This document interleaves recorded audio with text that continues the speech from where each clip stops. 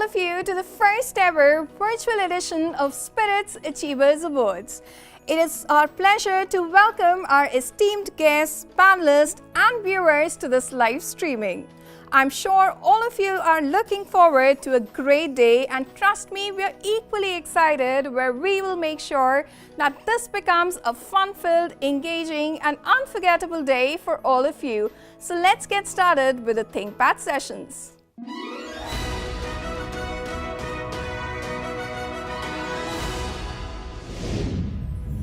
So let's get started with the ThinkPad Sessions, and the topic for the first ThinkPad session of Spiritz 2020 is how has COVID-19 pandemic changed the world of alcohol beverages and what does the future entail? The session is chaired by Senior Industry Professional and CEO of VBev, Mr. Singh Mandla.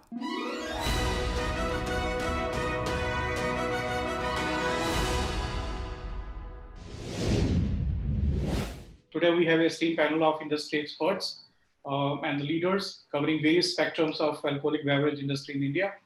And I'm personally very excited to hear the insight about their business and the future outlook. I would begin with a brief introduction of all the panel members. And to start with, Mr. Vinod Giri, he's Director General, CIABC. We are all aware of this organization and Confederation of Indian Alcoholic Beverage Companies, and they have a very strong role to play, and we'll be very happy to hear his views on this pandemic. Mr. Arun Kumar is co-founder and director for Aspri Spiritz. It's a leading importer and distribution firm dealing with some premium alcoholic beverages. Mr. Ravi Gurnani, he's director sales and marketing for York Winery. I believe it's a fantastic brand, and it's a leading premium Indian brand, Indian wine brand. Mr. Shivam Ginglani is director for Kritara Enterprise. They are the makers for Black Bow whiskey brand. Mr. Abhinav Jindal, he's founder and CEO for Kimaya Himalayan. It's a craft beer startup which has launched, I believe, two beer brands in India, Be Young and Yavira. Right, and Mr. Vipul Hirani, founder and CEO for Crafters Tap House, a microbrewery concept, as I understand. So welcome everyone again. Thank you so much for taking out time this morning and being part of this panel. So just to begin with, I would like to get Shivam Ginglani on board because looking at the impact of the pandemic on the Indian producers. So I would like to call Shivam to express his views and the impact of pandemic on domestic alcohol sector overall and to his business, and also share his outlook for 2021. So Shivam, over to you. Thank you, Sumedh, and good morning to everyone. Looking at what 2020 has been like for us at Black Bow, fundamentally, we've just begun our business 2 years back in Delhi. So the first year, we had a 1% market share in the premium IMFL segment, which is Blenders Pride and Signature. So I think we were off to a decent start, given just our entry into the market. What allowed the last 6 months, particularly because business was obviously shut for the first 2 months, and I'm only in Delhi in Himachal Pradesh right now. So the taxation structure was increased by 70%. COVID tax was levied. So there was no information prior, and it was just imposed on us. So the price for our whiskey went double. So again, that impacted us for the next 2 months. So rather than focusing on the negatives, what we did fundamentally was to make sure that what we intend to do for the next few years, we plan for that. I think a lot of work has gone in terms of now we repositioning and moving our focus towards more digital going forward. And also what we're planning is to diversify our portfolio. We're going to launch another whiskey. We're looking at the market right now. I think it's more the whiskeys which recover quickly will be the lower priced ones, and gradually going toward the premium whiskeys. So we're going to diversify our portfolio towards a the semi-premium range as well, and I think that should be out within a month or so. So at a broader outlook, Sumedh, I would rather focus on how can I prepare myself going forward rather than just looking at the loss of business. That's what we focused primarily on, to make sure that we make the right moves, correct what we didn't have time to look at properly in deep sense. Before coming out of the market with a greater energies and again a greater focus on the market. That's very true. I think the introduction of the additional cess on alcoholic beverages was, I guess, it made things even more difficult for everyone. But thankfully, I guess most of the states have realized that it's not a great point, and then I guess they started to move it out, which I think is a positive news for the industry overall. So having said that, Shivam, have you seen the last quarter or this quarter any better than the previous one, or what's your outlook that you're expecting for 21? No, definitely. I think the last 2 months have been much better than the previous months for sure.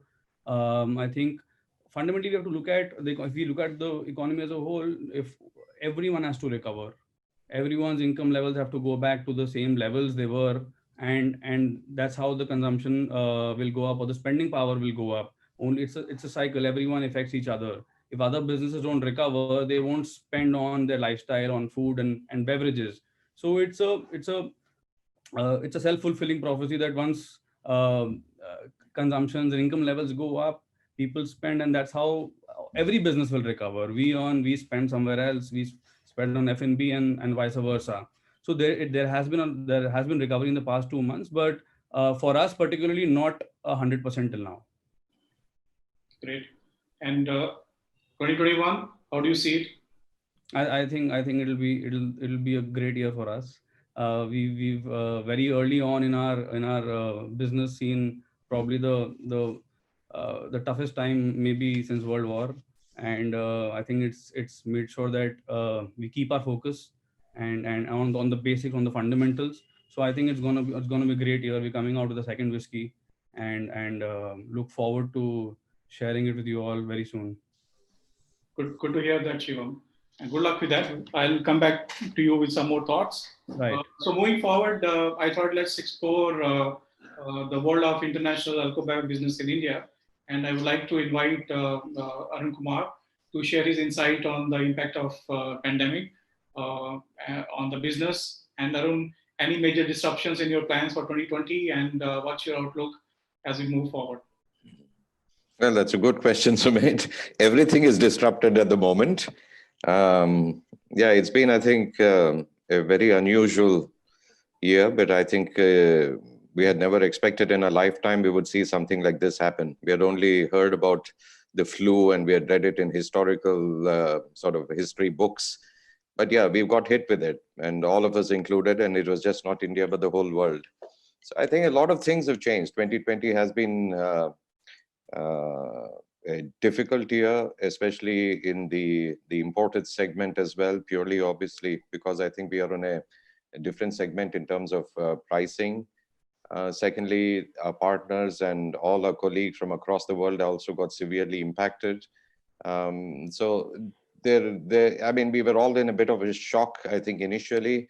The first 1 or 2 months, I think we just said, yes, okay, lockdown, 1 month, 2 months. And I said, how bad can it be? And then we'll be back to business as normal. I think that's the first thing that ever struck. But didn't realize that a lockdown for 2 months or 3 months can have such a significant impact in terms of the industries, not only ours, but across all industries as well. So 2 things. I think, first of all, I think it's been a good wake-up call as a business. I think there's a lot of things. This was the time to basically introspect, to think our journey so far, what's the journey going to be. There was no point in terms of basically thinking of what happened in the past, because I think the past is gone and then we are living in the present. And I think the most important thing that we did was to actually live in the present and actually go through it. Important thing for everybody, I think, big or small, I think it's all relative. I think the idea was to ensure that we actually flow through this period of time. and so that we can live another day to fight another day. So a lot of introspection, a lot of thinking. Everybody got a lot of time, and obviously Zoom and Google Meets have been the savior at this point in time. So thinking, introspection, way forward, and then eventually at the end of the day, I think that's the only way to go. I mean, human beings, we are resilient as people, and then the only thought is we will come out of it, we will just stand up and fight another day. That's point number one. The second point is, what do we see the future to come? And the future, I think we all have to be optimistic. There has to be optimism, otherwise business is fraught with risk any which ways. I mean, everything is a 50-50 gamble you do as a business, or anything you do. So we've got hit hard at the end of the day, but eventually that doesn't mean as if we're going to run away from what it is at this point in time. So there will be new plans. Either we can sit down and say that, I said, look, everything, the world has fallen on our heads, or you stand up and basically say, I see positivity, I see optimism, I see new opportunities. And that's exactly what we have been doing at Aspri as well. And saying that, I said, let's explore new opportunities. We have to bury the past. We have to look at what things we have done right and wrong. And there is a new dawn, there's a new reality. Especially in our field of what you call business, which we do, we were all extremely on-premise reliant. Now, looking at the way the on-premise is actually sort of tanked at the moment, it seemed that nearly 50% of the business was gone overnight. The retail, unfortunately, was the savior, but I think, as what Shivam said initially, when people get hit and there is uncertainty, people are reluctant to spend. I mean, obviously, they want to keep the money safe in the bank, or for a rainy day, because it's an unpredictable time. We do see a lot of people losing jobs, a lot of people taking pay cuts. I mean, it was rampant across the industry. And obviously, at that point in time, the only thing you do is basically stay safe and saying, yes, I'm going to preserve everything I have so that I can see the future through. So on-premise was a big hit for us.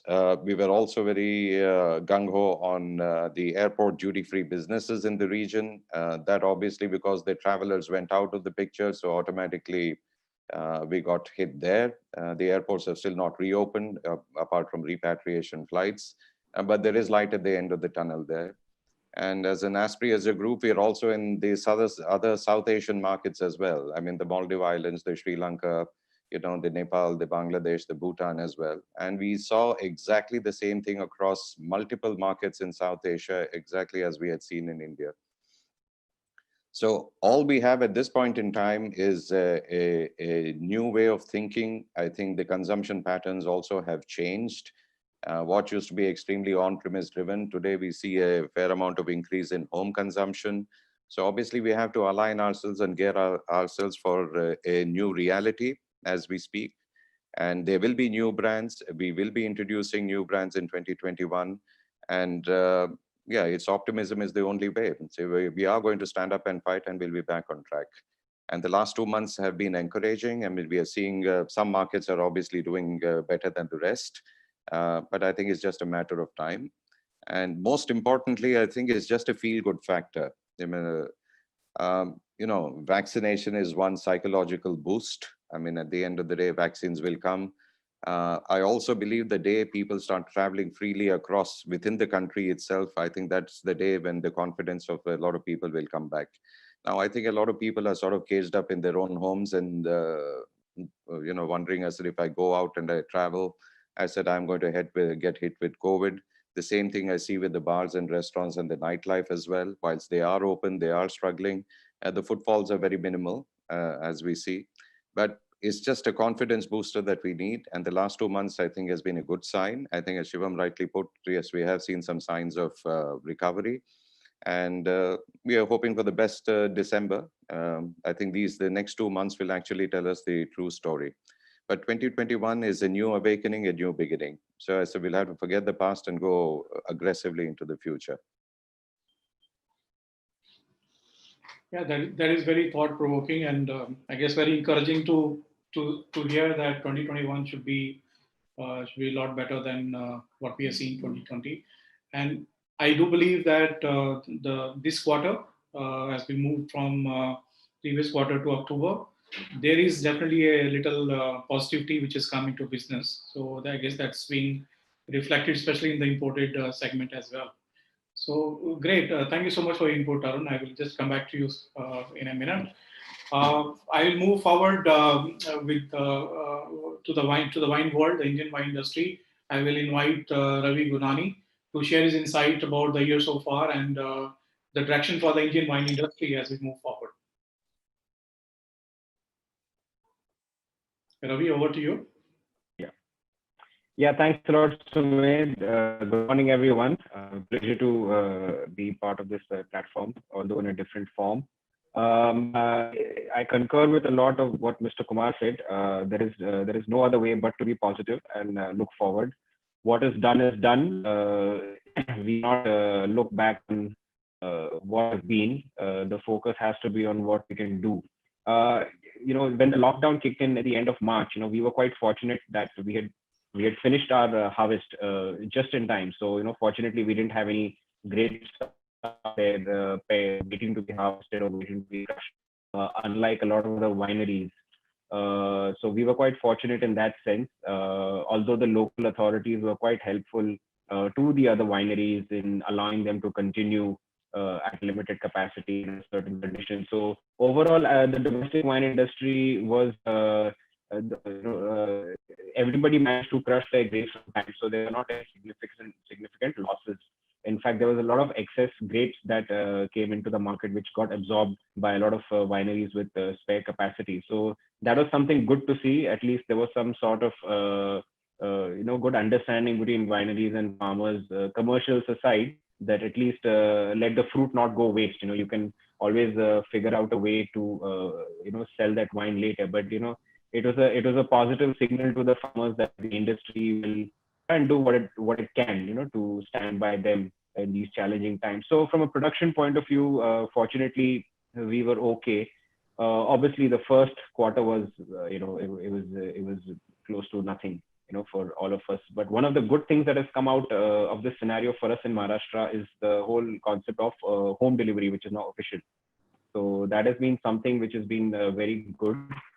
I certainly hope, as time goes by, more states adopt that model within the laws and within the policies that they have. There are enough, we have enough technology available today with us, in order to avoid, one of the concerns the governments always have is, underage consumption and, pilferage and that stuff. So I think there is enough technologies out there which can help address all these issues. And I hope it's not something that only happens that stay during this pandemic, but I hope it's a permanent move, because ultimately, it just for small producers like us, it just allows us to reach out to consumers directly, in areas where we're not always available as far as Maharashtra goes.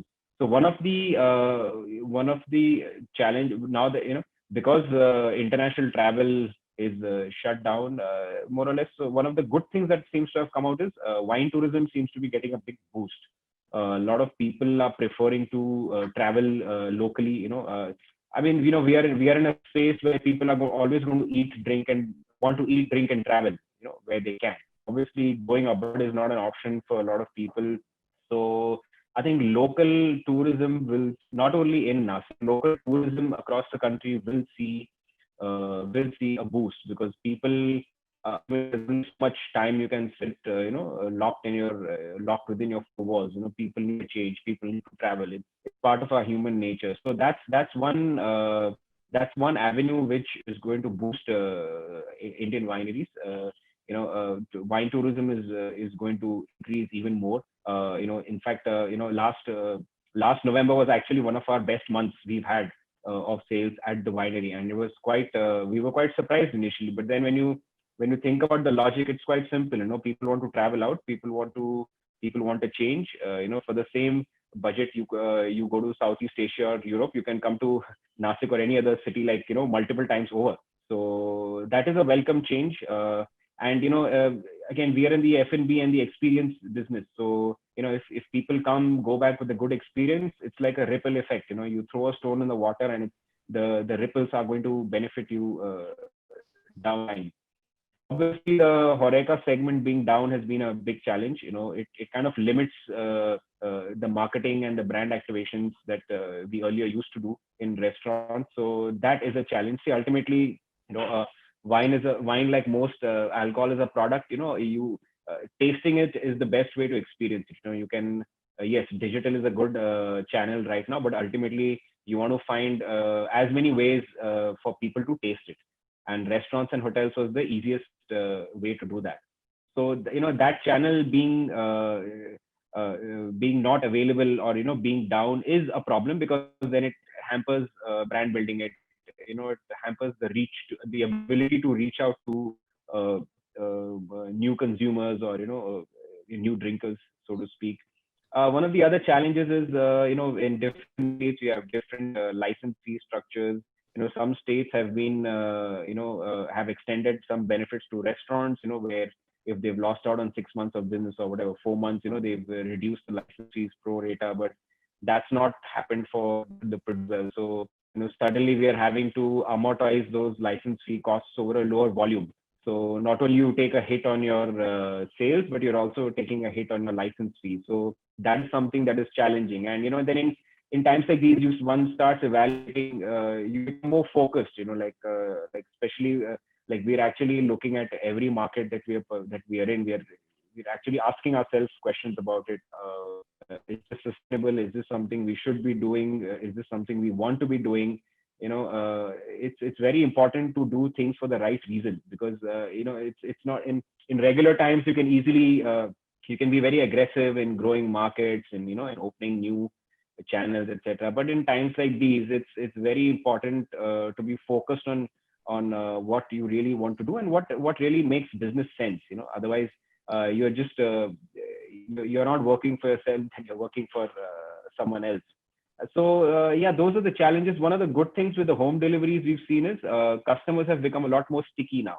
So earlier, if they didn't know what brand they'd want, they would just go to a wine shop and pick up what they see or what the shop will try and sell them, and then they will probably go back to that, or then they will either stick to that same product again. But now now we're actually communicating with customers directly. We've put in place a system where the wines are delivered through retailers, but then we are talking to consumers directly. So, and what we're seeing is the consumers also prefer to talk back to us directly. So if you're someone in Andheri in Bombay who's gotten in touch with us and ordered wine, they're likely to get in touch with us directly again rather than going to the shop instead. So that's been good. It's becoming easier to not only to reach out but even retain customers, which wasn't happening earlier, because earlier it was down to whether you're available in a wine shop or not, as simple as that. Whereas now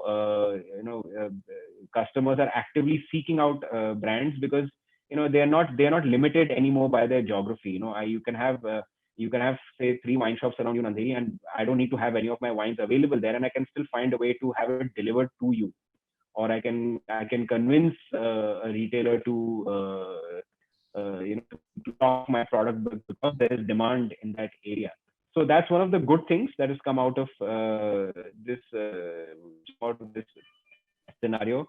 The next year's crush is going to be tricky for us, because with wine there's always we need to ensure our tanks are empty to take in new grapes, and we have to accept the new grapes. We cannot turn farmers away just because we've had a bad year. So those are the different pressures we winemakers have to go through. This quarter has been good, fortunately. Obviously, a lot of it is coming from retail.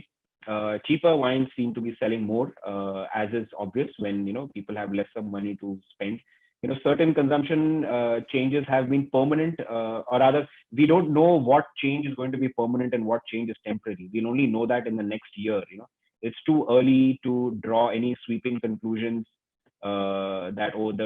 Obviously things will change permanently, but then we still have to figure out which habits are or which patterns are temporary and which ones are going to be permanent. That was great, Ravi. Thanks for the overall perspective. Do you see the harvest coming forward? I guess it would have almost started, right? We are already in December, so maybe getting ready for I think some right ones now. So. Yes. How's Yes, that? some people would have started the early ones. We usually start by mid to end of December. So the bulk of our sale is done by that time. So we need to be very aggressive with bottling and just ensure tanks are empty and so we'll be carrying over more stock than we usually do to ensure the harvest goes smoothly. I guess that's the case with every business now. So Every business, and yes, everybody pretty much, yeah. hopes that the following 2 quarters are a lot better than what we have seen.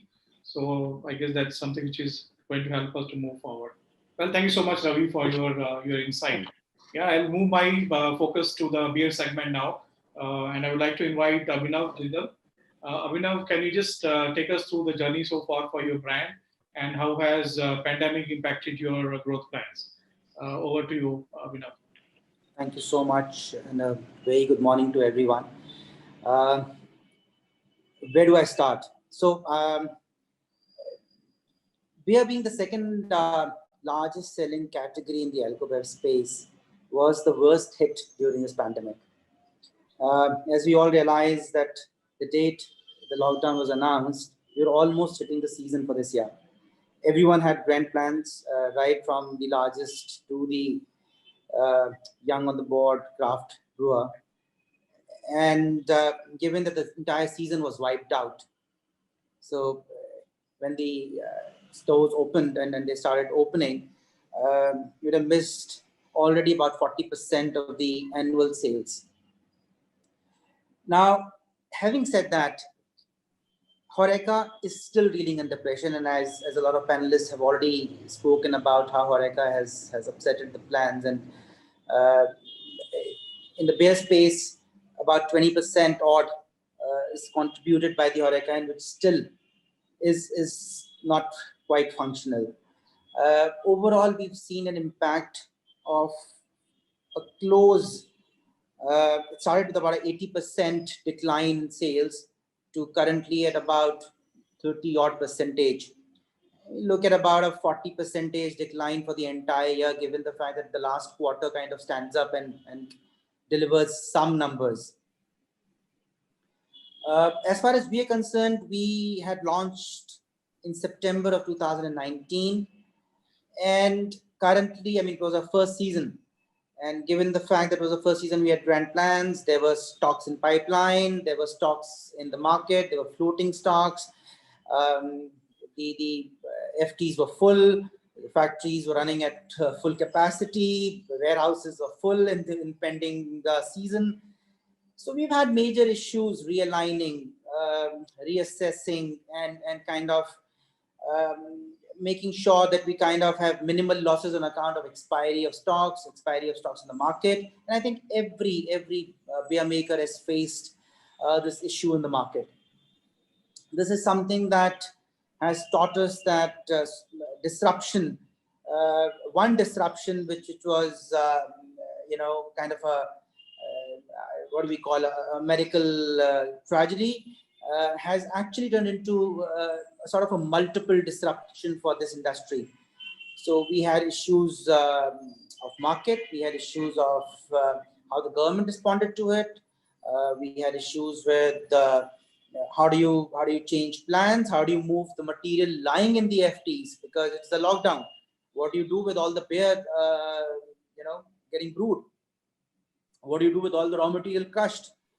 So, it has been a massive learning exercise, a learning curve that, thankfully for us, it came in the first year, has allowed us to reassess and kind of relearn, reimagine, and also taught us a big lesson in agility. We've learned that we need to be agile. And this has been a massive learning for us. So given the fact that this was our first season, and given all these challenges, we've been able to realign what we do. We've entered a few more markets. We were able to onboard a lot more talent, which otherwise would not have been possible.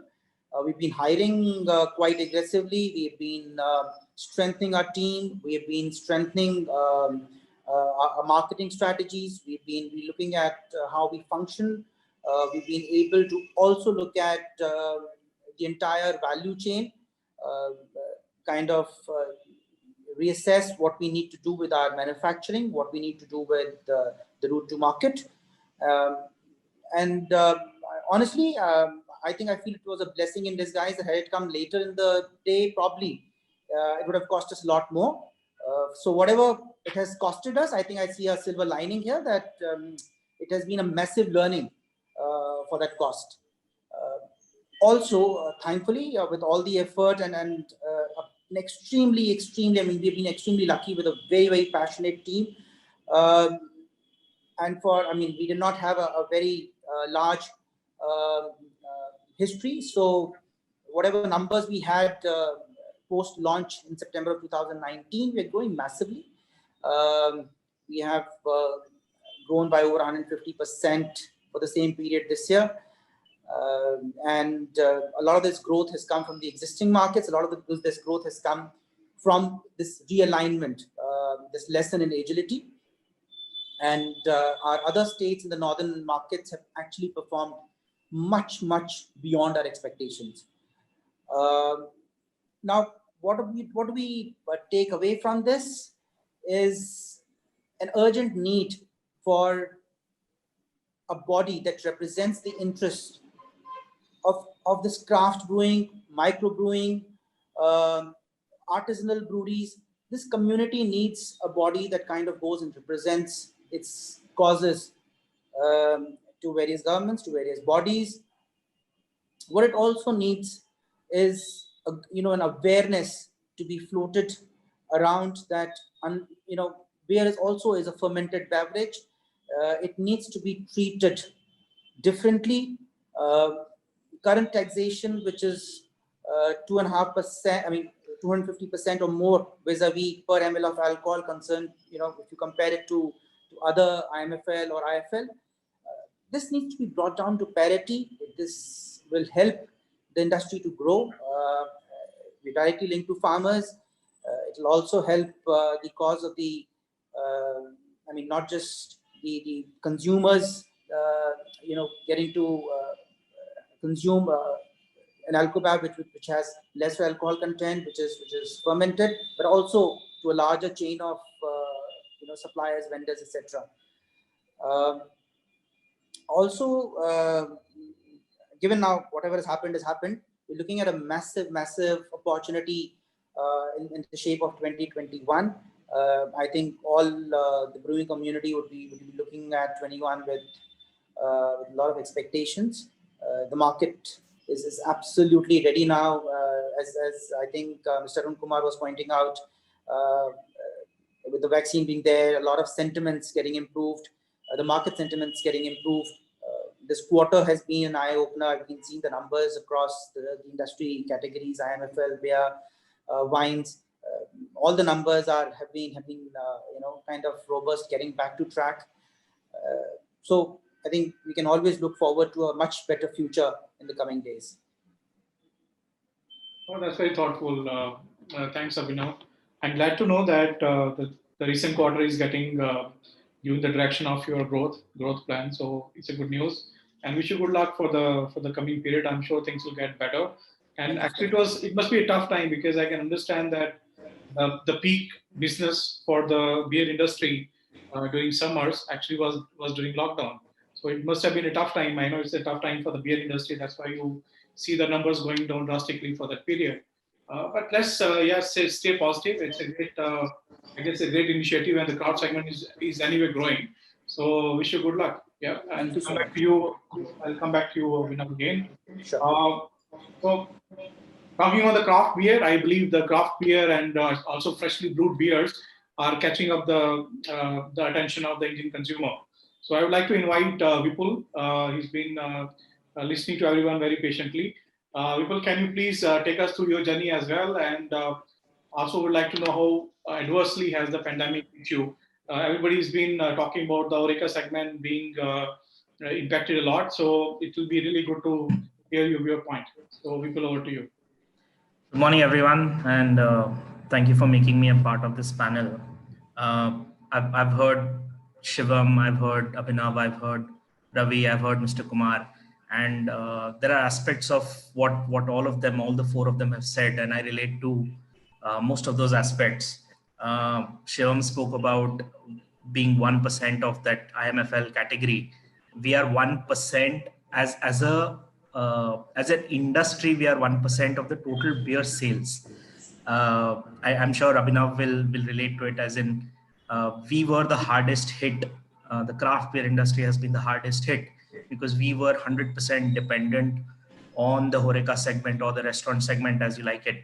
And it's not just during the lockdown. I mean, we've seen that we've started seeing the impact of this right at the start of start of March and end of early Feb, because we were 100% on premise.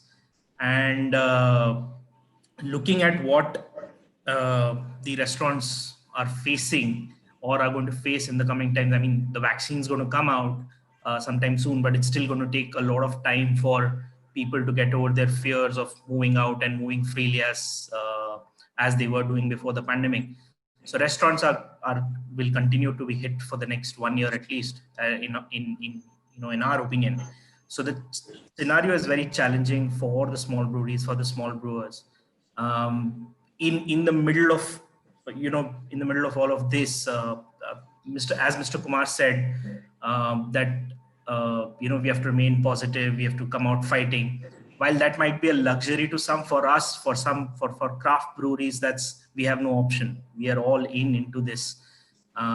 In the middle of all of the pandemic, the government gave us a lifeline by approving the growler policy, and we hope that's the next innovation or the next trend that would really help the microbrewery industry, the craft beer industry, to grow in the state of Maharashtra, and hopefully other states follow soon and look at this as a positive step. As Ravi rightly said, one of the things that's also helped the alcohol industry in Maharashtra is the delivery of alcohol being allowed. We hope the government takes a very favorable view on this and makes that a permanent feature versus it being a pandemic related relief that is being there. Because how we look at craft beer lies in the premium segment of alcohol, and if our customers are given that option of being allowed to deliver the alcohol home, they are always going to prefer ordering beers from the convenience of their homes. So growlers are there to stay. Growlers are not going to take away from the restaurant sales. They're only going to add to the popularity of craft beers, and we really hope that we see 2021 as the year when craft breweries started get to be seen in the same light that we have looked at it as industry players over the last few years. So yeah, that's my opinion on this. Great, thank you so much for that. So I would like to now shift focus to the domestic spectrum again. I would like to invite Mr. Vinod Giri to take us through the core values of CIABC and also his insight into the impact of pandemic on domestic producers. Mr. Giri, are you available now?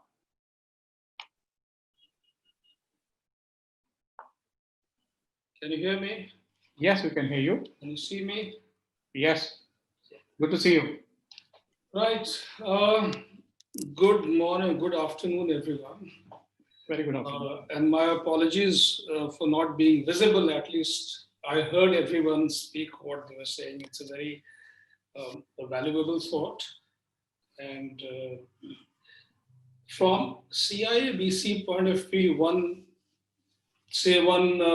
difference we have compared to most other people is that we can afford to be dispassionate about things because we don't have one business on the line, which I totally understand. The people who are running an operation, running a business, they feel that pressure. So we can afford to be a little more dispassionate and look at the whole thing in terms of what is the immediate impact or the short-term impact, and what is going to be the structural impact of something of this scale which hit us. See, one way we have the advantage of being, as a CIABC, we have the advantage of being in the forefront. So we saw the gallery, the way things unfolded, and right from the day one, we have been involved with the various governments and driving the public policy agenda, speaking and many a times pushing, and we must have come in thousands of media reports we placed, putting pressure on the governments. I myself first came on almost all major TV channels trying to defend the industry, even though there was sometimes pressure when the rushes outside the outlets and all. And channels like Aaj Tak were just pillaring me, saying that you are irresponsible, you are this, and some women activists shouting and all these things. At least we had this opportunity to see the thing firsthand, and as an industry association, we saw it from various angles rather than being involved from our own business point of view. Because our members are large companies, small companies, young companies, companies which have been there for hundreds of years, and everyone. So we represent everyone's interests. So we need to develop that view, which is the highest common factor. So let me, I think from, if you pull ourselves a little afar from the real arena, then the short-term impacts and the long-term impacts.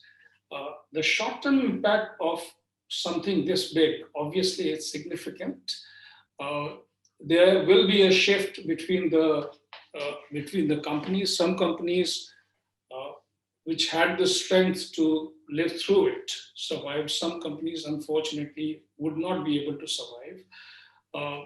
Not that it reduces the pain for the ones who suffer and the people who are unable to live through this situation. But the other, again, I said I can afford to be dispassionate about it. The other reality is that every large event leads to a tectonic shift in the environment.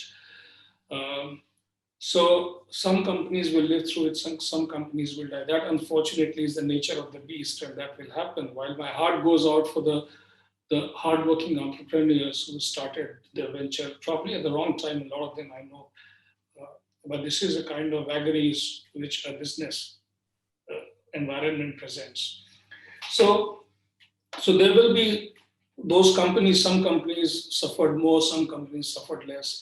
Some product categories, again, suffered more, suffered less. There were shifts in the way people consume product, and that we saw happening. So that will also undergo a shift. The relative importance of the places of consumption also will go through a shift. So to me, all these are part of the ongoing market dynamics. An event like this accelerates or decelerates the change. But that change is happening, will happen. So for me, the short-term impact is of less importance. The companies may have taken a hit, the volumes will go down, but volumes will come back. And again, I put my disclaimer, my heart goes out for the people who are suffering. It's not that I don't feel that their pain, but a large event always creates this market distortion, which falls into place going over time, and it will become the new market normal. Alcohol per se as an industry, I have no concern about being threatened by any event of this kind, because the very nature of the event had nothing to do with the premise underlying the alcohol industry.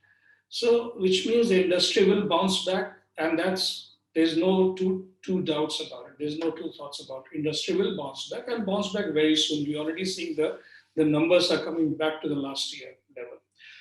Again, some categories, I feel bad for beer guys, because this happened when it was their peak season, and their loss will be much more in the year.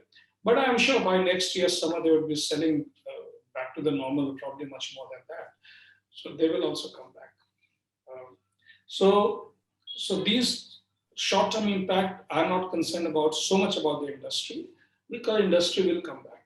Now, let's look at what's the long-term or the structural impacts, and that's where really the buck stops. And I will, as a matter of habit, I'll start with the positives and not look at the negatives. The first and the foremost thing has happened, that this has brought this industry out into the light. And where the state governments, it was always known that without this industry, they need this industry in order to run their finances. Now, this has come out in the open, that without this industry, the state governments in today, especially in the post-GST era, they will not be operate. This is what they have the big chunk.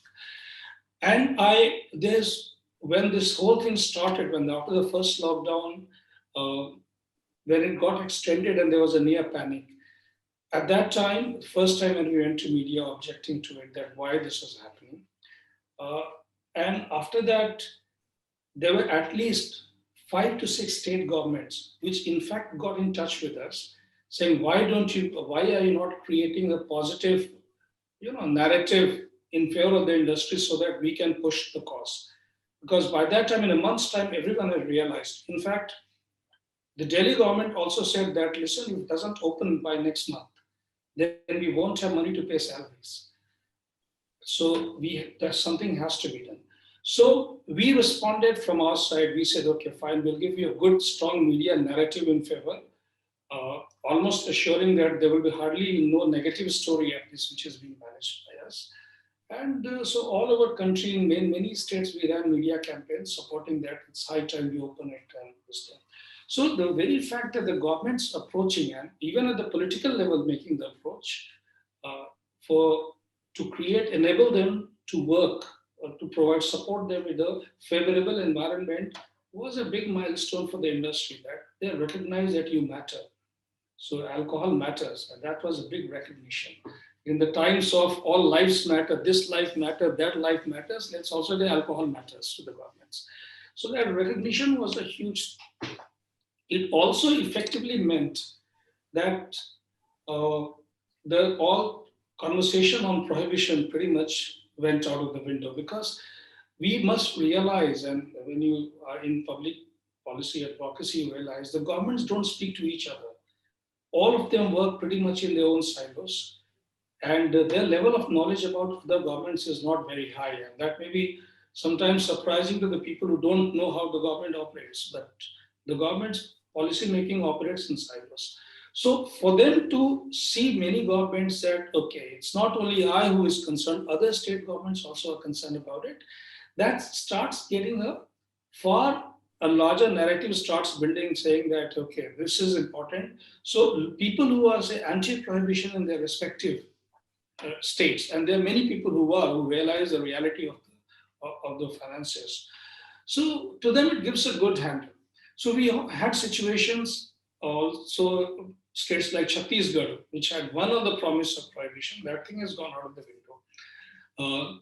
AP started rolling back, saying prohibition, what prohibition? We are controlling shops, and all these things started happening. So there's one, at least, I'm not saying that possibility of the thread or the sword which is hanging is gone, but the potency of that threat has been mitigated to a large extent, and that's a good structural change. It has also meant that the dialogue thereafter, which happened with various states, also meant that there was a willingness to look at things. So engagement has improved significantly, manyfold during that phase. In fact, and as I can understand, a lot of people who don't see what goes behind scenes, there's an effort goes, and since we were involved with things like taxes rollback, so whether it was in Delhi several times meeting the chief minister, deputy chief minister, whether it was in various West Bengal, all Jammu and all states. So there is a greater engagement, understanding of, or appreciation by the government of looking at the data that we provide. So we have been, I don't know whether I've been noticing or not, we have been tracking markets, breaking them into high tax, low tax, and sharing with all the governments where there are potential challenges. And of the 6 governments that implemented, only AP and Pondicherry are the ones who didn't roll back. AP also has gone into very convoluted way of some rollback happening, 170 rupees being given back, this taken back and all. So they have done their bit. But most governments have realized that it's worth having a dialogue with the industry and seeking data. Today's situation is that some state governments keep asking for data. Have you done this analysis? Can you share with us what is happening in the other states? So because the work in their policy making happens in silo, as an industry body, the advantage we have that we have a visibility or line of sight to all states effectively. So it also means that we can start sharing the data. And anyone who has been a part of this industry, and I have seen this industry, I was abroad for a long time, but before that I was here again. So I've seen the industry for a long time. One of the disadvantage the industry always had when they engaged with the governments was that the relationship was unequal. The industry always went to the government asking for something. There was nothing the industry ever offered to the government. And what the industry tax, don't even look at that. Tax is the government thinks is their right. It's not something you're offering, they take from you.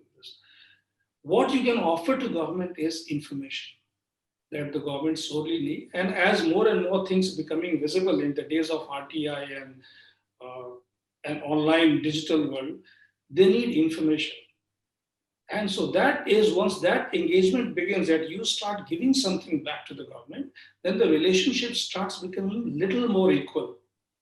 So it's no longer a beggar with a begging bowl standing in front of the most powerful, all-potent person. You are also saying, I also have something to offer in turn. So relationship becomes more transactional, more engaging. That is a big achievement which has happened in this phase. And then so that, which means we can talk about taxes, we can talk about various other things with the governments. We give our own opinion. Sometimes they also ask about people like, I also receive requests on the microbrewery, someone was mentioning about that, what to do with this, what policy. So we, to the best of our understanding and expertise, we offer them more generic solution that go for something which is more open market, market friendly and allow the freedom and all these things. But the process has begun, that's a very good sign. Now, and also then there are structural changes which are happening.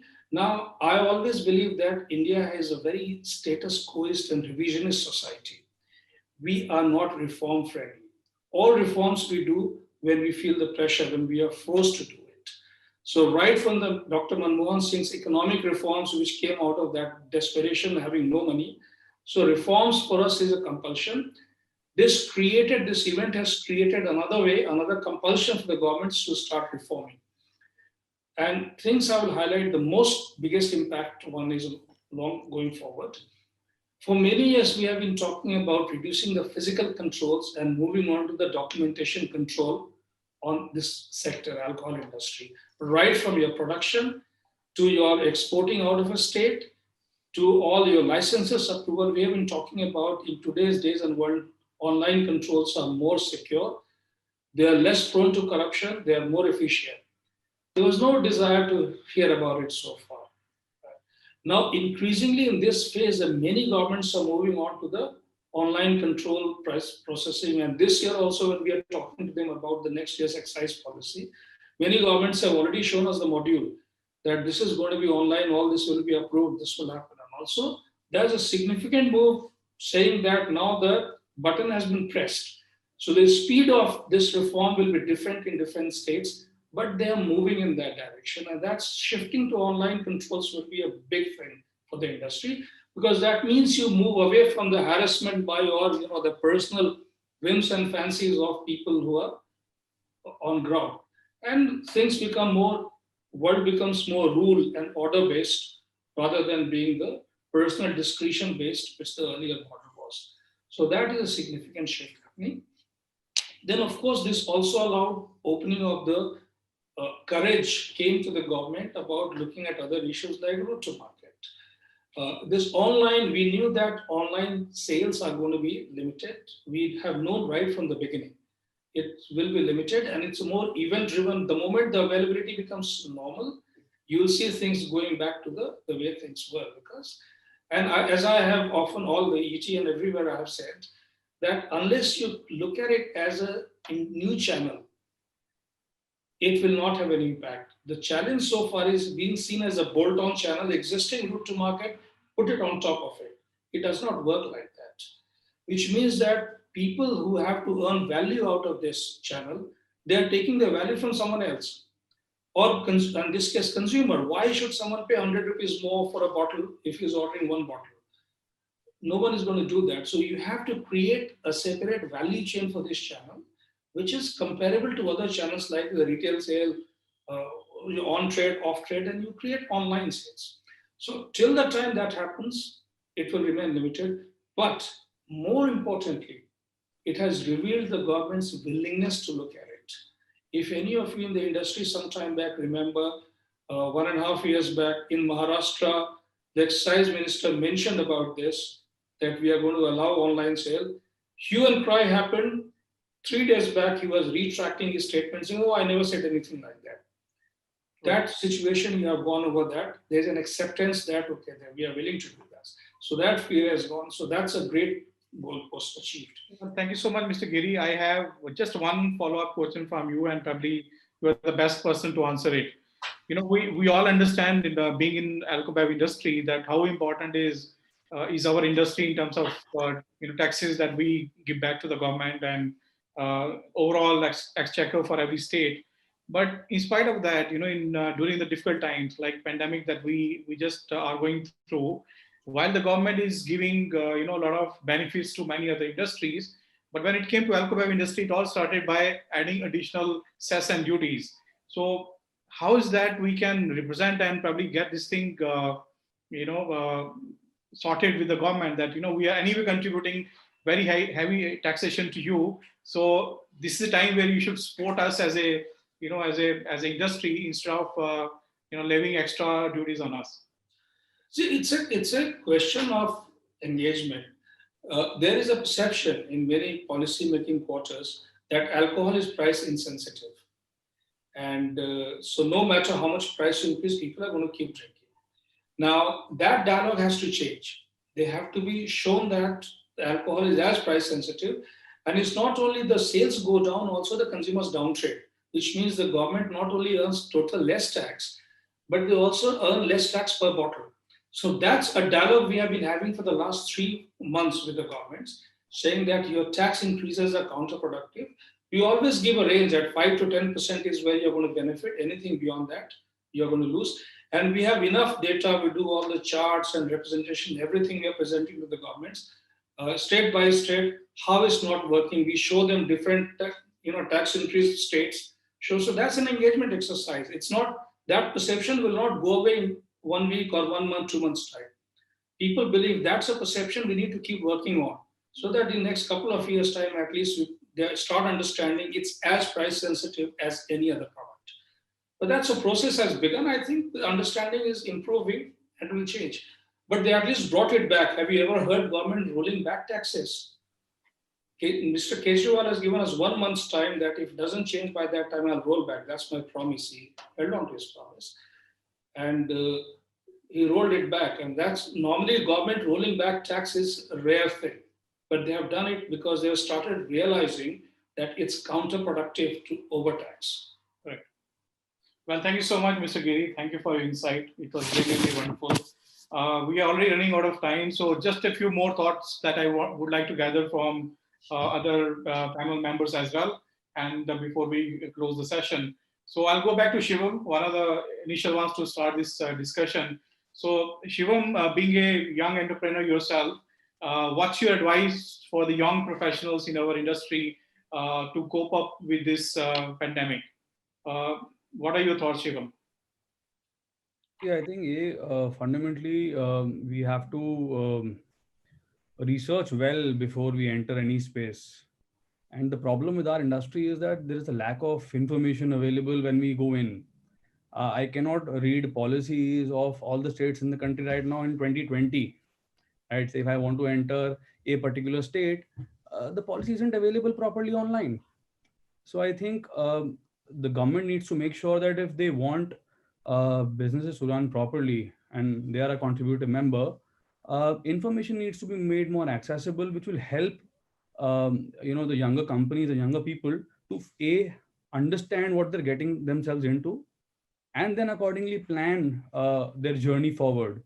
And that's where I feel it's the responsibility of the excise departments to make sure that it's easily accessible.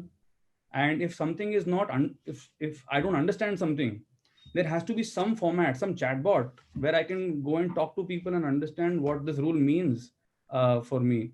So I think the basic level of information needs to be read through first, and then data points is not, again, is a challenge. I think the pandemic allowed me to dig deep into research into the numbers in each state, across categories, including beer, whiskey, rum, vodka. So I think accessibility is low in our country. So I think these are the challenges I think a younger person would face. And if they're able to focus on these first, and then enter, it'll help them, plan better. Sure. Thank you so much, Shivam. Thank you.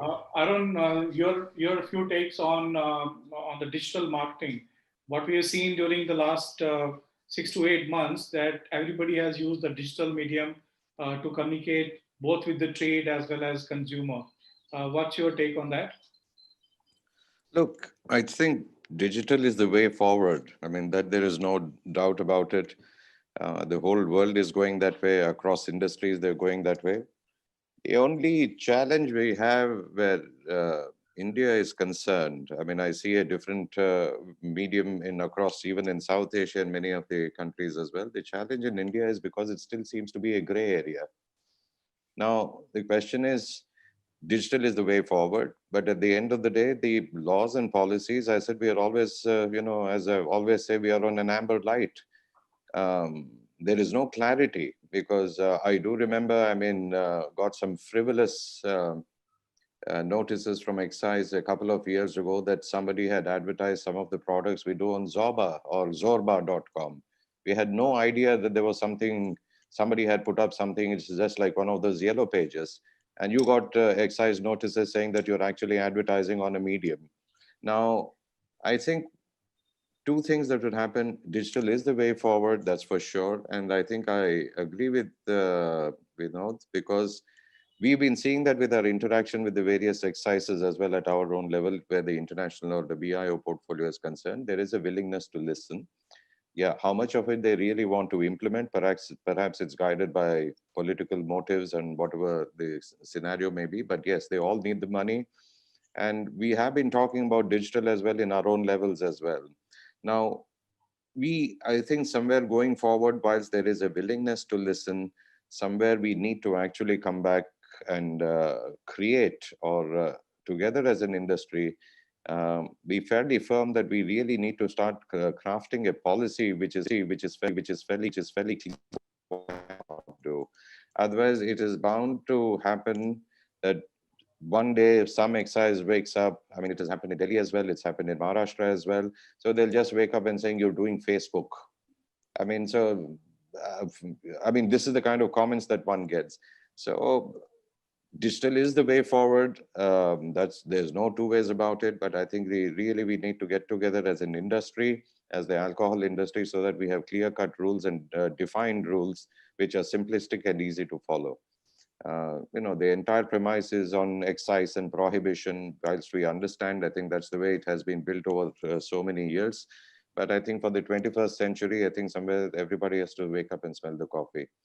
And I think as stakeholders in the industry, I think it is also our duty to ensure that we actually have parlays with them, talk with them, and sort of bring them into reality, and also see the benefits of responsible marketing. I think that's the problem, because I think, as they rightly said, many of the policy makers see alcohol as just another way of earning revenue. But you can't kill the cash cow. You really have to start sort of nurturing it as well in a responsible way. And we as stakeholders also need to be sort of equally responsible, and we need to give them that confidence. And I think that's going to be work in progress, but I am hopeful for a more positive sort of future for the digital mediums. Great. Thank you so much, Arun. Yeah, I do believe as well that this is the right thing to move for the alcohol industry, because what we learned during the pandemic, where we didn't have an option to do activation, especially with the HoReCa segment. Digital was a big way to reach out to the consumer. So hopefully we should have a more accessibility to this medium to promote our categories. So last one, I'll go to Ravi again. Ravi, we have seen that in the recent time there has been a significant growth in the exports of Indian wine, right? So how do you see this stream shaping up for you, or are you doing anything into this stream?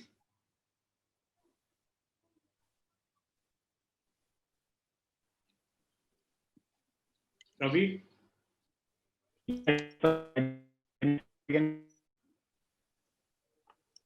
Can you hear me, Ravi? Now. Yeah. Did you get my question? Shall I repeat it again? No. We had a question. Okay. Sorry, I'm not able to hear Ravi. Maybe I think it's because of the connectivity. Can you hear me now? Better. Yes, Ravi. Yeah. Can you please repeat the question, please? So Ravi, we have learned that there has been a significant growth in the exports of Indian wines, and how do you see this stream shaping up for your winery?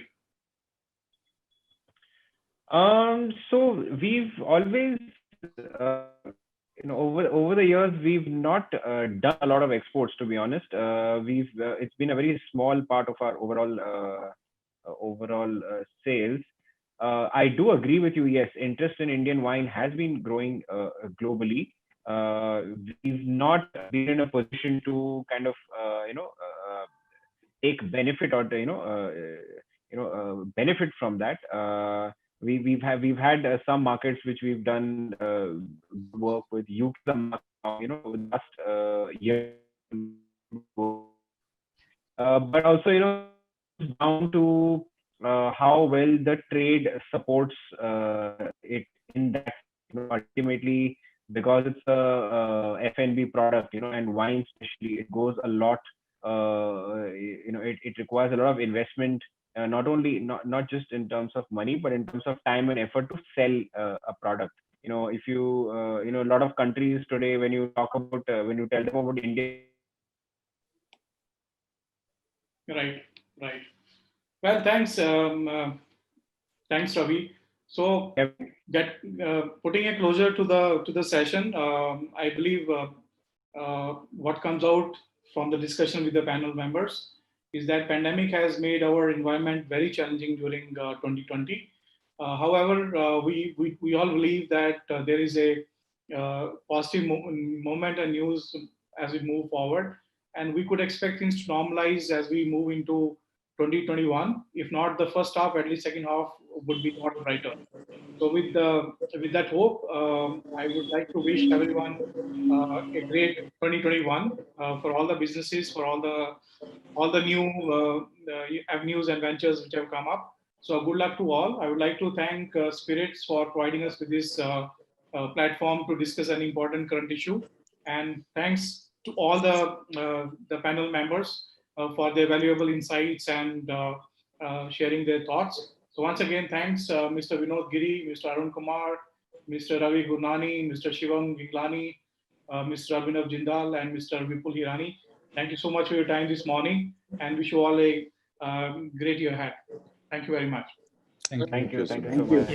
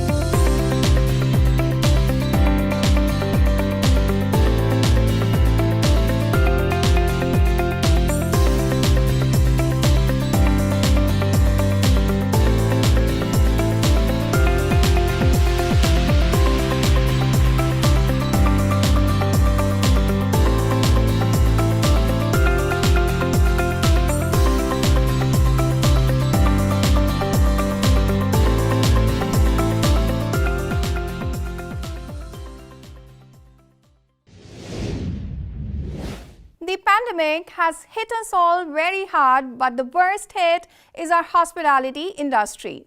Today, our distinguished panelists are going to deliberate how is the hospitality industry planning for recovery. I would now hand over the floor to the session chairperson, Mr. Rahul Singh, founder of Beer Café, who taught India how to drink beer.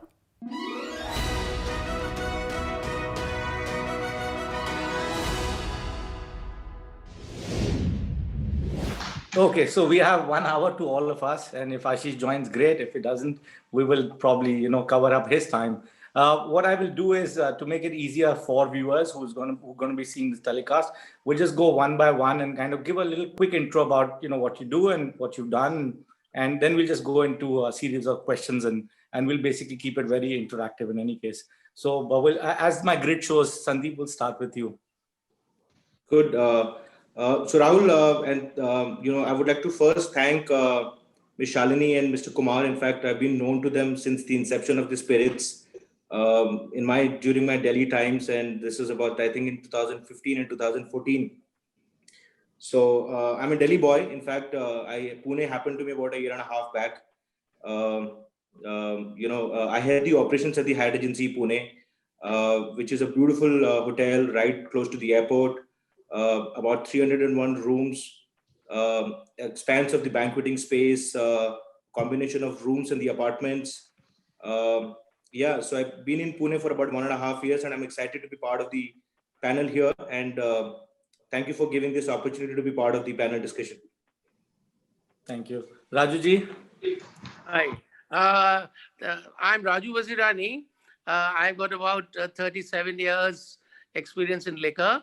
15 years with Radico Khaitan, where one has been associated with brands like Magic Moments and Morpheus Brandy, and also 8 PM, which are quite popular in their respective segments. Now I'm business development head and advisor to Amrut Distilleries.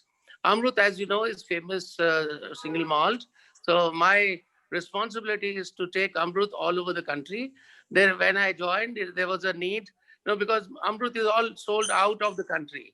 So Mr. Jagdale had specifically requested me that please take it national. So that's what I'm responsible for. Thank you very much. Thank you, Raji. Meenakshi.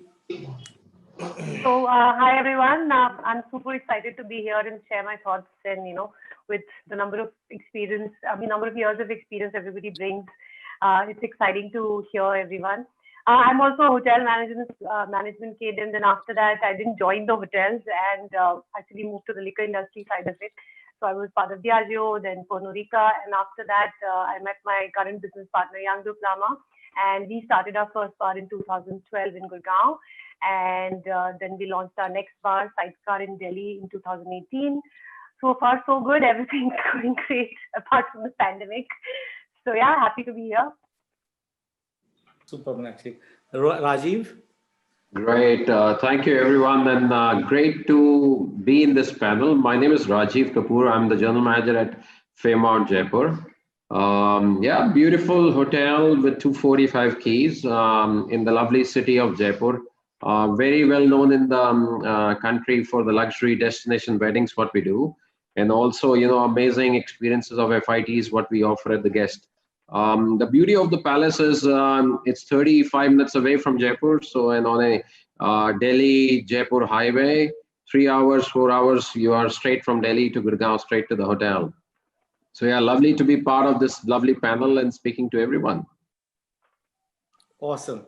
I have to also give my intro because it's much easier as a panelist, come the moderator. So I'm Rahul Singh. I've been not in this business for 28 years, but I'm a textile engineer. So I'm like somebody who's absolutely a misfit when it comes to the hospitality industry. 15 years I worked in global companies. My last job was heading a very large sportswear company for South of Asia. And then I quit that job and started an entrepreneurial journey. And one of the reasons for that is Ashish Kapoor, who's not in this, because he was one of those first movers who were from a professional turn into an entrepreneur. And I still remember him speaking at a Thai seminar where the bug hit me and I said, I want to be an entrepreneur. I have done enough jobs. I want to create jobs now. So I started with a golf business, ran that for 5 years. And that 4-letter golf then turned into 4-letter beer, which is what my business has been for the last 8 years. We are called the Beer Café. It's a chain across India. We're in 16 cities, and we aspire to be India's first listed company in the space, because it is a very unorganized, unregulated service industry, and you have a lot of good people around there, but nobody's been able to do a national rollout, and people shirk away because of how India is. 37 states and union territories and all, like countries of not Europe, but countries of Africa. Everybody's work. So within Delhi NCR, you move 10 kilometers and entire laws of excise change. We've been able to kind of get deep into it. And our objective is we want to create a perpetual brand and a company which is here to stay for ever, like how it's done in hospitality industry. Now, our panel today, or let's say the topic of the panel today is, kind of road to recovery, and how hospitality or service industry, which we are all part of, look at, how the crisis has been. So it's basically from crisis to recovery. And what I will do is I'll first start with Meenakshi, who's closer to my line of business, because she runs very successful bars. And just quick numbers, Meenakshi, if you want to share them. How I believe September is when you would have reopened your bars in Delhi and Gurgaon. And Yes. What have you seen? Because you've seen this straight up, and then we'll move to the hotel side to it.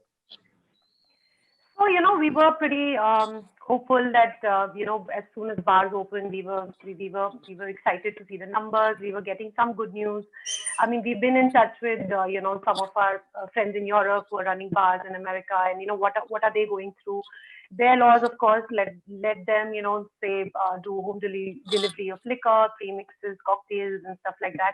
We started doing our deliveries in May, which was the first, I think, unlock one that happened. I've lost the count of the unlocks. But there are 5 of them. So the first one, so we started doing home deliveries and premixes, which were okay, I think, to just barely pay the electricity bills. And nothing else more than that. And then I think in September is when we were quite excited to start. I think just about coming back to work, it was a lot about, getting into almost back to some bit of the normal life that we had known before this. So it was a lot about that. Coming back to the numbers, they have, I mean, we all have that restriction of 50%, of course. But that 50% is also hard to meet, especially on the weekdays for us. Weekends are more or less, reaching that 50% number. So, so to give you an example, like Speakeasy is a very, very tiny bar, literally 45 covers. And for us to run a bar with 20 covers, we used to host a lot of bands. We used to do a lot of other activities to promote it. So we've had a complete, almost like a dead space vibe going on, where there are 4 tables taken and the bar is full and you have to say no to people, which was really difficult for us. Saika, that way has been a little better for us because of the fact that it's a larger space. Yeah, I mean, so like I said, it's 50%, but it's I think we must be making about 30% on an average. And then, yes, on a good, maybe a Friday or a Saturday is when we can really reach up to the 50%. Got you. So because of the occupancy rules and the way, and you follow them, we see a lot of our fraternity members who are actually abusing the rules and going all over the place. We get videos every day of things going up in Hyderabad and sometimes in Bangalore and now Mumbai. Bombay, yeah. But yes, safety comes first. And I think being an organized player and a person who believes in the safety of the guests, thank you for doing that. What we've seen, because we are across India in other chains, we've seen a lot of recovery coming from tier 2. And it's been strange because we realized that, a lot of people who are working from home have actually moved to tier 2. So we have an app which runs about 400,000 people use our app. So we can see their journey in terms of digital journey. So people who are working in Gurgaon, where I am based out of, and Bangalore, we've seen a lot of what you call reverse migration. People have gone back home. So they're still, let's say, engaging with the brand. They are consuming the brand in Indore and Ludhiana and Bhubaneswar, and, but we see them less in these corporate cities of Gurgaon and Bangalore. So yes, recovery is important because we have created jobs, we got them back, and things have to happen. Sandeep, Pune is a city of a lot of hotels, and Pune does not have a tourism or let's say a drivable distance like, Rajiv's advantage in Jaipur. I also remember that in Pune, I used to do a lot. We had 5 outlets in Pune at one time. And I would see a Hyatt in front of a Hyatt. I still remember there were like 2 Hyatts on the same road. I have never seen so many hotels in a city like Pune. How is it happening? Because there is the business traveler, I believe, is kind of not there. How do you handle this crisis from a P&L or let's say, the business side to it? So Rahul, in fact, what we have seen, in fact, over the last 2 months is that the sentiments of our guests dining out has improved. We still see, and the delivery for the home delivery, in fact, over the last 4-5 months, I would say May to June, July was very strong, but we still foray that as a revenue stream. We've seen the sentiments growing in the dine-in facilities. I would say that, when we compare the numbers, I think a 2019 revenue that we would probably have done in the F&B, we would probably do 80% of that in the 2021. The dynamics of my hotel probably is that I have a large banqueting space, and with the restrictions in place, I don't think that, that will really allow us to play on a large numbers. So, it's a combination of the food and beverage outlets and the banqueting recovery that we're looking at. Just to quote a few instances, what we have done is that, Pune, I think throughout the year, except the monsoon time, has a beautiful outdoor seating, and most of the restaurants actually have the outdoor seating. So keeping that in mind, we realized that there is a need for us to create an outdoor space venue. So we're trying to do, in fact, by the end of this month, we have done, there's a lot of logical approach that we have made towards making that decision of coming out with an outdoor space. We've done the empathy interviews with our consumers, realized that, which cuisine are we missing in the hotel. And then we realized that, within our radius of about, say, 5 to 10 kilometers, there is no good Chinese restaurant. So we're going to be opening up a new restaurant. I would say this is more like a pop-up to test the water and see what it can bring it to us, because before we actually spend money into any space, I think we need to know what the market behaves to it. So that is an opportunity that we see, and as I said that, it's not a resort hotel, but we've seen that, our dependency in the hotel has been largely on the corporates. We've seen a demand coming in over for, it's a blend of hybrid meetings. I would say that, like what we're doing currently, there is a demand for the home deliveries for the packed boxes to be delivered to their respective home at the same time. So that is where we have seen that there are some queries that's been generated. Weekends are getting in better than the weekdays. People still have realized that, they need to spend time with the family. So they're coming out over the weekends, and, we're seeing improved occupancies over the weekends. I would say that, weddings is again one big segment. Maharashtra, I think, is still 4 or 5 months behind any other state, but with restrictions also coming in recently in Delhi and Gurgaon, Maharashtra has always been on a limited number of wedding people, the gatherings that we can host. So, I think we've realized, and the guests also have realized, that the experience that you can take for a limited number of people and the food and beverage quality and the experience that you can offer to them is obviously much better than in the old times, where it used to be about the variety and the quality was not really a focus. But I think with the smaller number of people, there is definitely a lot of action stations, interactive stations, and you're able to tailor make and personalize the experiences and offer a better quality of food and beverage. So these are a few things that we've actually seen in my hotel. Yeah. Oh, so there's a lot. Yeah. So I'm saying not just pivoting, but extending your strengths and getting into things that you never did. Probably that's the new normal. Rajuji, do you think the vaccine is a silver bullet for our industry? Come again, vaccine. I'm saying, is the vaccine the silver bullet for our industry? Is this what we were all looking forward to for the alcohol beverage and hospitality industry? Yes, it is. But what I wanted to bring home a point, that alcohol is one item which is a major contributor of revenue for the hospitality industry, and it's an evergreen industry. See, people drink in both good and bad times. So what happens, what we consciously did at Amrut, once we knew it was coming, we said we will consolidate all our energy, because what is not in our hand is not in our hand. So we have done a lot of work on master classes. We have done a lot of work on appreciation programs. We have created a bar academy, Amrut Bar Academy, because I've got exposure to Diageo working. So, we're picking up cues from there, so that, and we have got various modules. One is to in-house made in brand ambassadors, as we call them. All our staff is trained on single malts. Then we have trained the hotel or the club staff, because they were all sitting idle in the last 4 months. So that's what. And one more thing that we have done is, which will be significant once the business grows up, is banquet sales. In banquets, that's the maximum revenue earner for a hotel or for a big party. It's a very big party place. So what we have done, instead of giving discounts, we are partnering with the outlets. We have tried it in Bangalore and other places. Now I'm bringing it into Delhi.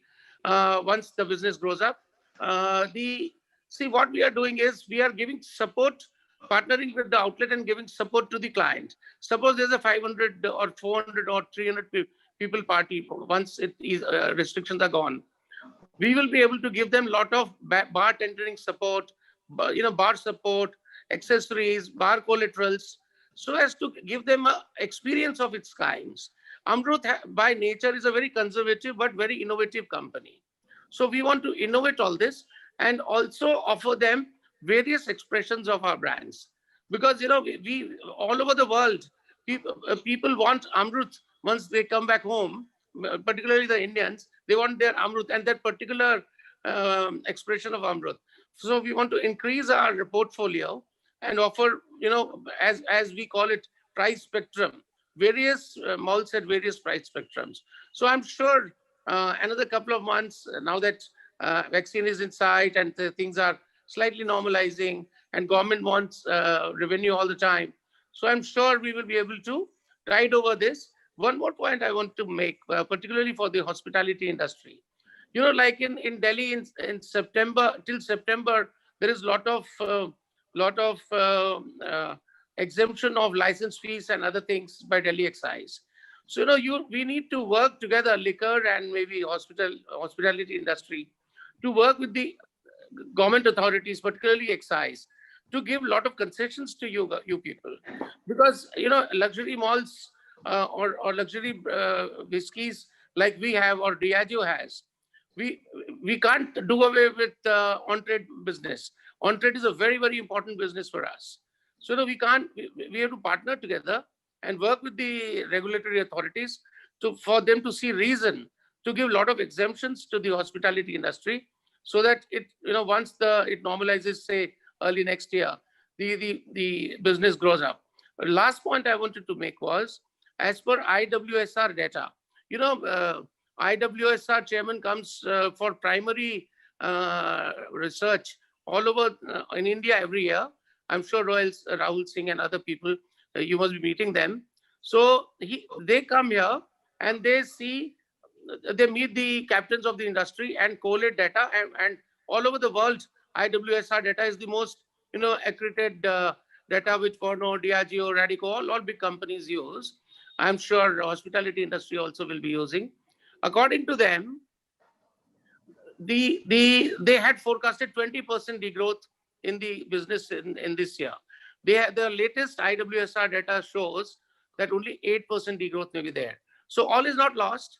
I'm sure there is hope in hell, and I'm sure next financial year we should be able to get much better results. But we have to work very closely with the regulatory authorities. Like COVID tax was there.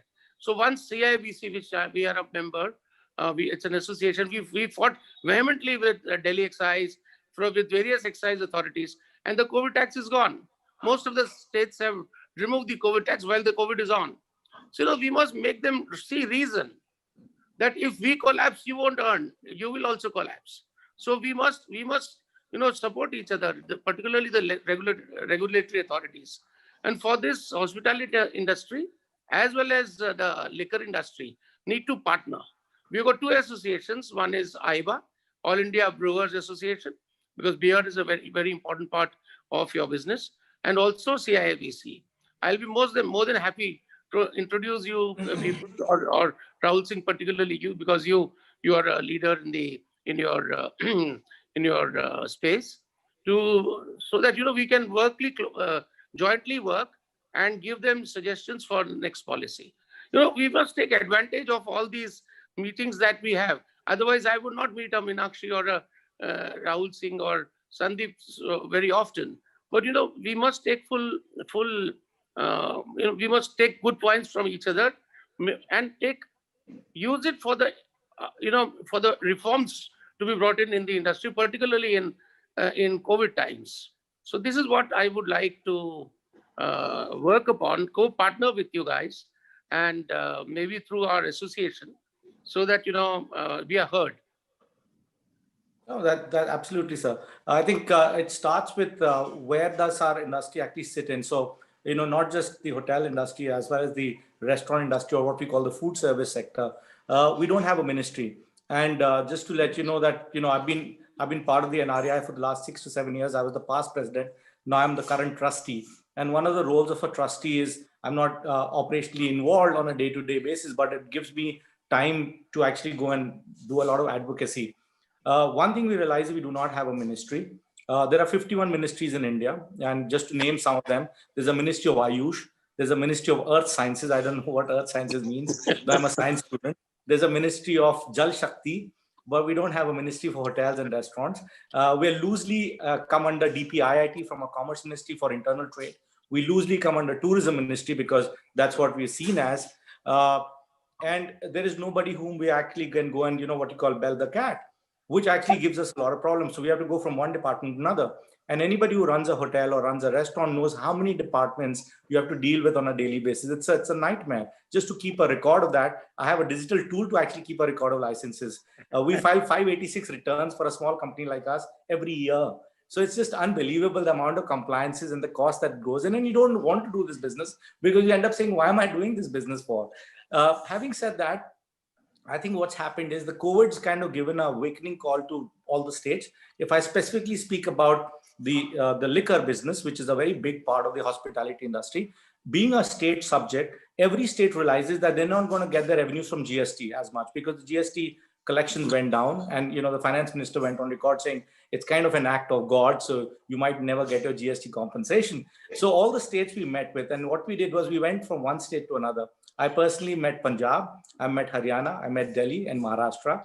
Karnataka is the only state where we could not, actually, go through our, whatever we wanted. But just to let you know what happened here was Delhi allowed us complete 6 months of a waiver of our excise fee. Haryana allowed us complete waiver only for operational time. Maharashtra has not even taken a single rupee license fee, though we've been operational since October 5th, and they're going to be taking this fee in the month of December. We were again given a referendum, and Maharashtra should allow that to actually get deferred, which is a very big amount. Maharashtra's excise revenues is high. Also, the only place where we're having trouble is Karnataka, where they forced us to pay the license fee in June because Karnataka works in a July period, July to June, not April to March. And they're now forcing us to pay before 25th of December. And I can, go on record and say that Karnataka is a one-way street. Nobody wants to hear you. It's just, it's like a mafia raj when it comes to it. The last license for liquor was issued in 1992. So people are sitting with licenses. They sell the licenses to you in cash, or you basically take it on lease. It's a complete banana republic, if I have to say. And that's the way it works. And that's where all the brewers, as well as the distilleries and, large alcohol beverage companies are stationed out of. If I look at it, USL oblique, Diageo, Amrut, if I look at, ABI InBev with, all of these people are there, UB is there. So why don't, I'm just saying the industry leaders wake up and get the government on their side, because they need to do that. Having said that, on the tourism ministry, I'll just tell you, when the open session happened during the monsoon session, we got 3 questions asked. I belong to Rajasthan, so we are the member of parliament from Rajasthan, open up and question the tourism minister. 2 questions. 1, do you think the hospitality industry, which is the hotel and restaurants, have been affected? A. B, what have you done about it? The answers were, yes, it's been affected. B, we're still figuring out. Right? Excuse me, they have no numbers. There is absolutely no numbers. This is one country where we have no numbers of how it is. Every journalist calls me and asks me for numbers. I don't have a number. We don't have a national statistics organization, which is there, NSO, which is not giving us any numbers. We have no idea. Okay. If I go and ask GST, what is the collection of hotels and restaurants in the last 3 months, I can bet you they won't be able to give us the numbers too. That's the only organized tax, let's say structure, which has everything under one roof. I've done this many times. I've been working with FSSAI now, trying to do a lot with them and figuring it out. But it's just it's just unbelievable what we have to go through to run our businesses. Having said that, like I said, this downtime also allowed us to do something. When you have a downtime, so when you repair your car, when you have to actually put the car in the garage, you can't repair a car while it's moving. So these 4-5 months gave us a lot to introspect and also do a lot we could do for the industry. But this is also the time when you sharpen your axe, because if you have to fell the tree in the future, you need to sharpen your axe. That's a long time. And I think Rajiv never got the chance to sharpen his knife, because this is one hotel which is, I'm sure, has kind of broken all records. I belong to Jaipur. That's my hometown. And I go there. I've been to Fairmont many, many times. It's not just nationally, but internationally, one of the best properties. And I can tell you that everybody I talk to is like, it's sold out. It's sold out. So Rajiv, you'll have to tell us in this Black Swan movement, how is it faring for you in Fairmont? Oh, great. Thanks, Rahul, for that. Listen, I'm telling you, we closed the hotel on 21st of March. And I remember last time we were doing this wedding, and I still had 7 more weddings to go between 21st and 30th of March. And we handled those somehow with different guests and canceled all the weddings. And 23rd, the different regulations start coming, and lockdown was in place. But yeah, I've stayed, this is after 12 years, I'm coming back to India. I've done my stint in Malaysia, Indonesia. I've seen those SARS times, and I know, and I called my team in my office and I said, this is not going to be easy. It's going to be a long road, right? And one word we all assured each other is about sacrifice, right? We need to stick to each other as a team. It's going to be in a sea which will be very rough. Where it will lead us, we had no idea, but we need to let our ship continue and don't sink, right? That was our objective. But technology really helped. We all learned Zoom in between these 3 months, right? We all watched Netflix a lot. Same time, I can tell you, I had in this big palace around 150 team members who were sleeping here every day. And we maintain our hotel to the top notch from running 8 hours of air conditioning every day. So we're very grateful to our ownership to have trust in us, to put that funds with us, to maintain the hotel. And, Fairmont is a very busy hotel, and we do very high occupancies every year. So we never got to do, so many maintenances in over the years. So we took this opportunity to do some amazing projects in the hotel, which we have not done for many years, right? We changed the whole hot water system of the hotel and things like this, where you need a complete shutdown of the hotel. So same time, I had over 300 team members in my team. We prepared through this Zoom call, all the all-safe practices which Accord put in place. We did a lot of simulations of opening the hotel, how it will open, how the in-room dining will be. And our 70% of my business at the hotel is the weddings, right? The luxury weddings, what we do. And at that time, we had a lot of weddings which were there, already booked buyout weddings for November, for December, for October. And people were still not sure it will happen, not happen, because everybody knew at the beginning, thought it will be a 3 months, problem. And after July, everything will open. But we knew this is going to stretch, right? So I brought all my strategy with my team. We went to talk to all the customers and we said, it's not going to happen. We will never be able to do this buyout weddings. Government will not allow, regulations will not allow.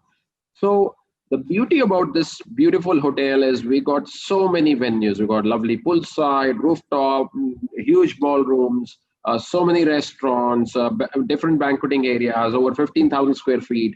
7 floors with 245 keys, suites spread around different places.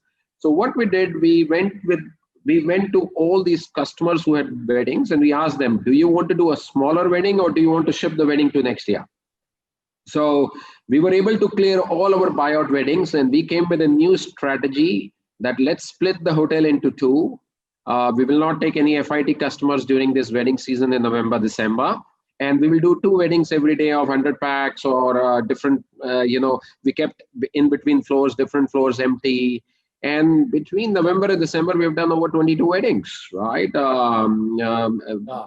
In all these weddings, like Sandeep also said, it's with new protocols. The buffets are very interactive. There's no guest touching there. Everything is been served by our, chefs. We took 170 interns from different colleges back. We trained them, to be behind all the stations and be part of our team. So we did a lot of simulations and practice and things. And same time, the another stream of revenue which we wanted to focus was FITs, because we knew everybody is sitting in the home. And to our luck, we are right on the Delhi-Jaipur highway. Gurgaon is less than 3.5 hours drive from us. And everybody was sitting at home for many months. So we did a lot of marketing, a lot of focus for families, staycations, couples to drive it in.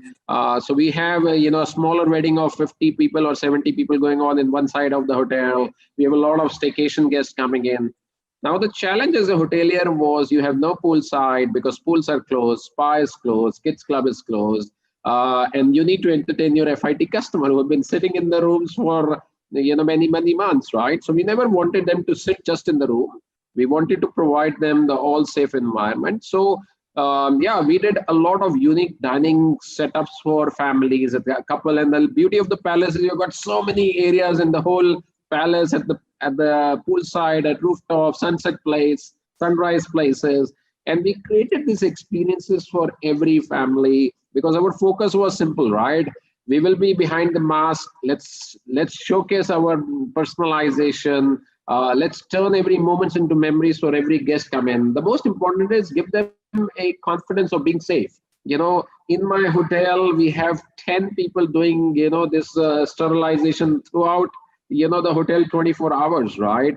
So we trained, like in our old times in schools, we used to say, everybody is a HR guy, everybody is a security guy.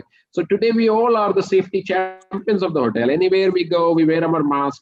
Our mission at the hotel was very simple. If myself and my whole team will remain protective and we take care of ourselves by, following all the protocols, then we are here to look after our guests. If half of my workforce would have fallen under COVID, then even if you get 100 guests or 2 guests, you won't be able to deliver the Fairmount experience. So, so we were very focused with our mission of protocols. We knew corporates will not come back, so there's no point of going into that business stream at this moment. We knew there's no international flights, so those customers will take time to come. So 2 focus was weddings and the FIT customers, and we focus in this strategy very well. And we are able to bring good results for this year for our owners and for hotel. And proudly we brought everybody's salary back to 100%. We engaged all the team. So these are all success stories which we really brought a lot of confidence to everybody coming in. But the base of this was the preparation for these days.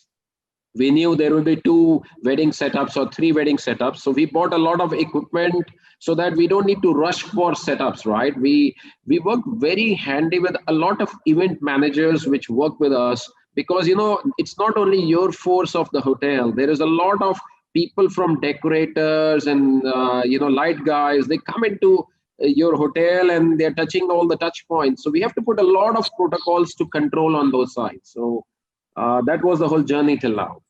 Wow, unbelievable. I've just been wedded once and it's been one lifetime experience. You've done 22 weddings in a month. God bless you for that, Rajiv, what you've been able to do. But, like you said, the 2 words came out was sacrifice and strategy. And I think both of them will go into the case study for Fairmount for life, what you've been able to bring and how you turned it around. So, like I said, there is always this opportunity in every adversity is how we look at it.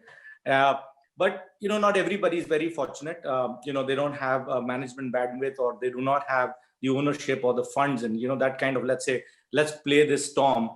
Because people keep saying we're in the same boat. And I have this, I have a difference of opinion. When everybody calls me, oh, I'm in the same boat. And I keep telling them, no, we're not in the same boat. We're in the same storm. The storm is the same. The boats are different. Yeah.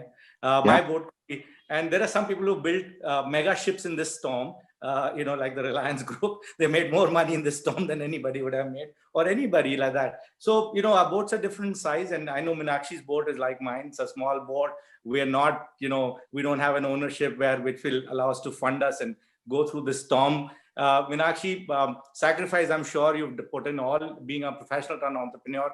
I'm sure you've seen it all, the roller coaster ride of being an entrepreneur. But specifically to right now, how will you survive? And, that is very important for people, viewers right now, who want to see it. There are people who have got 1 or 2 or 3 or 5 outlets, which we call the small and medium enterprises, which is what India's, let's say the foundation of India is all MSME technically. So how would you, what will be your thoughts around it? Very good questions, Rahul. We've all, one of the biggest things, throughout these last few months, we've interacted with the media, we interacted with our peers, all of that. This word, of course, the biggest word of the pandemic was the pivot, right? And we all learned the real meaning of it while going through it. And I think there's a lot to it. We have been able to innovate, and I think, and the fact that you have to be more than just F&B and just more than who you are. It was a lot about internalizing, regrouping, and seeing what else can we bring to the table. So, like we heard Rajiv and Sandeep talk about what all they've done as part of, this last few months.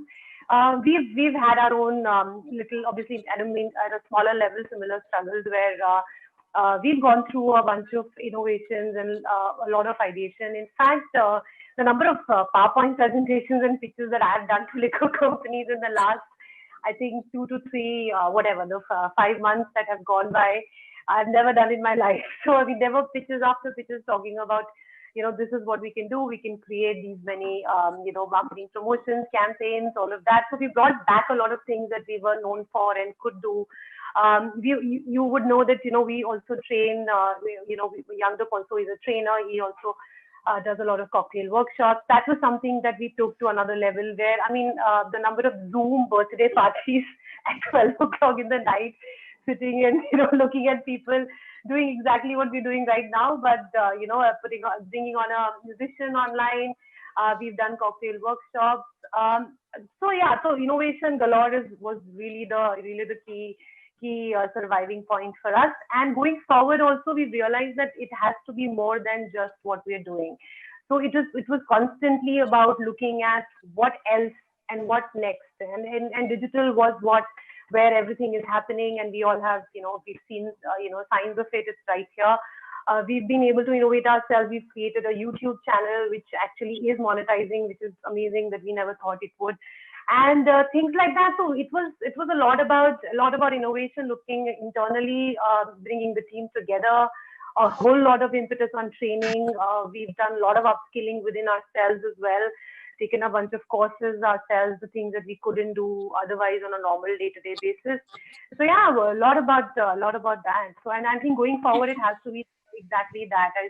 While it's great to be able to serve drinks again and to be able to, innovate, we are doing deliveries, home deliveries and all of that.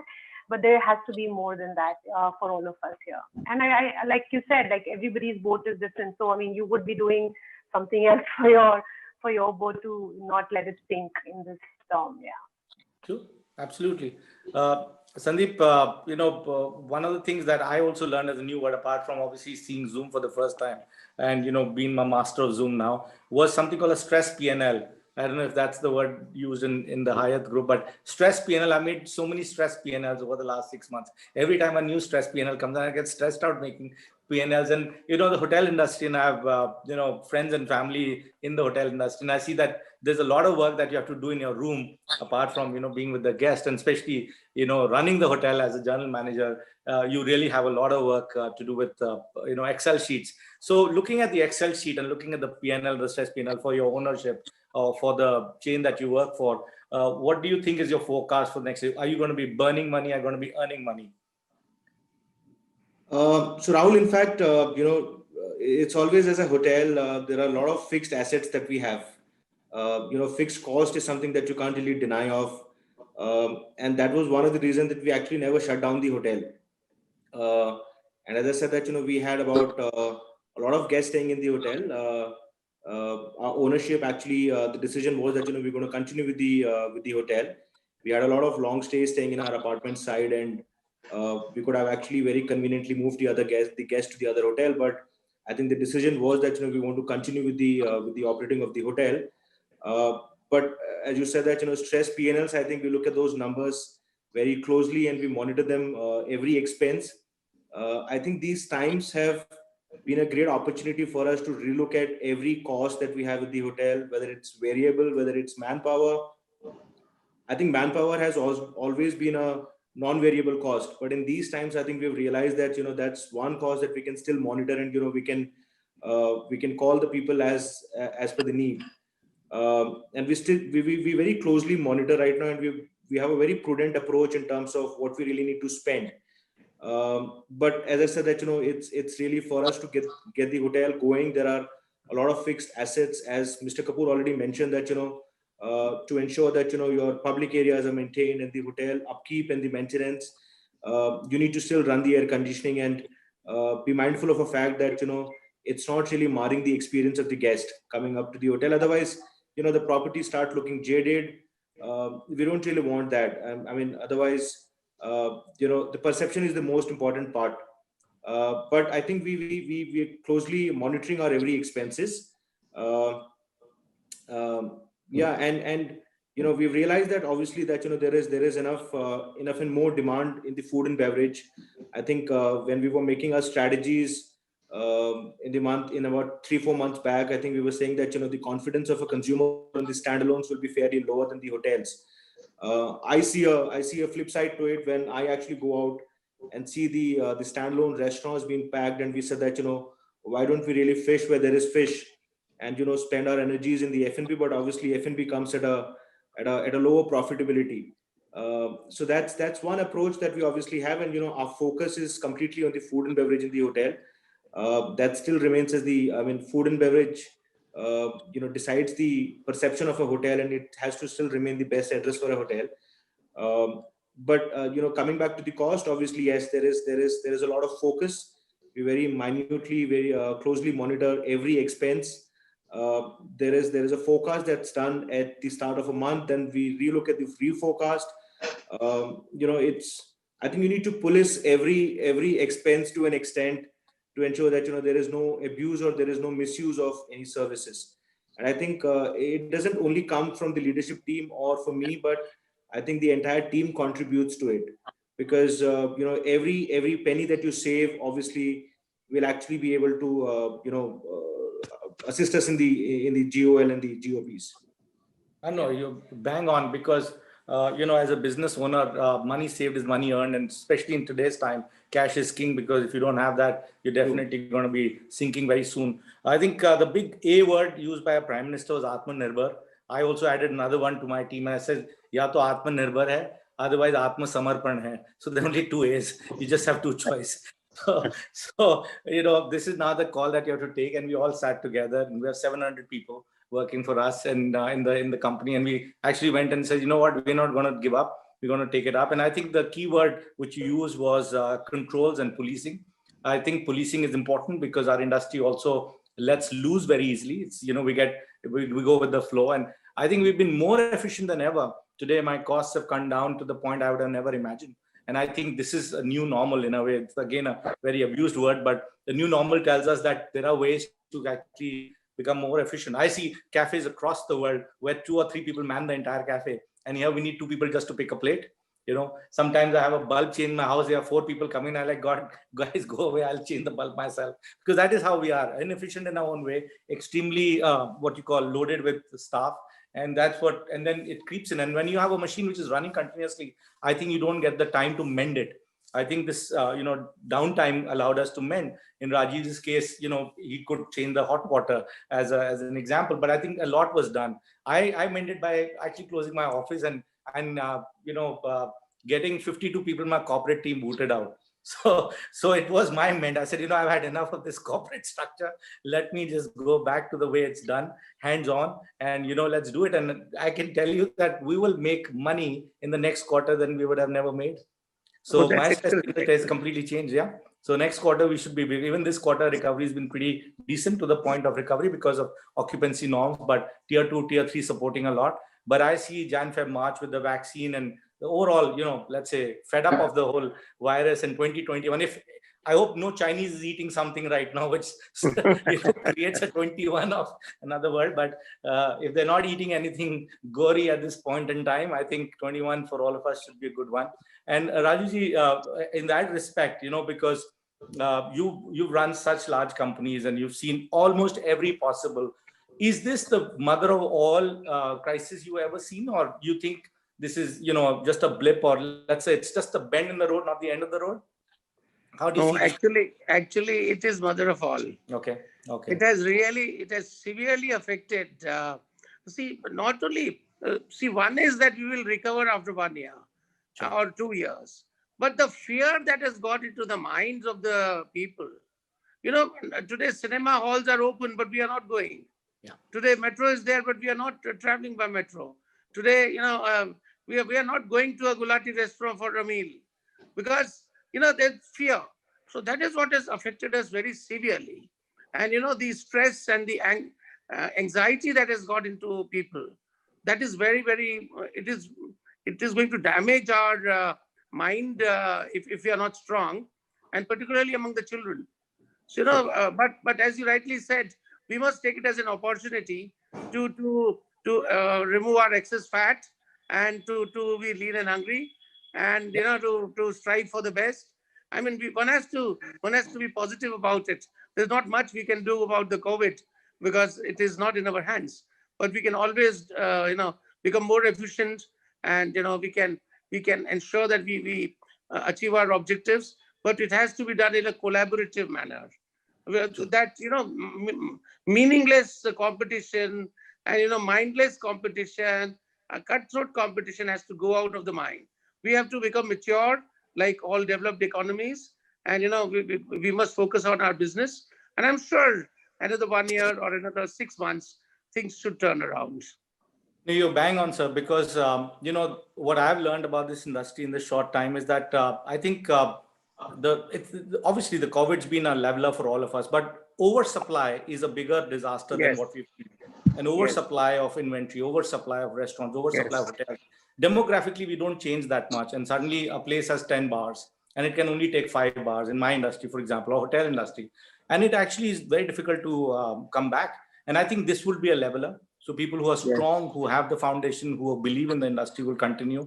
I also believe that the worst of crisis, the Spanish flu, the World War I, the two, the others, the latest one was in New Orleans, which is considered a city of restaurants. 2005, the Katrina hurricane hit them, and like in our case, we have a health hazard, so we were closed down for health. But there we're talking about physical damage. Physical, you're ousted, your entire infrastructure is gone, which means you have to really imagine building a hotel from scratch. 982 restaurants at the time of 2005, 1,200 restaurants today.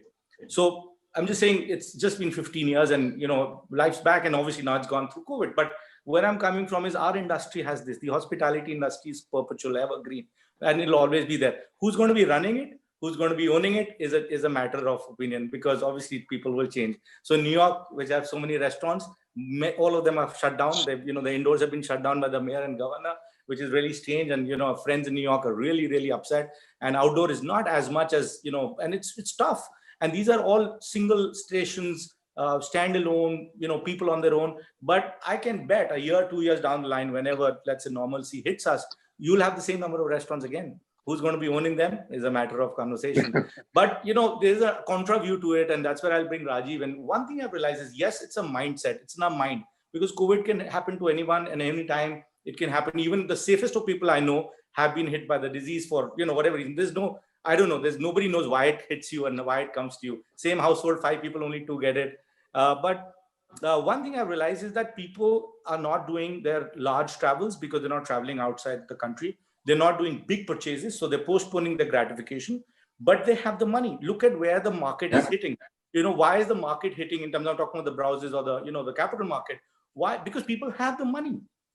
I live in a neighborhood, everybody is fancy CX, so they get all the salaries, they don't know where to spend. They only want to go to Fairmont and spend. They will spend any amount of money to go there, drive in the fancy cars. I've seen some fancy luxury buses now being taking people around. I had somebody who did anniversary at one of the villases in Jaipur, and I was like, how can you pay 10 lakh rupees for a night? Are you crazy? It gives you a swimming pool, but what else? I can buy a house for 10 lakh rupees in a small town. But I'm just saying, this is where it's coming. So there is this contra view where people will be spending more on experiences. The word's going to be experience, which Meenakshi has brought to, parties in her own way, home parties. And I think that's what Rajiv's all about, because I see everybody in the Jaipur highway right now for some reason. This New Year's Eve is going to be crazy for Goa. My son's in Goa for the next 10, 12 days. And I'm actually scared because Goa is like more busy than any other part of the country right now. It's just going berserk. So I'm just saying the flip side to the disease is it's a mind story. People also want to spend money, and they want to have these what you call little experiences or cheap thrills, if whatever you want to call it. But it's like coming home or feeling good with your family. I have gone out more dining out in the last 6 months than I've ever gone out. Just because of that whole feeling, because my son's here from college. His college is, he's not supposed to be there. So he's doing, what you call online classes. And then it allows us to spend more time with him as a family. I've never bonded ever, so I'm just saying, and where is this money going? It's going to be spent in some establishment, whether it's a hotel, whether it's a restaurant. And, we postpone all our big ticket events. So automatically it just goes into smaller and, more meaningful experiences. And I think what Rajiv also explained was the same, where you have the big ticket and, small ticket weddings, but there's also this customer who comes in and, as a couple, and they've been able to make them special. But Rajiv, again, I don't know, we don't want to discuss numbers here as much, but do you see your property at this point in time for 21? Obviously 20 is going to be a bleak because there's been downtime, but compared to 20 as a calendar year 20 and 19, and then if you look at 20, which is kind of a year of, I would call it a 0 year, or let's say a year of erasing. What do you see 21 year as? Is it going to be more than 19, or is it going to be as same as 19? Just we just finished our budgeting, right? Couple of days ago. Listen, I'm very proud of my team performance for this year, looking at what year was. If I just talk about from a percentage point of view, what we did in 19, we are almost 52% of that we have achieved in 20. So which is not bad. Beautiful. Right. I have just given the approved budget of around 80% of 19 revenue for 21. So there is still a gap of 20% which is there, which I personally believe by 22 it will be all back to normal, which I see in the hospitality right away. I'm very bold. I have raised my prices for my hotel. 1st April onwards, I'm not going to bend down on any prices for next year. Right, we are as hoteliers investing a lot in cost in doing all the protocols from a safety perspective, chemicals perspective, trainings, hardware, infrastructure, and also we are investing a lot all the time as hotels in a lot of manpower, right, which is a very big cost for us.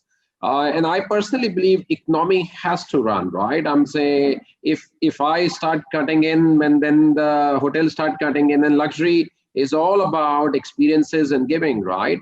And customers are ready to pay for luxury. They just want the safest of environment. So that's what I believe in, give the best quality to the best guest at the best price, right? So, and we have a lot of bookings coming in for the hotel for next year. Next Q4, November, December is going to be outstanding for the wedding industry, I can tell you now. So by that numbers, the vaccine will be out. By that time, I think so the number for whatever 300-400 packs should be back. So we are really, in our revenue management, we are very focused till, I can tell you April 2022 aligned and how we are going to sell this and make it comfortable for the hotel itself. Super. Very quickly, because we've got very little time left. Sandeep, do you think people will, because we are in a Spiritz ThinkPad Conclave, so we have to go back to alcohol beverage a bit. Do you think people will drink more or drink less? Very simply. Will they drink better or will they drink lower? Well, I think Mr. Raju said that, I'm not now getting into a globe, or I'm getting into a, let's say, a forecast or look into this globe and tell me for 21 next year, what do you think will happen for the alcohol beverage industry, specifically alcohol beverage? No, well, I think it's all linked to the performance of the hotels and how the restaurant industry is bouncing back. And as Mr. Kapoor mentioned very clearly that we're looking at an 80% recovery next year, and we're looking at by the 2022, I think we're going to be offsetting in the entire gap that we had for this year. So I don't really see that there is no reason for us for people not to drink. And Mr. Raju already mentioned very clearly that people drink in both good times and the bad times. So I think I don't really see that people won't really refrain from venturing into drinking and exploring. And I think there are many other brands which is coming in, and there is, I don't see that. In fact, I don't see that in my hotel happening. And obviously, people go out to, it's a right mix of food and beverage. So I don't really see that happening. And I think Elco Bev, obviously, industry will strongly continue to work with the hotels and the restaurants, and we shall continue to evolve. I think that's what I would say. Super. Meenakshi, your views on alcohol beverage, specifically alcohol beverage? Oh, it's not going anywhere. I think it's growing, and I think people are already drinking better, and that is a trend that we see, at least I think in Delhi, Gurgaon, cities where people are exploring. We recently did a guest shift in Bombay at Four Seasons, and it was phenomenal. I mean, I was surprised. The a normal cocktail, which would be priced at 750, 800 rupees, was priced at 1500 to 1800 to reduce the pressure on the bar, and they had to close the bar at 12 o'clock because their stock finished. And this was sponsored by Johnny Walker, and they were trying to promote their new variants and their origin series and stuff. And we were just almost, I mean, this was open air, so I think everyone was really just happy to get out, and it was at air.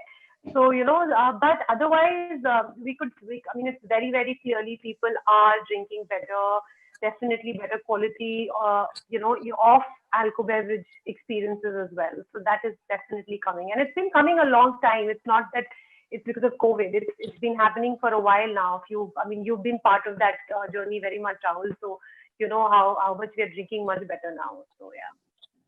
No, for sure. On a personal basis, I'm drinking less, but I'm drinking better for sure. All my malts over. So we need budget is the same. Yeah. So my malt's gone, and I have to now make a trip, and there are no flights happening, so not good. But yes, thankfully, Rajuji, I do have 2 bottles of Amrut left, and I keep savoring. Give it to, there are no travelers now. So earlier I used to give Amrut to only people who travel into India and kind of tell them how good India is. But now also trying to give this experience to neighbors, because right now our entire social bubble is neighbors. We just do everything in the neighborhood. But on that same question, Rajuji, I think it's music to your ears, where when you said drinking better, even if they're drinking less, I think Amrut will really fit in, and God bless you and your brand. And I think we've also seen many people. I've got more posts coming from the Paul John, experience in Goa than I've ever, because that just shows people, and it's a far off destination within Goa. So if they go earlier, this would be okay, I'll go to this beach, I'll go to this shack, I'll do this. But a lot of people want to go to the experience center, and that just shows the inclination towards experiencing better. And I hope you'll do the same with Amrut. Yes. As I said at the inception, encouraged by the consumer insight that we got, that consumers are moving from blended whiskies to malts. We have created a bar academy, Amrut Bar Academy, and we got brand champions and brand ambassadors who are doing masterclass all the time. And not only that, giving more expressions of Amrut. Like you saw the Amrut 10, Amrut Fusion 10. We completed 10 years of Fusion, which was the pioneer Indian single malt. So we launched it, of course, over Zoom. And then the Tripla, the triple distilled the first time in Asia, the Tripla, Amrut Tripla. So, consumer, as Meenakshi rightly said, consumer wants better all the time. Indian consumer is very ambitious, and he or she wants to make a statement that I have arrived. And nobody drinks alone in his room unless he's a drunkard. So, and people want to enjoy drinks with friends and family. So that's where the premiumization comes. That's where, and we need to educate the consumer. That's very important about what is this good single malt, how is it made, and how it should be served, how it should be stored, how it should be enjoyed. So a lot of work can be done on enlarging the category itself. So a lot of other single malts have come. So we, as a group, we work together in order to ensure that more opportunities are there for consumption. And that's where Amrut, I'm sure, being a pioneer, will benefit the most. Awesome. So we extended our time by 4 minutes. So I'll leave the last one to Rajiv. This would again purely be alcohol beverage, and it's a curiosity question from my perspective that, okay, so we have a hotel, it's got great destinations, got weddings happening, it's got great people driving in, and from a perspective of, let's say, even the weddings and even the in-house guests who stay there, have you seen, because it's an expensive hotel and your rates are not, not everybody's reach, are people, and Rajasthan unfortunately has one of the highest taxes when it comes to VAT as well as excises. It's abnormal, for a state which is the largest in the country and which should have a lot of beer. And I can't open my beer cafes only because taxations of imported beers is so expensive there. But specifically to Fairmont, have you seen people trade up, like, or they're saying, hey, just give me a Johnny Black or give me a Chivas 12, or they're just going up a step ahead, or they're asking for a better gin? Yeah, that's a great question. My background is food and beverage. Over 20 years, I started my career with Hyatt for many years and worked abroad for many, many years. In a luxury hotel, I never wanted, brands which is at a lower level, because pockets are very deep for the guest who's coming in. And not only that, all the customers who are coming in on daily basis at their home, they're drinking 18 or above years, right? So why, when they come with 100 guests of their own colleagues and friends and, families, why should we even serve anything below 18? So we have really changed the trend in our hotel. We have, apart from a sommelier, a beverage manager.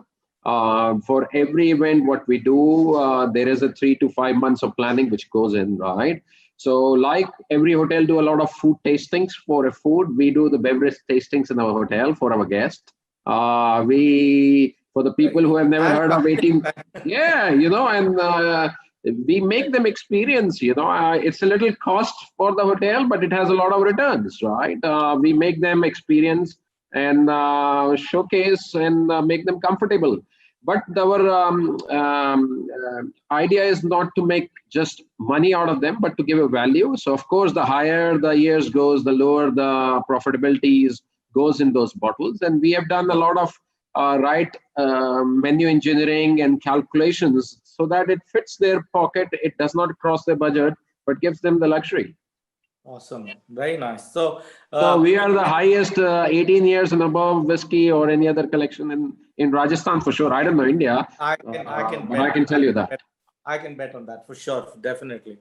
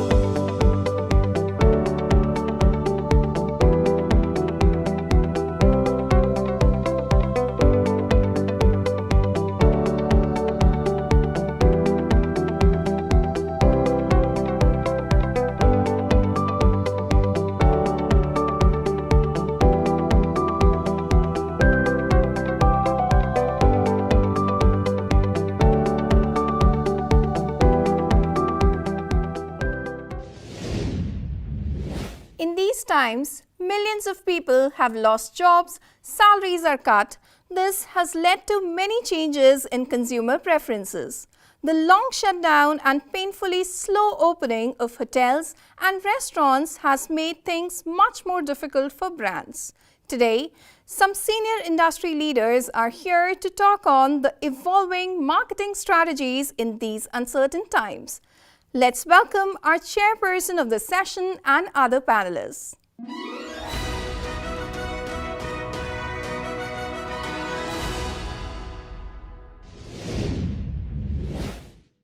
2020, oh dear, what a year. And thank God it's getting over. Lockdowns, closures of retail outlets, bars, restaurants, social distancing, travel ban, decimation of the travel retail, global travel retail, something this world has never seen before. And for us marketeers, a grim challenge on how to evolve our marketing strategies in these uncertain times. That in fact brings us to the topic of today's ThinkPad, organized by Spiritz magazine. I'm Sanjeev Banga from Radico Khaitan, and welcome to today's session. Let me introduce the panel, please. Rishi Wali from Beam Centauri, Himanshu Asher from Paul John, Rachit from Campari, Anmol Gill from Bacardi, and Ravindran from Amrut. Well, like many of the things happening for the first time this year, for me also moderating a discussion without a live audience or a live feed is a first. But then there's so many things we are all doing for the first time. And as marketeers in these trying and COVID times, we need to evolve our strategies, how we can engage our customers as well as our trade partners. The influence of social and digital media has increased manyfold in these times. The digital world provides endless touch points to interact with the consumers. As consumers spend more time in front of their screen, it is important that we as marketeers reset our strategy to grab these eyeballs. It also is a great tool to interact directly with the consumer and form an emotional bond. E-commerce, online sales are also growing. And these are just the pointers. So what I would like to do is let the panelists now start with their opening remarks, maybe for a couple of minutes, and then we can have a free-flowing discussion, which is more interactive and interesting for all of you as well. So whom do we start first? Possibly the only lady on the panel. Anmol, would you like to start now? I thought we're changing ladies first. So good morning, everyone. First of all, I'm very happy to be on this panel, and I'm looking forward to some enriching discussions. You know, talking about lockdown, Sanjeev, we all know how digital savvy everybody has become and how all the barriers that existed beforehand, which was to do with, I can't use technology, or I'm so scared to use technology. You know, there were a bunch of such mindsets. They've all come crashing down because now there's no other avenue. And this is what it is. If you want to talk to your family, if you want to interact with the world, if you want your household to be working, if you're working from home, everything is on the digital platform. So keeping that at the base of all the marketing strategies, we were very agile at Bacardi to shift our marketing strategies starting April when the, March, I remember March end was the lockdown, and April we went online with a few campaigns of ours. We kept that at the heart of every campaign that we did. And to date now, 16th of December, we've already done so many activations, which were all otherwise in an experiential platform on digital. So we've got Weekender, which was one of the biggest music festivals from Bacardi. Who would have thought to have a Weekender virtually? And at the same time, we were skeptical, but we had about 65,000 people viewing Weekender online. So that's the power of digital. And I think we've seen such a big shift that the marketeers like us and business people like us are also students of what is changing in consumer behavior, which is permanent, and what is the shift for the timing, which might bounce again, which might come back into being how it used to be. Yeah. Sounds great. Rajat, would you now like to go? Yeah, so I completely echo the thought that Anmola has put forward. It's just been interesting to see how the conversations have started off, where people started getting more comfortable with sharing everything on a technical platform. They were getting used to building conversations, triggering conversations, and participating in existing conversations. So we at Campari actually thought how we value all the people in the trade circles who talk about us, who introduce our products to the audiences we are catering to. How are we going to keep connected with them?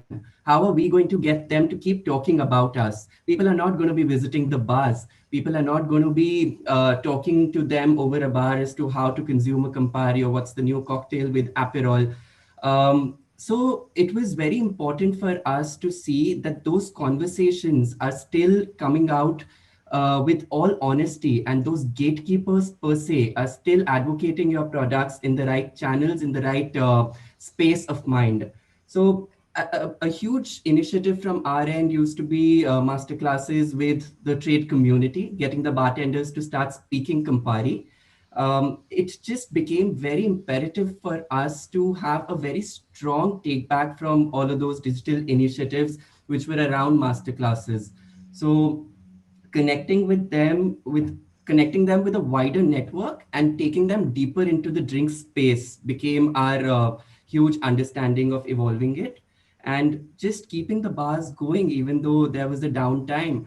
Negroni Week, which was one of our flagship intellectual properties, that was completely dedicated to getting the bars going and telling them that we are there and we are going to be bringing back that one channel that people are going to have their first Negroni or nth Negroni at. It's going to be back and we are going to evolve further. So just the digital initiatives became very important when people are looking at these platforms to offer unprecedented personal engagement. So all honesty over lifestyle and image became our motto. Sanjeev, you're on mute. Yeah, thank you, Rajat. And Ravindran, could you go next, please? Yeah, sure. Good morning, everyone. I'm very grateful to the Spiritz for calling for such a wonderful discussion in the pandemic period, and thanks for inviting me to be a participant in this. See, as my predecessors, other speakers have mentioned, my feeling is this is a time where all of us in the world, whether it be in business or the relationship, friendship, everything, we have to forget whatever experiences we have gained in our time, have to be put on a shelf and start our first step like a baby. We all feel like children because we don't know what to do. We are in a new form of world. So how do we survive? How do we carry on? So that's a big challenge in front of all of us, especially professionals like us. No, we have a bigger challenge, how to keep the business going on. And in Amrut, I'm very happy to share my experience, which we had recently had. Our Fusion single malt whiskey, it's one of the top rated whiskeys and single malts in the world, rated third best whiskey in the world in 2010. So, and it is the brainchild of our late chairman, managing director, Mr. Neelkanth Jagdale, who passed away a couple of years ago. And his son has taken over, Mr. Rakshit. So we had an idea internally. It's going to be a 10th year of the Fusion. So we want to commemorate, with something nice and, give the consumers globally a new version of, or a limited edition version. But we are stuck in the pandemic. The progress is everything ready. We have developed a beautifully, first time in the country, I think we have introduced this Fusion X whiskey, which is a limited edition, which is with the porcelain bottle, first of its kind. Everything is ready, but we are stuck in the pandemic. What do we do? So we have decided to go for a digital launching. So we have called all our distributors globally kept a Zoom meeting on. That happened to be on the birth anniversary of my late chairman. So we have unveiled our new version, limited edition Amrut Fusion X. And that kind of response globally was fantastic. And each one is so thrilled, to see the product. And not only that, to come on the digital platform and, they feel more related, and then they like to share their experiences and what do they talk about. And we didn't find anything different from their actual launch. The reactions, the participation, it's just like any other launch. We had a wonderful experience of this. So that is something I thought, we did not, we don't have to miss anything because of this. We can still find opportunities in a new form or new avatar, like in a digital form, which is open to all of us. So how do we pick our strategies, and then how do we focus on our target audience? That's a challenge, yes. And of course, it's a big challenge, which we are all capable of handling these new challenges. So, and as far as the retails and bar promotions, nothing much is being done or here, because here also we had lockdowns and things like that. But our main communications is through social media like Facebook, Twitter, and all these things, and Instagram. We do get consumers interacting with our products. See, my company has a different issue, because our brands, the single malt whiskey is always in demand in India. So we are not able to meet the demand. So my queries are always, when is it going to be available here? Why you're not supplying? So that's a challenge which we're trying to overcome that. So this is what I thought I should share it with all of you. Happy situation to be in, Ravindran. we are all in the same, situation. No, the thing is, our bar is not too high, so we reach it quite easily. we have a very, very small ambition, so we try to reach it. Yeah, that's it. I want to share it with you. All right, thanks a lot, Rishi. Over to you. Thanks, Sanjeev, and thanks a lot, Spiritz, for this platform. I kind of completely echo with what Mr. Ravindran just said. I think for me, this year is about 2 or 3 things. So one is to really unlearn what we've learned all our lives, right? This is a year that tested our ability to innovate, think differently, more than any other year. This is also a year when, really balancing the long term and the short term became a far more important necessity than ever earlier. The first reaction when the lockdown happened, I'm sure it happened across your organizations, I know it from my friends in marketing across different categories, was to really cut down on all consumer spends and equity spends and focus on really imports and market imports, promotions, and make sure that you get that smaller pie, that that small pie that you have, you get a higher share of that small pie. So the first reaction was to really cut down the long-term spends and focus on short-term. And I think in 20, 30 days of the lockdown, one realized that that was not the right way to go, right? The fact is that this is the time when you really need to be visible to your consumers, really need to partner with them, collectively sort of empathize with them, not sympathize with them. And hence, as a company, we decided to go back and change our plans and really go back into continue staying the course on building the long-term equity of our brands. This is uncertain times are short-term. They will not stay for more than a year, maybe. I don't think we can stop the long-term work that we're doing on our brands just because there are certain months or maybe a year of uncertainty. So that was one big learning, to really make sure that you stay the course on long-term, agenda that you had. The other thing that we very quickly sort of did was to really, like Anmol said, with agility, really understand what's happening on the trends. What's happening with consumers, what's happening with their occasions, with social media trends, with entertainment trends. All of these do impact brands, right? And hence really finding and changing your plans. So really divesting and investing, across touch points that are more relevant than they were, maybe last year. It makes it a very, very flexible, model. I think the flexible way of working, of defining marketing plans will continue for the next 1 year. So it's important to make sure that you have agility and flexibility in driving consumption. But the long-term goal should not be something that we should sort of give up. So we had a long-term goal to launch 2 very strategic brands this year. Oaksmith is an Indian whiskey that we've created from, with help from all over the world, that we launched in a year like this. I mean, just imagine launching a new brand in a year like this when you can't sample, you cannot do events with, which create awareness around the brand.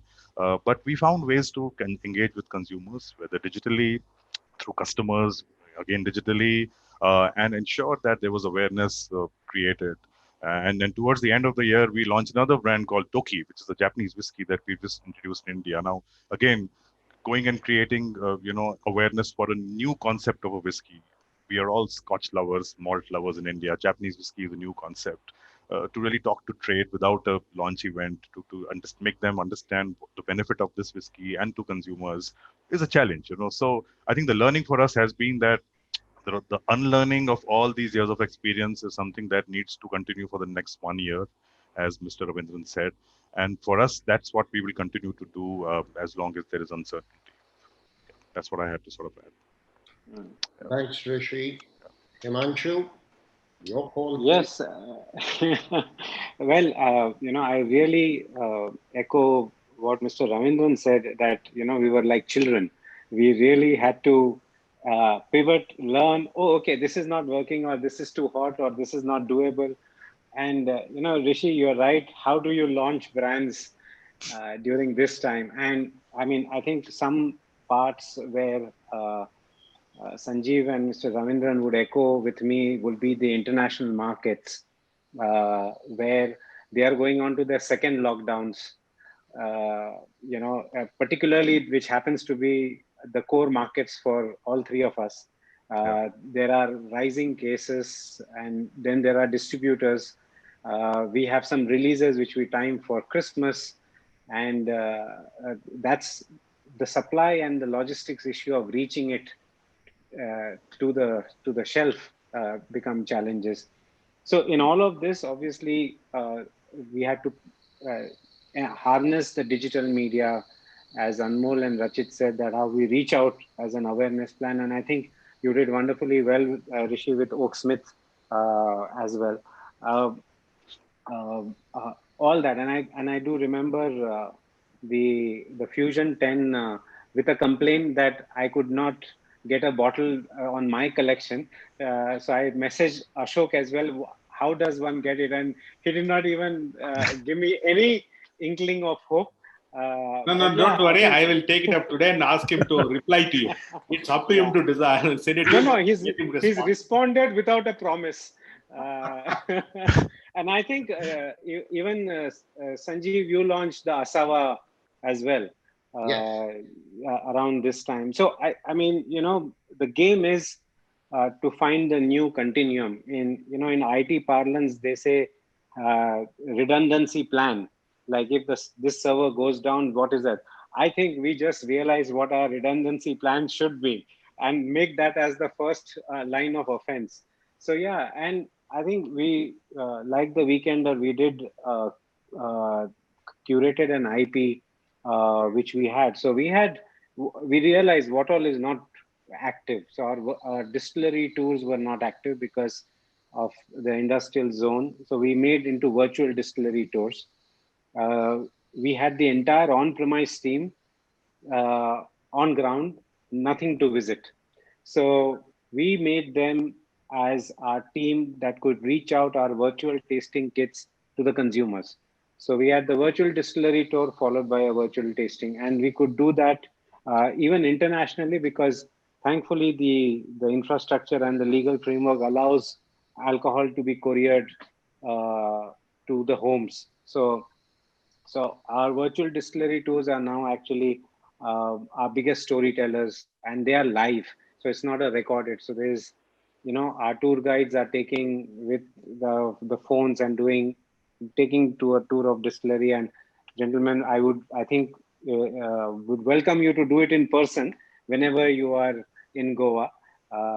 And we would be happy to share that as well. And this is where I think we had to look at three parts. One was the physical part, that is awareness, communication, launch on digital is one, but how do we reach it to people's home? And triggering those levers from the retail with our team. So we had a surplus team of on-premise to deploy to off-premise, particularly for these initiatives. And when the shops opened, the retail team could take over as what they were supposed to do, because the intensity obviously got focused there since the on-premise was not available.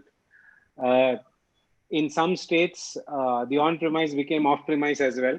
So that became another conduit of learning to pivot very quickly with that. So these were, I think, what has inbuilt now as a major learning is pivoting on your toes. So we've had 3 launches so far. We've had 2 IP created, and all this has come to with the framework that let's pivot and let's pivot fast. We are going to fail. We are going to make mistakes. Those mistakes will come at a cost, but let's pivot that. And I think like your porcelain bottle or this thing, a lot of our supply chain is like the cork and all that comes imported. So these are the major challenges that also stopped us from going with the timetables that we had. So yeah, so that was the learning. I think the underlying thing was how do we pivot on our toes going on, and I think the team is now completely aware and ready, and now they're only thinking about pivoting on that. I said, okay, now let's look at what we need to build medium term. So yeah, it's an interesting phase. Suddenly we had to flex muscles which we didn't know we had.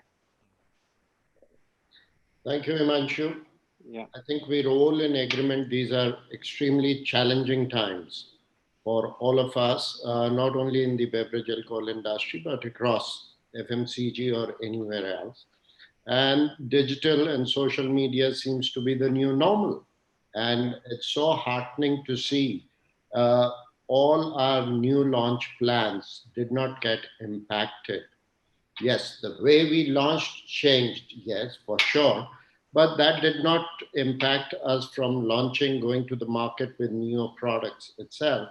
And that's very heartening. That's how adaptable the industry has been to that.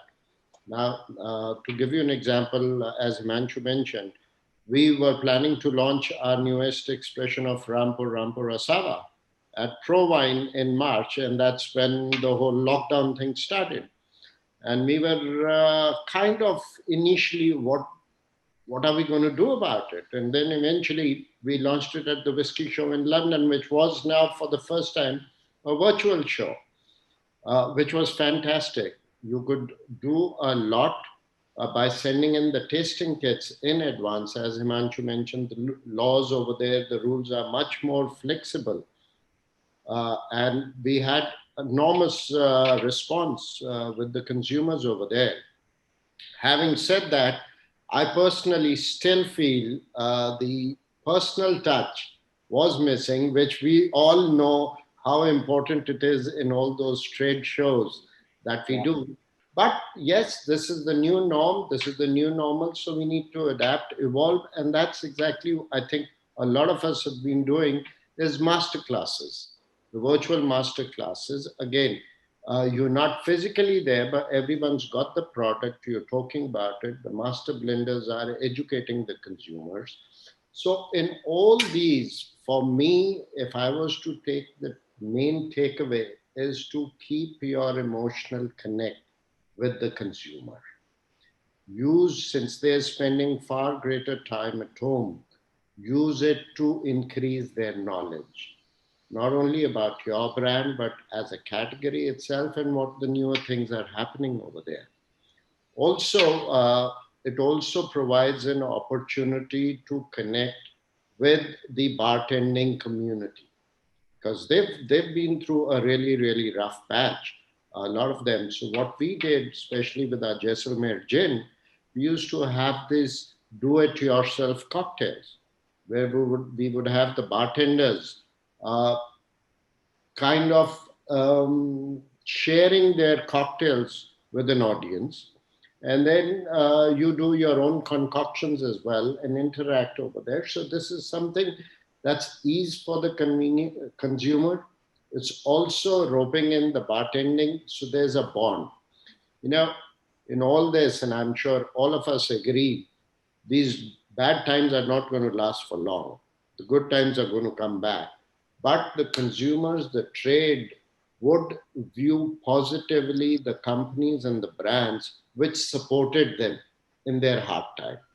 So I think as an industry, as marketeers, it is upon us as well, not only to keep the consumers with us, but even the trade with us. So and I'm very happy, especially in both the Indian market as well as the international markets. Beverage alcohol industry per se has been very proactive in that. So that's good news for the industry as a whole. Yes, I completely agree, Sanjeev. I think it was really, really proud to see the way every organization came forward in say, to support not just the bartending community, but also the overall restaurants, associations, whether through funds or donations. But it's really the marketeers really taking that call and saying, yes, we are ready to invest a big chunk of our spends into really building stronger trade relationships or really keeping them comfortable and keeping their trust that we are with them. And I think that was very heartening to see, across brand teams, that was a call that was taken. It's very difficult to let go of a marketeer from the marketing investments, but I think there was a lot of maturity shown by the community of marketeers this year. That has really helped, and helped keep people going and create that positivity around that the fact that the future will be good. So completely agree with you, yes, on that one. There's another channel we've not touched much upon, that is the online and e-commerce, which is actually very big internationally. However, in India, due to our local regulations, that's not popular. It's not allowed. Home deliveries have started in some of these states, but not pan-India. But that's something which could become a norm in the future as well. So as marketeers, we need to be aware of the fact that this could become the new normal in the days ahead. Yeah. So Sanjeev, I would just like to throw some light on e-com because I'm extremely passionate about this new channel that's emerging, and it's quite progressive of the east part of the country to start delivery online. So platforms like Swiggy, Hibbar, Big Basket, they've all started operations in East. And the interesting part about e-com is, while it's a long journey, especially for brands, alcobev brands, because we have to now understand how e-com will work in terms of inventory management, getting partners on board, like off-trade on board, the ones who list themselves, and what are all the logistics. But what the interesting part is, because the consumer is already so evolved with e-com, it's almost like consumer is directing us how they want it. So if at Bacardi, we keep consumer at the heart of everything. So if we start doing complete consumer shadowing, there are a lot of nuances that come upon, which we've realized is very, very imperative for us for our e-com strategy going forward. And we know that this bubble is going to burst and it's going to be all over pan-India, and we're all keeping our fingers crossed because that's what the consumer wants. And keeping everything in the legal framework. The interesting part that is coming about is the mobile marketing and content to commerce. Everything now is being mobile, is on your mobile, right? And mobile marketing is more important than ever before because now the entrenchment of internet is so high. The entrenchment of mobile sets are so high because they're cheap. And the consumer is now not afraid to use technology or ordering online. I have seen a lot of consumers now ordering online who earlier were probably just going to outlets and purchasing. So keeping the safety in mind, less visits to outlet, so the basket is also increasing. So now e-com is, we have to understand these nuances of e-com and use this in our marketing strategies. So mobile marketing is important. The other part that is important is content to commerce. Now, while right now content sits separately, where you have this engaging content by influencers, by celebs for all brands, not only alcobev, but also FMCG brands. So this is very entertaining content which engages the consumer, in which the consumer is having a two-way conversation with their favorite celeb or their favorite influencer. Now the content to commerce is how, while chatting with your influencer, the influencer very interestingly leads you to a purchase. And that is the phenomena that will come into being very soon. So brands like ours and even FMCG brands wants to jump at it and see how this content to commerce works. Absolutely. In fact, e-com is also providing an opportunity for the consumer to experiment, to try out new things. Because normally when you go into a store, you already have predetermined what you're going to buy over there, whether it is beverage alcohol or FMCG or XYZ and all. You're very clear in your mind. You go there. But now you're sitting at home in front of a screen and you say, all right, this is what I normally buy. Let me see what else is available over there. So that also is an opportunity for marketeers how to convince the consumer to try out your product, because people are willing to experiment. Yeah. They're trying for new experiences all the time. So that's again a great opportunity for all of us.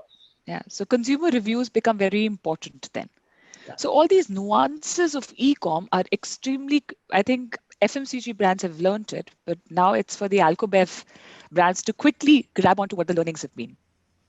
No, honestly, just like to a couple of us in the international market were already very familiar that beverage alcohol is an FMCG product, unlike in India. So that thing.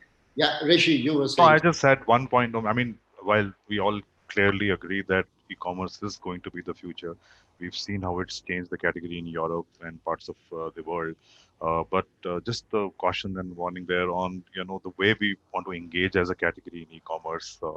At the end of the day, you don't want it to become only a promotion-led or a deep promotion-led kind of a competitive, action.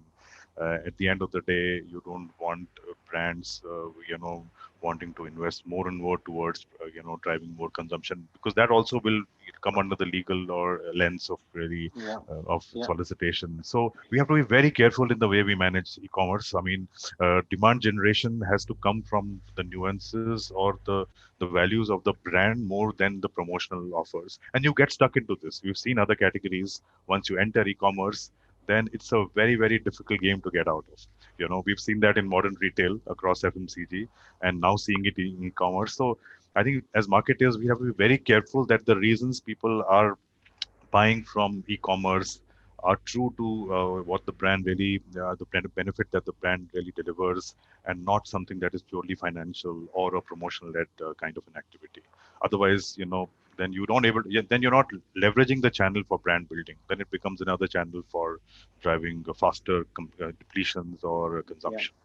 Yeah. So I just a agree lot of with caution there. Rishi. I'm sorry. Yeah. Please. No, go ahead, please. I'm done. Yeah, I fully agree with him, because this is the flip side of the e-commerce, especially for alcohol beverage industry. And another thing, and what has happened during the pandemic period, many state governments have refused to permission for this e-commerce. Especially, I think South Karnataka is the first state to give a permission and then take it back for the hip bar. Yes. So there are very, very stringent rules of each state excise. I don't think in the near future they are going to give permission. And because the thing is, they have to rewrite the excise rules, which are pre-British time. So none of them want to rewrite the excise rules and regulations. Unless they modify the excise rules and give provision for e-commerce, this permission will never be obtained. So that saves us the fear of, the multinationals and bigger fish eating the smaller fish. You don't have to worry about that. Yes, completely. Yeah. No, yes, the rules are archaic and all, but change is the only constant. And then when everything is changing with the times, who knows? A couple of years down the line, e-commerce would be allowed. Liquor would possibly be under GST. Across India, it will be the same duties and taxes, and also that does away with the problems of price differentials as well, and free movement of goods. Who knows? These are wish lists, but could happen. I agree with you, Mr. Sanjeev, because only thing is the change should be like giving a level playing field to all the players. That is very change should not be again taking from left to the right. I know, but it should be acceptable, fair change. It's a win-win situation for everybody, That's what I am trying to say. Very, very true. In fact, taking on, expanding what Rishi said about promotions on online, that's equally true for modern trade as well. You walk through an aisle in a store, and you will see certain brands on promotion. And the some consumers would hook up that promoted stock as well. But then eventually, it's the product that matters. And are they going to do a repeat purchase? The same thing, same norms would apply to e-commerce as well. Today, if an Amazon or a Flipkart is offering that great Indian sale or whatever, you may pick up because the price is attractive. Are you going to pick it up again if the quality is not there? So that's across. Just want to add that definitely it's going to be a very dynamic purchase trend as well, because immediately when there's going to be a trigger of a want to sort of see if I want to buy this, there is a plethora of information, endorsement, criticism that a consumer can immediately go through with the touch of a finger. And I don't know how much everybody here does it, but it's very transparent with the sort of pictures people upload, the sort of reviews they upload, and it becomes quite transparent. So I think brands coming out with what they're actually offering will become very important when the information is going to be so easily available for a consumer to make a purchase decision at that point. Very important point, Rajat, you make there. Yeah, I mean, I think it is also an open forum, right? You know, there is a risk of, a brand being reviewed either way. So, as I said, it has to be dealt very, very carefully in this social media and digital age. Everything is out there and open. So particularly if it's live, like an IGTV or anything, it can go either ways. And what stays out once in the internet, it stays out there for forever. So it's like a double-edged sword. Also, I feel e-commerce will not replace the conventional purchase patterns, because it will only complement. For example, even now the online platforms, people buy your Big Basket or whatever it is. They buy the food stuff, especially the ones which they have already tried it before. They don't want to venture into a new brand or unknown brand, especially food and beverages. So in that being so, consumer behavior is such.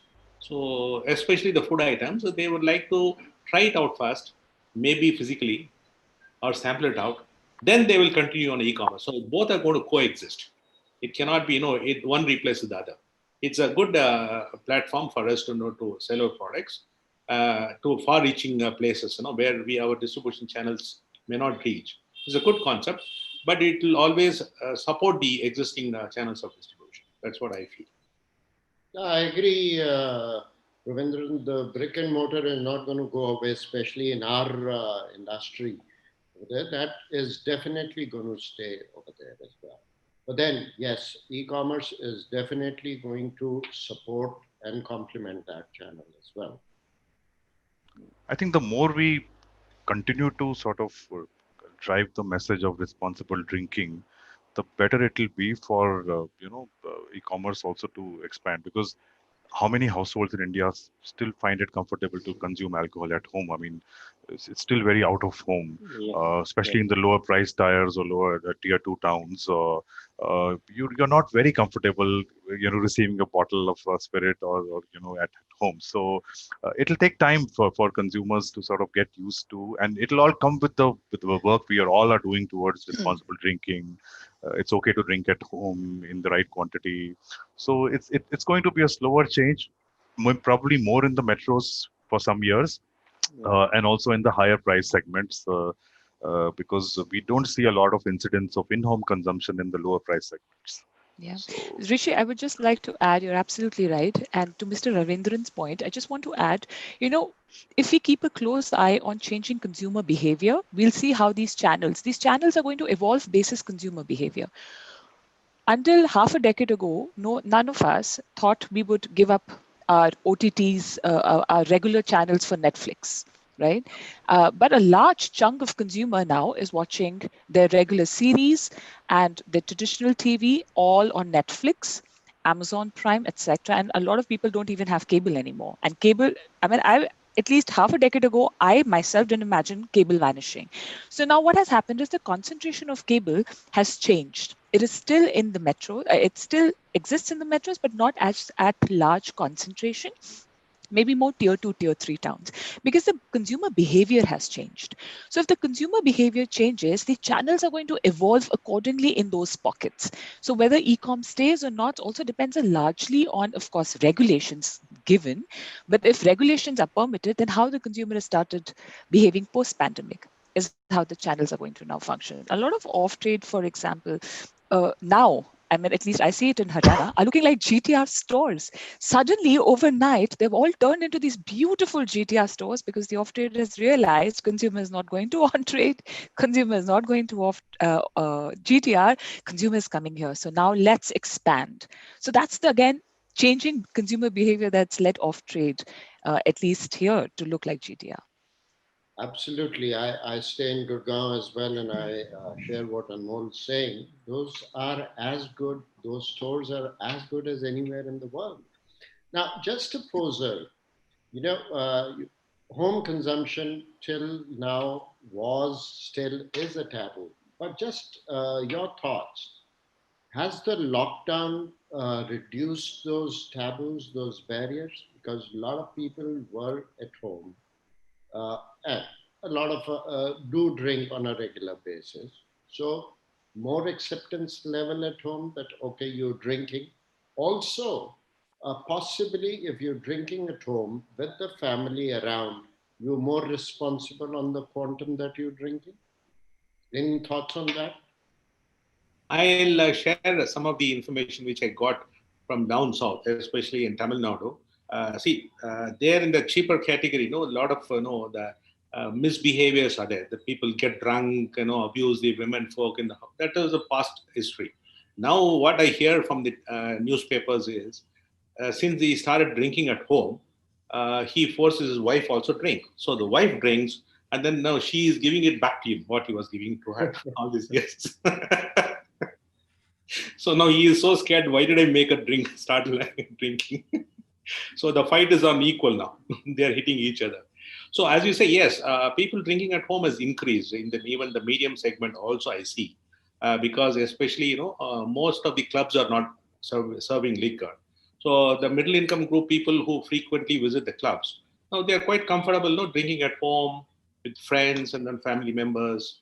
They have their good time. The drinking at home has increased to a large extent. I do see here, yes.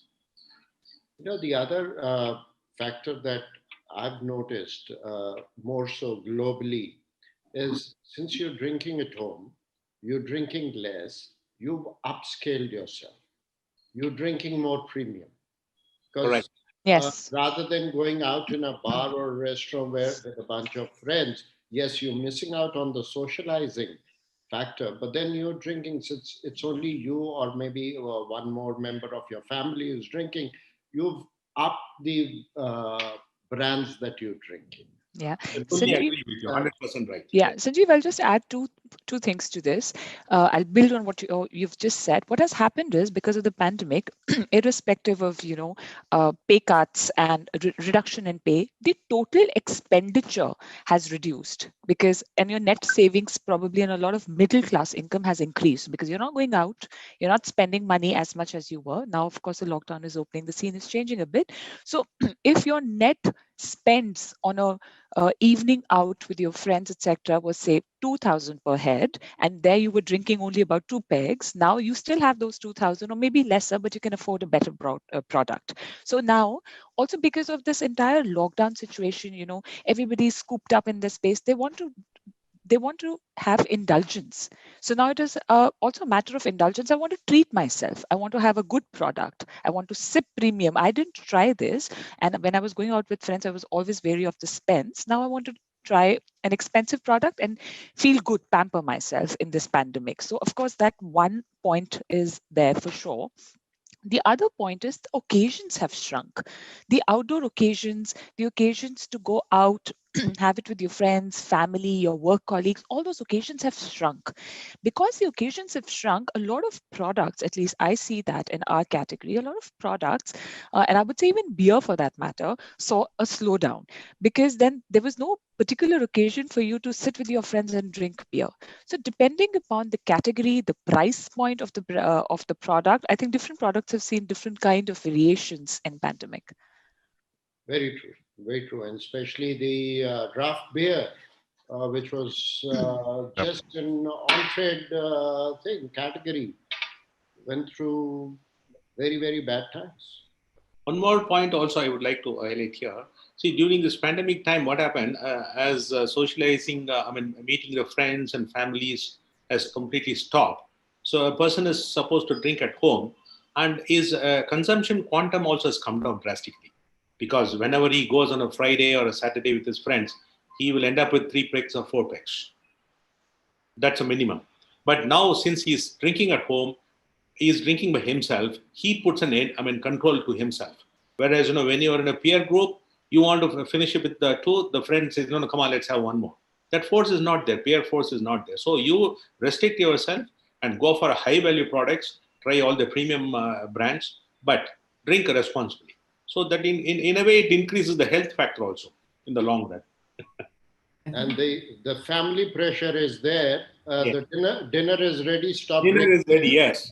Don't blame me if it is cold. Yes. 100%, you're right. So a pandemic has given us to learn our, values. Yeah, absolutely. Every calamity has challenges, but also opportunities. So I think, yes, it's been tough initially, but then we've all evolved. And there are newer opportunities. There are new norms that have come into existence. Some of them are going to stay even in future as well. So I think we're all fairly positive what future holds for all of us in the beverage alcohol space.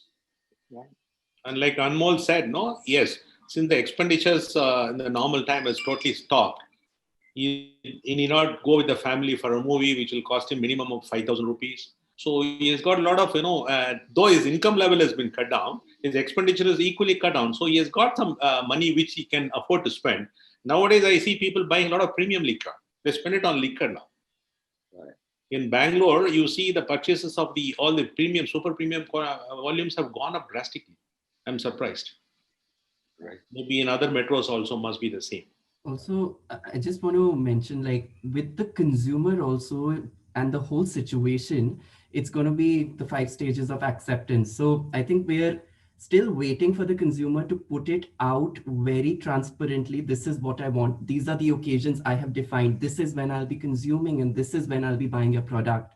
So I think the moment that comes out very clearly, when everybody understands that this is how I'm going to redefine indulgence versus consuming versus savoring, that's when we'll understand the exact trend of how the consumer has taken the new ways of just consuming a product. Perfect. Anyone wants to add any other thought or? I think just one thought that I think we probably have to observe this more carefully for some more time. Just when the in-home get-togethers had started before Diwali, the third wave of pandemic struck us. So we really don't know. I mean, we don't have complete information now how that is going. Is it going to be a trend? The good news is that we are seeing retail coming back 100% at least, and that's the positive, the information that we take into next year. But how strong in-home consumption will get is still as there to see now. We'll have to see for some more months of on-trade being shut. So that's where I would put it. Yeah. Is just as a matter of knowledge, is on-trade still shut in the north? I'll tell you, see, in Bangalore, other day, Sunday, I was with my friends in a club, a bowling institute. You won't believe it is jam-packed. We didn't find out. No, that's what on-premise in Bangalore is bursting to the is breaking into seams. Yes, all the clubs are serving liquor now. And even yesterday, the clubs originally they said you will serve only in the open air. I think yesterday the excise given a circular, you can serve in the closed environment also, provided you don't switch on the AC. So on-trade is allowed in Karnataka. No, there are 10 new outlets that have come up. So I was just wondering what's happening in the north. Is the on-premise NCR is all open. NCR Okay. is functioning, so there's no problem in that. I guess most of the other northern states are also on-trade is. But is it packed? I mean, no. You know what's happened is, especially if I was to take an example of, say, a cyber hub, where the rentals were phenomenal. So you don't have all the outlets functioning over there, because they've had some real tough times. But a lot of other places are open. Yes, I happen to be at one of the places this Friday, and I was happy to see the crowd over there. But then, yes, the weekends are busy. Rest, I would say, they're still struggling to get too many consumers. Okay. In Tamil Nadu, on-trade is not on. They only serve at MRP prices. Okay. And even Kerala also, on-trade is not allowed. Right.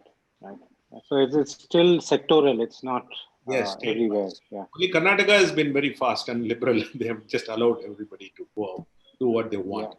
Because the more and more the vaccine news is coming, so people are getting confident slowly, day by day.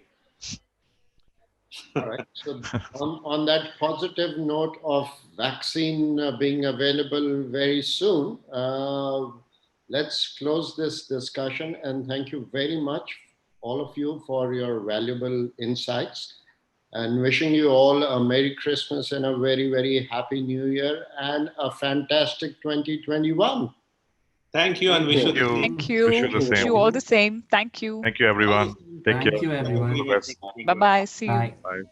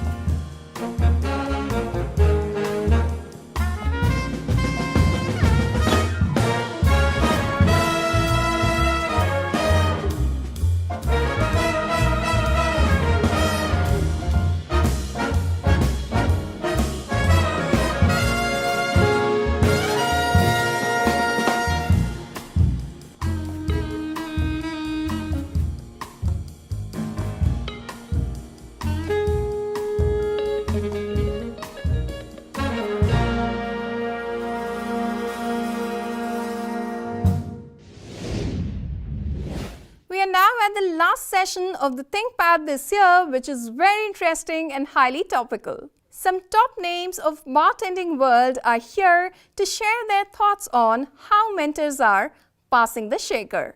The session is moderated by none other than the poster boy of hospitality world, Mr. Ankur Chawla, founder of Scope Bev.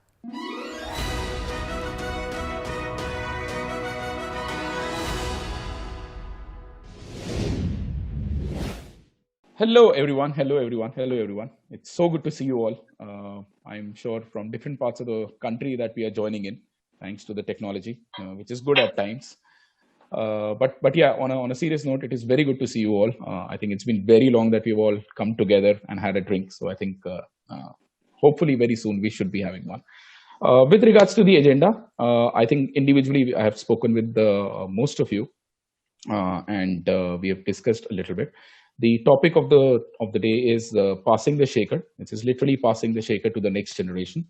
A few things that we'll be, keeping very much in mind. One, let's try to be as honest as possible. I know there will be some tough ones which you would want to speak, or you would have spoken in small spaces individually.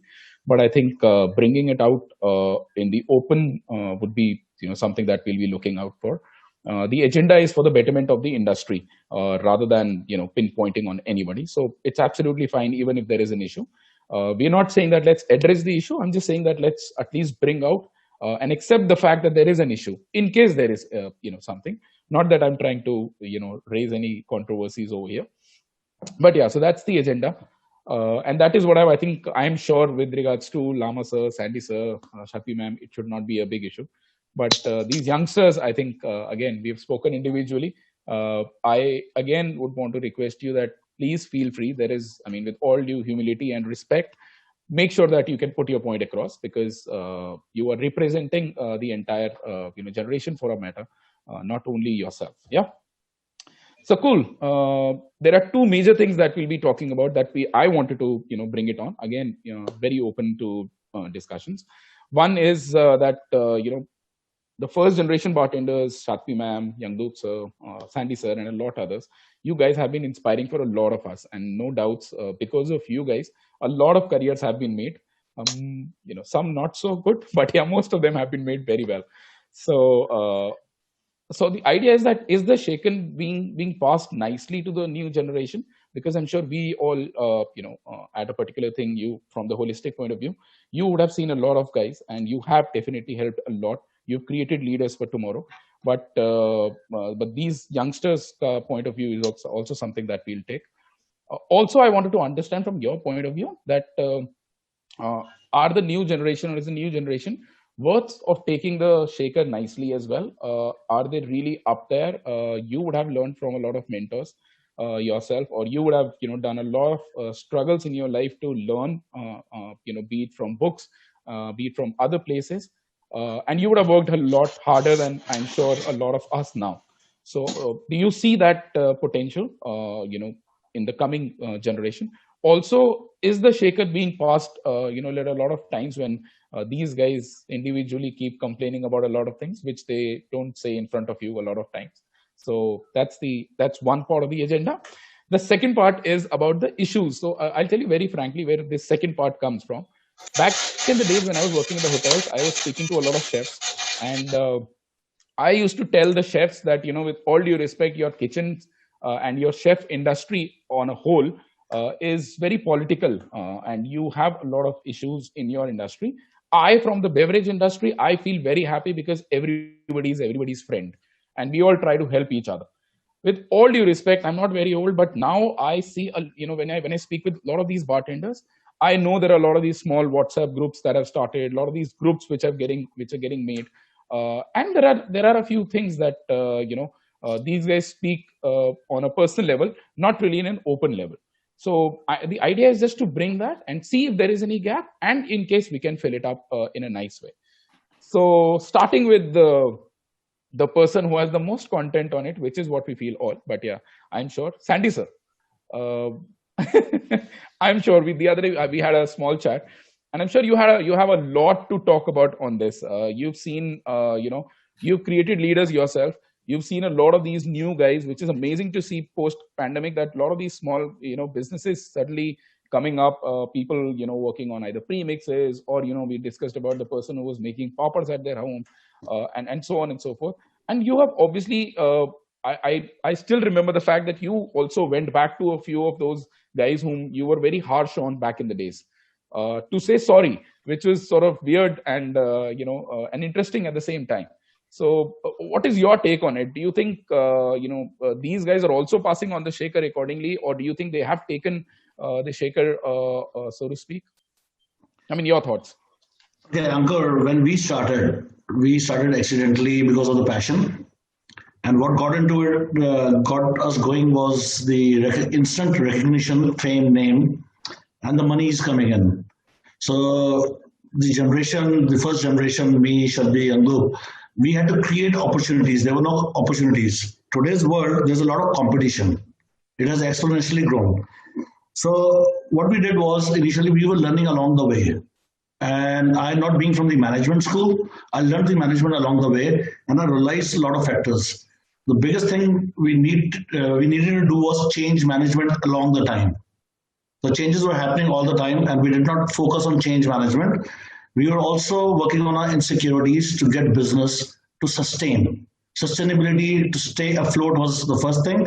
The name recognition, the market was opening up, so there was not much opportunities. So yes, there was small space, but we were few players. Today the space has grown multifolds, but there are a lot of players also exponentially growing. Now what we did not do was, and what I'm working on these days, what we could have done to pass the shaker. So what we did was, we did not teach the younger generation what other parameters apart from bartending skills are required. Bartending job is just not to serve the drinks only. There comes a lot of factors like cost strategies, because we had to sustain. So we got an entrepreneur mode. When we became entrepreneurs, costings came into the thing, which we never pass it down. The costings, cost controls, marketing is major. Operations is about skills, knowledge, and showcasing your finely honed skills. Now, the business had to be based on, or even the working a career. We did not focus on the youngsters, how to pre-launch your career. You know, so there are other factors we did not pay attention on, or we ignored. Everything has to be value-based first. Now we kept on playing on tactics. With age, I grew up, I understood values have to be put in, then you strategize, and then you play on tactics. But today's generation has learned the tactics. The value-based and strategic base is not there. Now for strategic base, you need to work on other parameters. Yesteryears, make a drink, interact with the guest, customer service focus, it was brilliant. But today, you need to strategize on marketing, on planning, and that adds on to your stress. So if the business is not happening, the owners are putting pressure, or if you are an entrepreneur yourself, you're not marketing it properly.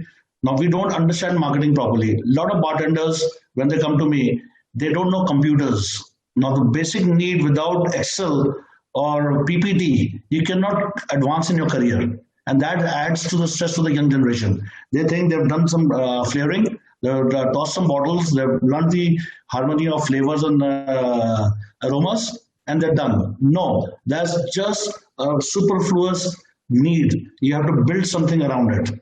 And building that, we did not teach the younger generation. Why? Because we were building up our careers. And today I see the industry is very insecure. We are a community, but we are not a community. Community is just namesake. Sorry for being blunt, but we are not seen as a unit. For past 25 years, many players, starting with me to Vikram Achanta or Pankaj Kamble or Vineet, or Archit Singhal, everybody's been trying to create an association. And it's taken us 2 to 2.5 decades. We're still not one unit. We don't have a voice. And it needs to be addressed. Why is it so? Why do we feel insecure about each other? Is it about business? I think there's enough for everyone. Secondly, when you start working on other parameters, you start becoming creative. When you become creative, you find multi-channels of making money. So there's enough to do it. And today I see some players coming into the space, creating their own syrups or creating their own aerated drinks. And you have done yourself. You've got into water space, which is brilliant. So it needed guts, it needed strategy, it needed planning, which the younger generation is not aware of. Now they come from humble roots, they come from villages, small cities. The environment has not prepared them to cope up with these kind of pressures. And the humongous pressures. Our role is multidimensional and it is very stressful. When I say multidimensional, I would say the pressures are high. We get lured in quick name, fame, and recognition. The money comes in quickly. Some people get into wrong practices of sham ko kya karna, daru peete hain. A lot of people are dying in accidents these days, and responsibility is not there. They are young kids. I don't blame them, but we need to think about it. Secondly, we think talk about only business problems. We talk about physical labor. Nobody's talking about mental wellness, which is a big issue and needs to be addressed today. And we are very anti-new players coming in. You know, when, I would not name the person, but I know somebody who got into this space, not being from this industry, writing about it. But a lot of people talk bad about her back, behind her back. Why? Why can't we be open? Are we feeling insecure? So I don't see a community. Yes, we are together in a group.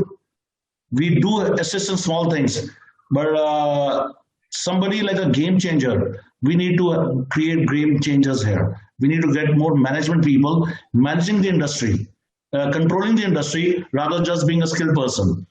So these are the factors I would say are instrumental, teaching them how to pre-launch their career, what are the parameters they need to work on, what they need to focus on, how to become multidimensional, how to look after the change management, grow into the new trends. So this is my take on it. And I think passing the shaker somewhere, we need to relook as seniors. We have done enough. Now we need to think about the younger generation. Let them be the global leaders. You know, at the age of 50, 53, I would keep bartending for next 25 years. But I don't need to be in the limelight. I need to take the next generation out. We need to support them. We need to guide them properly rather than compete with them.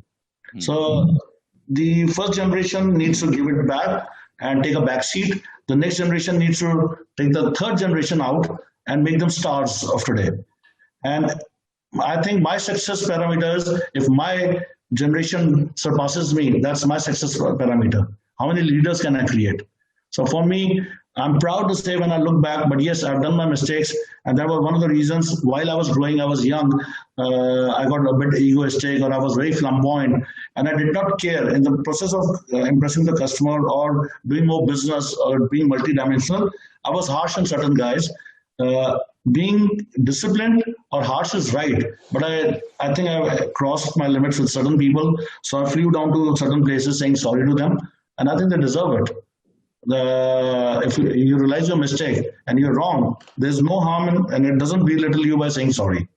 So today I'm working on something for the future generation, and I'm working for their careers, which I'll be launching very soon. And probably all these people, I will share it with them and take their testimonials to market it well.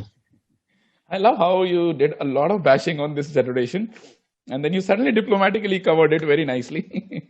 But no, I mean, I get a lot of points. I knew, I mean, I was making a list of, very openly making a list of things that I need to speak on. And I think I should have just come to you. The entire list is bigger than mine for that matter. But no, I get your point loud and clear. And I agree to a lot of things. And that is exactly the agenda was. And like Mr. Lama mentions that he is the second generation. I'll come to you, sir, now. I mean, by generation, by no means I am saying that you guys are old. I'm just saying that you guys are the pioneers. Yeah. And there is no way that I'm depicting. God, let me tell you, you're pointing at me and Shadvi, we are old nuts, but old nuts are hard to crack. All right, and old is gold always. I'll tell you very honestly one thing that I think I also noticed, that with all due respect, these three people were the first ones to be ready on Zoom, professionally done, sitting nicely in the office, everything set up. And look at this generation right now, gearing up with the Wi-Fi and everything, right? So, but yeah, anyways, I'll come back to that.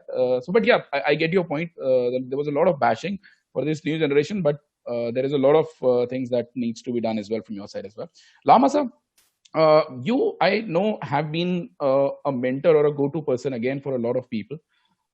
In terms of, I see you, not only as somebody behind the bar, but I think your intellect has been something that I think the entire fraternity talks about. So, and I know a lot of people have come to you during this last 6 months or maybe a year and stuff like that. And you've been a part of a lot of these WhatsApp groups as well, which we were saying. I know Berozgar Bartender also made a couple of good memes saying that now what to do. And, so what is your take on it? I know you would have seen it from a holistic point of view. You also bring a lot of calm and intellect to the entire industry. How do you see things going on? One is that. Second, how do you also compare it with the international fraternity? You are the one who's representing India in a lot of places, and many congratulations, to you for bringing India up there for the world's 50 best bars and stuff. So how do you see that, angle as well? So first and foremost, there should be a 50 above and 50 below, debate here. And Point taken.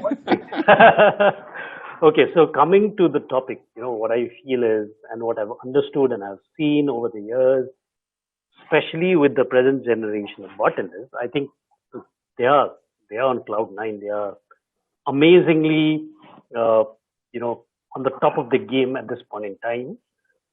And I see these guys using everything more in a more holistic manner. Like for example, I've seen guys like, for example, people like Rohan or Rohan Matmari, or even people like Vedant, and even our own Devi Singh. They're really, really sound in terms of how they use social media in today's date, which has become a very, very important aspect of taking the whole idea of bartending to the next level. That's number one. In terms of discipline, as far as I'm concerned, I've had amazing moments with all of these young fellows, and I've actually enjoyed the ride in the last 6 months even more, because the interaction has been even stronger, and being involved with them in terms of exchanging messages, ideas, or even just otherwise talking. I was talking to, for example, Mohammad Ali this morning, and it was a brilliant talk, because what these guys are doing is something, like I said, more holistic. And like Sandy mentioned earlier, in our times, I think what was also happening was we did not know what it was leading to. So what was happening is we were just doing one thing, and one thing led to the other.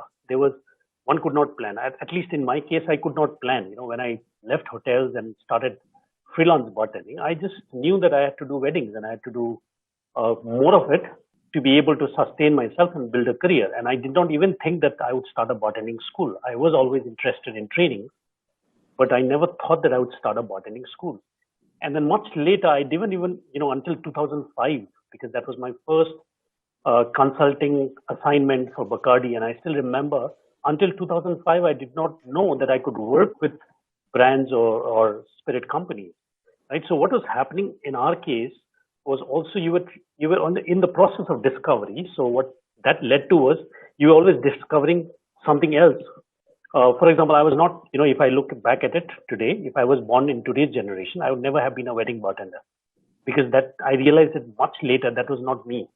That is also the reason why, despite of the fact that I was doing weddings, doing events to sustain myself, at the same time I was very much involved in doing things which excited me even more. For example, working with brands, that was one of the brighter things that I loved doing. Or, for example, being involved with trainings, and I realized that was something that was my calling, but it never came early on, right? But when you look at it today, all of these things are there in front of you. So you can choose to do what you want to do. Whether it is, you could, like Devi always says, why can't bartenders be influencers? I'm sure they can be, if they know how to use it, right? Similarly, bartenders can be rock stars behind the bar. Bartenders can be bar owners today. Bartenders can be beverage journalists. So you could do whatever you want to do in today's date, because everything is in front of you, and there is enough clarity in terms of what you choose to do. You can work with the liquor industry, you could work outside of the liquor industry, and you can involve yourself in every different way. And what I see is a lot of the younger fellows are actually doing it brilliantly. In terms of how far are we as compared to the global standards, I think we are not too far away. I think we are very much there. The only thing that we've not been able to do is build that connect and let the world know what we are doing. I think we are doing what we are doing, and we are doing a great job of it. The only thing is, unlike the other markets, in our case, we've not been able to tell the world, look, this is what we've been doing in the last 10 years. We've not been able to say that. So that is exactly where I was coming to. I understand all the points that you're mentioning. Do you think, with all due respect, we all sitting over here should have bridged that gap? Are we supporting our industry enough that we are telling the world that this is, a bartender from India who's really, really working hard and is fantastic? Or we have taken somebody from India to somewhere and, do you think that's also happening, or do you feel? So I think until 7-8 months ago, we were all lost in our own world, and we did not realize that we had to do this as well. I think the last 7-8 months has made us realize that this is something that we need to get together and do. Okay, and Super. of course, we were happy to be in the Asia 50 and then later on with the World 50, and we kind of connected with the international community. But if the rest is just the last week's development in terms of Priyanka Blah being part of the Academy chair from India itself is enough reason. And when I was talking to her the other day, we had this long chat, and even before this was happening, I knew that this was coming her way. And I mentioned to her, I said, look, somebody sitting in Singapore and managing the Academy chair for Asia, not possible because it's too small a space. Look at India. You have at least, it's like India versus the rest of Asia, because within India, you have such a wide spectrum to kind of manage. It becomes really, really tough. So you should have somebody representing just the Indian bar fraternity. And then that's how C now represents the Indian subcontinent, which is India, Bhutan, Nepal as well. Now this is a great thing. It is a great moment for all of us, because for her to be based out of Bangalore and be appointed that itself makes us know that yes, the world is looking at India. It's just that in the last so many years, we've not been able to take that initiative and tell the world what we are doing. But now is the time. And I think the time is never late. It's just right. I think the time is just right. I think the last 6-7 months have also helped us to come together as a community. And I see that through different mediums. And also, I think now we are much more stronger as compared to what we were until 2019. Perfect answer, sir. As always, you very nicely, bypass the question of groupisms on WhatsApps. I know you can see from both the perspectives. No, that's important. Yeah. I think it's important. And like I said, some of us are using it really, really well. And a good example, for example, Nitin Tiwari doing extremely well, and he's stuck to it. If you look at his Insta profiling, if you look at it in the last 6 months, and that's a great example to follow. So he's stuck to what he's good at, and he's been able to get a following which is organic. And I think probably in another 5-6 months, he will be one of the strongest influencers as far as cocktail trends and ideas are concerned. Fantastic. Devi Singh with Berojkar Bartender, what he's also done is, and I keep saying this, every time we look at his post, and I keep telling Meenakshi, I said, look, the guy is so good at it, right? And the other day we were having this chat, and I said, you know what? I think a liquor company especially should use this medium and reach out, because it makes everybody smile. And I think all the followers, most of the followers on Berojkar Bartenders are bartenders, right? So which means for a liquor company to strike a chord with bartenders, this is a fantastic medium, right? Because it tells you the truth. There is a strong message that's going on, but at the end of the day, it makes you smile. So imagine, that's a brilliant thought, and only he could do it. Absolutely. We were definitely coming to that. We are not leaving Devi for that matter. But so is 3 bar stools, sir. I think congratulations on the level of productions that you've done over there is commendable. Is really up there, and we all love it. But yeah, we will still come back to the question of groupism right after this. I'm not going to leave you with that. Shadbi ma'am, what's up? What's happening? All good, uncle. So we also spoke about it. What I really want to learn from you or understand from you, one, of course, we want to take your perspective as well. You have created leaders. You have been the most warm person, I think, in the entire fraternity that I can call up anytime, and I know that I'm going to get, a reward from. But one thing I want to see, and understand what is your perspective about this entire thing of giving back to the generations or the new guys coming into the play. And you have been very openly talking about things as well, which are not so positive about this generation. This generation is not, as hardworking as it should be, and so on. Second, I definitely want to understand that wherever there is any kind of controversy, you slide your way through somehow or the other, and that's a beautiful, I think, talent that you have. So. I feel that, by doing all of these controversies, WhatsApps and all those things, though it is important, but at times we lose the track. So how do you keep yourself focused, or what do you say to the new generation that, how do they sort of eradicate this entire thing and just focus on what they are supposed to be doing? Okay. So when we talk about passing the shaker, I've been doing it for a while because, like Sandy said, I also came into it very accidentally. I didn't know that I was going to get there. And when I wanted to, I had nobody to look up to. I had no one to learn from. And I realized very quickly that if I want to be good at what I do, I'm going to have to teach myself. And there's no other ways that I can learn. And then along the way, if there are any opportunities that come along in any sort of way, I need to grab them because it's the only way I'm going to learn. Because I came from a generation at that point, and yes, Lama, you can be happy I was first generation and you're second generation. Perfectly good with that. Because you still came with that much more, thank goodness, than we came with. Because we didn't even have a Hawthorne strainer. Mixing glass to dur ki baat hai. We had absolutely nothing to play with. We had no liqueurs to play with. If we got one, we'd be super excited. So, for us, it was about taking what we learned in college and then trying to find ways in which we could adapt to still produce great drinks. Even the glassware that we used was really poor quality. We only had glassware that came from Firozabad. And that was with bubbles. Each glass was a different size. All the rims were kind of, and yet even in those pathetic glasses, we still had to produce drinks that looked really great and people actually wanted to pay for. So, and that is probably what taught me what passing the shaker actually means. Because when I realized about 15 years, 16 years after I had started bartending and learned it, I realized that there was still nobody who was willing to teach. There was every college, every catering college only gave you an overview. Nobody actually taught you bartending. They did teach you everything around it. But when it came to bartending, skills were zero. And therefore, it was as early as 97 that I thought to myself that if nobody's doing it, after 16, 17 years of my being around, maybe, it was time for me to give back.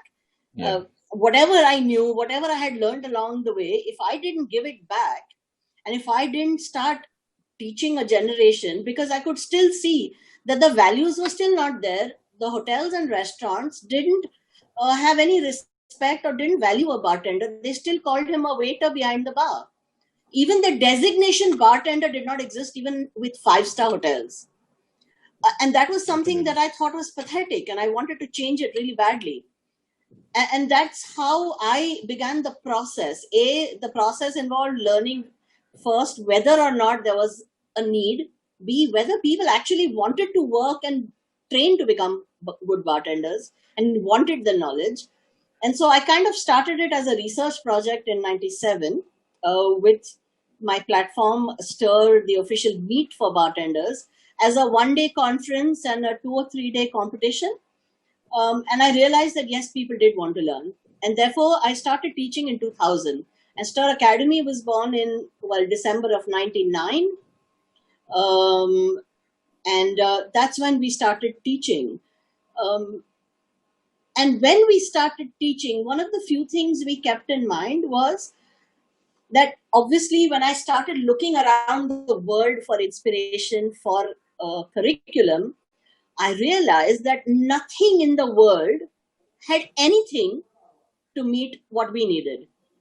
Because everything in the world was a 2-week course or a 3-week course. They started with the premise that you already knew everything. And we, unfortunately, were at the stage where we had to start with the premise that you know nothing and start from scratch. So that 2-week course that they had turned into a 6-month course that we had. Because we started from scratch. We did not assume anything, and we realized we will teach them everything from scratch.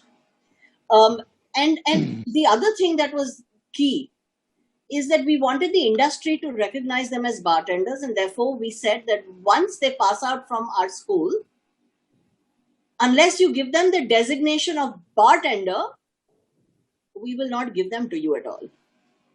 And we were so strict about it. And we gave them a cutoff point of even a salary to say that nothing below this will work. Because at that time, the salaries that were being offered were 500, 600, 700. So we literally created a benchmark saying that if this person has a 3-year hotel management background and has studied with us, he will start as a bartender and this is his benchmark salary. If he has joined us with 12th standard and has studied bartending, he will still be bartender, but his salary can be slightly lower. But we still had a benchmark below which we would not give them. So that I think is a very important one. Yeah. And that was what started the change.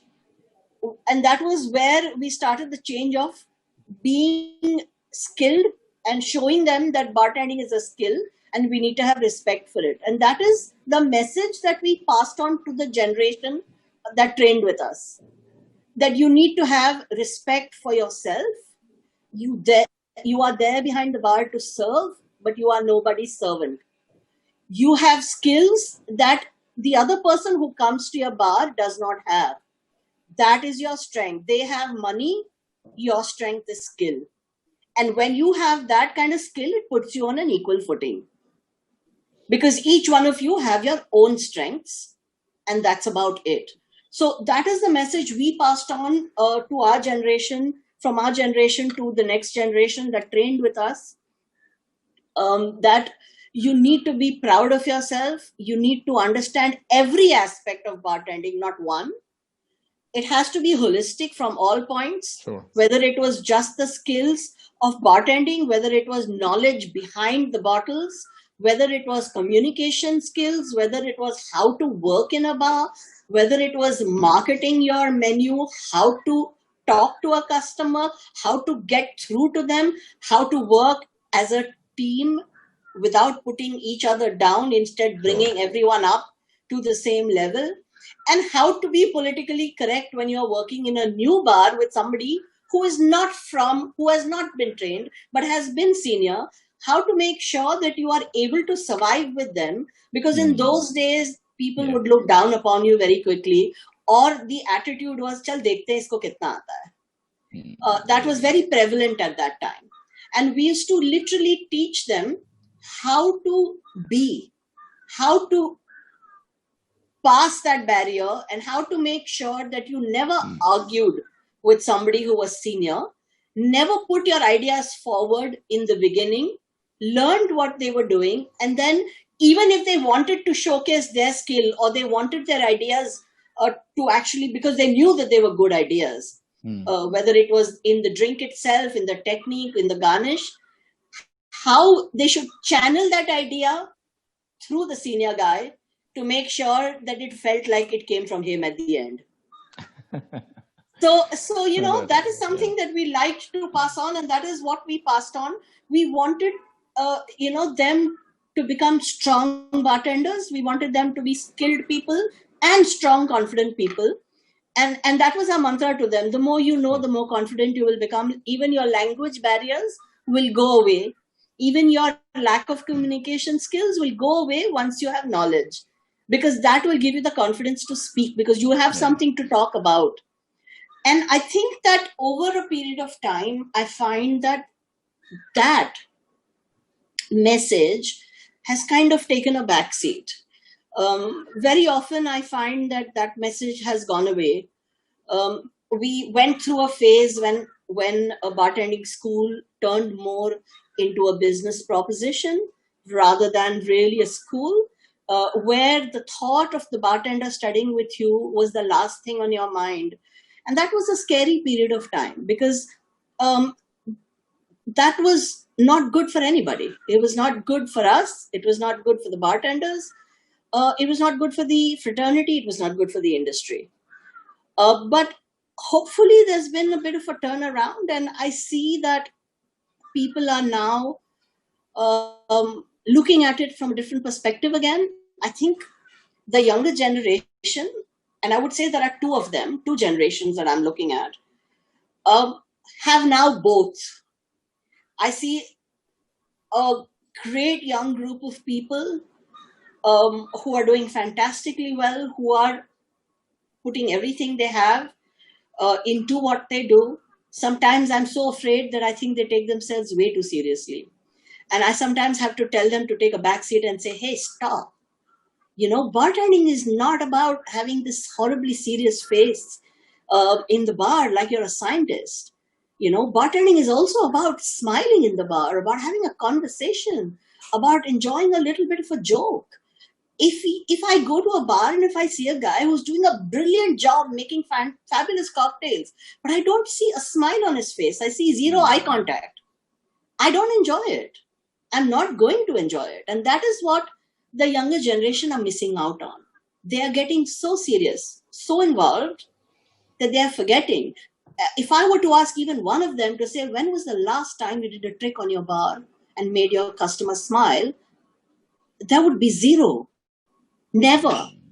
Not 3 months ago, not 6 months ago. Almost never. Because the thought of doing a trick behind the bar doesn't even occur to them.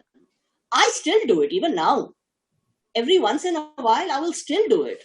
I will still crack a joke and I will still make someone laugh. And I'm happy to laugh at myself as well. Sure. And that's what's missing in this generation that worries me. That they take themselves so seriously that they forget that the important person is the customer, not you. Yeah. You have to stop thinking about yourself. You know, you have to put there's a boundary that you can't cross. And the most important person in a bar is not you.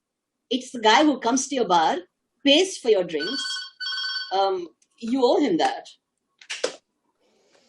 Fantastic. I think a lot of insights over here. I can definitely And the relate question with you had for me, the second question? Yes, for sure. The second question is that how do you stay out slide of away? controversy? Yeah, That was absolutely. Oh, that was I the mean, answer only for first question.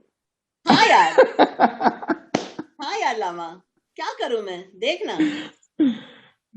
But see, this is how I stay out of controversies. yeah. When Lama throws a googly at me, I smile at him and I accept it. Because Yeah, I I realize think that there is no point to a controversy because it's not going anywhere, it's not helping anyone, and it's not proving anything to anybody. So the idea is to just smile and let it go. I very often simply take a deep breath and let it go, because if I get involved in a controversy, the chances are that the only person who will be seriously hurt is me. no doubts, no doubts. I completely. And what is the point? The idea of a controversy is it doesn't have a solution. So if you can find a solution to stop a controversy, that's great. Otherwise, you just have to smile and let it go and pretend it didn't happen at all and just not get into it and let it go. I think that is I think one thing that has been missing because people do get. I think Lama sir want to say something. No, I was just saying that. No, I was saying we were waiting for answer number 2. I gave my answer number 2. Okay. Interesting. I said that I smile at you, take a deep breath, and let it go. Okay. The message is straight away pointing at you right now. We're so used to long answers. No, so I was I was just we're so used to long answers. I forgot. Okay, interesting. A lot of bashing again on the youngsters, but yes, very valid points. It's not bashing at all. It's not bashing at all. It's serious, right? There are things which are missing again. I admire what they do. I admire their grit. But I also think that there's a reason. I also think at some point they need to kind of take a step back. I realize that bartending is not only about science. It's also about the other things. So I still remember involved in the science so much. I still remember the Berlin Bar Convent, the incident that you mentioned about fat washing and how it all started and all. That was quite funny. We'll definitely sit on that someday. But I can definitely relate with the designation, and I'm sure the youngsters can also. That finding the right designation. I mean, I'm sure they'll have a take on it. I'm sure they'll have a take. Yeah, for sure. And fighting for the salaries with the HR. So, and Manu's smiling and Devi smiling as well. And Manu, I can see the smile behind your mustache and beard as well. Manu, I've particularly got on board for because he's the one who has seen both the sides. So he's in the middle definitely come to Manu, and I'm sure there'll be a different perspective altogether over here. Now, the next I really want to move on to is to Devi. And let's talk about the only thing that we are all been speaking about already, about the Berozgar bartender. I was going through the entire Instagram thing, and I saw some very interesting and quirky stuff. But Lama sir, you would agree to me. I definitely see the humor, but I also see some kind of frustration behind it, because of which this humor has come out. No doubt, it has come out in a most beautiful way and very quirky and interesting way. But the reason it was started was maybe not because of the humor, maybe because of the frustration, or maybe because of a lot of other things. Also, what I wanted to ask you, Devi, and you could be as open and transparent about, is that you got famous, after the competitions and stuff, and that was also a little bit of sudden, thing that actually happened, right? And I remember before I met you, Lama sir was telling me about you and how you guys, did your couple of things at Scotland, and how you were very open about things, and you were just, out for, taking on the challenges and stuff. But before you were there, were there a lot of people to support you? Were there a lot of people who would tell you what to do, what not to do, and stuff like that? Or do you feel that the support could have been better, or you went to somebody and it didn't happen? Don't name anybody, but let's just talk about it very openly. What is your perspective? Devi, you're on mute. Devi, you're on mute. Hello everyone. Well, I think this totally depends on a bartender. It totally depends on the bartender what exactly he wants in his life, right? When I started my career, I started messaging every single person. I got to know that he's a great bartender. Like, I keep throwing a lot of questions, right? A lot of them replied being very generous, and they replied all the time whenever I had a questions. And that also I understand. A lot of time you ask some stupid question which they don't want to reply, like very basic question, which you can have Google it, which you could have find it on online as well. So of course they are also busy. So I got a support, but yeah, the same thing which I feel it right now also, which is happening nowadays. Like a lot of young bartenders, whenever they message anyone in the industry, they say, "Sir, wo reply nahi karte." They never reply. If we have questions and all. Which is I found slightly awkward, because if someone is asking if we are free, we should reply them, right? And the same thing what Ankur sir message asked here as well, that support about whenever I won the competition, and it's the same thing. Everyone okay if I speak Hindi, a little bit Hindi in English? Yeah, please. Sorry, okay. So the same thing what I was mentioned, when I become a little bit better bartender, जब मैंने world class किया, then everyone started knowing me, right? And when they started knowing you, they give you better support. And I think it's the normal, and this is what happened everywhere, right? Because when you are nothing, like, people support you, but when you are something, people support you in a more way, right? In a more better way. Like if someone was giving you time, might be that same person will give you more time. Okay, so this, I think it totally depends on how important you want in your career, how betterment you want, that I really want to do this. If no one is supporting, I will do it. If someone is supporting, that's great. If people are supporting, that's more great than enough. So I think, yeah, support was there, but I don't feel a lot of young bartenders who want to start their career are getting the same support what they feel. But at the same time, unki expectations bhi bahut zyada hoti hai. They have a lot of expectation, because they think they will start their career and they will win some great competition. The next month their salary will be high. The next year they will be some brand ambassador or all. Unko ye bhi expectation nahi rakhni chahiye. They shouldn't have this expectation. Or we know, like, all these pioneers of industry, the best people from industry, they don't have enough time to reply everyone, because in India we have like thousands of bartenders. If they're going to reply every bartender, we understand they can't reply everyone, right? So if there are good questions, someone is throwing at them, they should reply that.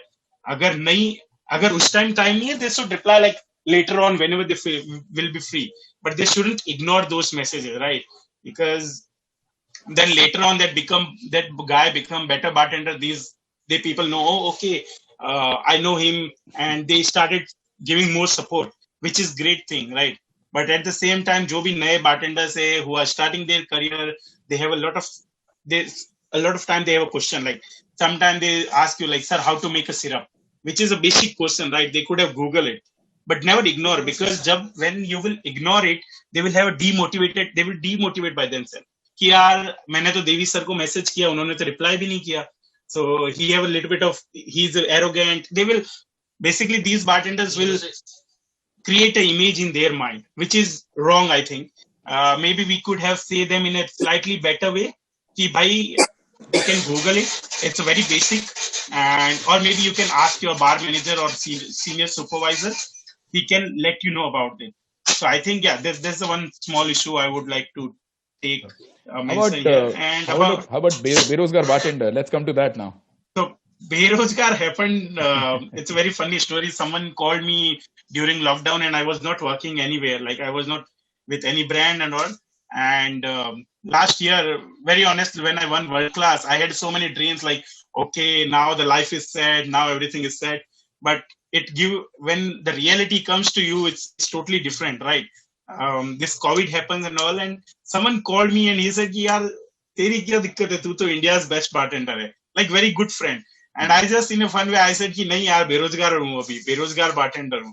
And he said, "No, it can't be happen." And then I saw a lot of things, like even in the lockdown, a lot of brands were going towards the influencers, like ki unko content chahiye. But what these brands don't understand is they should research about those influencers, because there is no bad at working with the influencer, because the industry need influencer, right?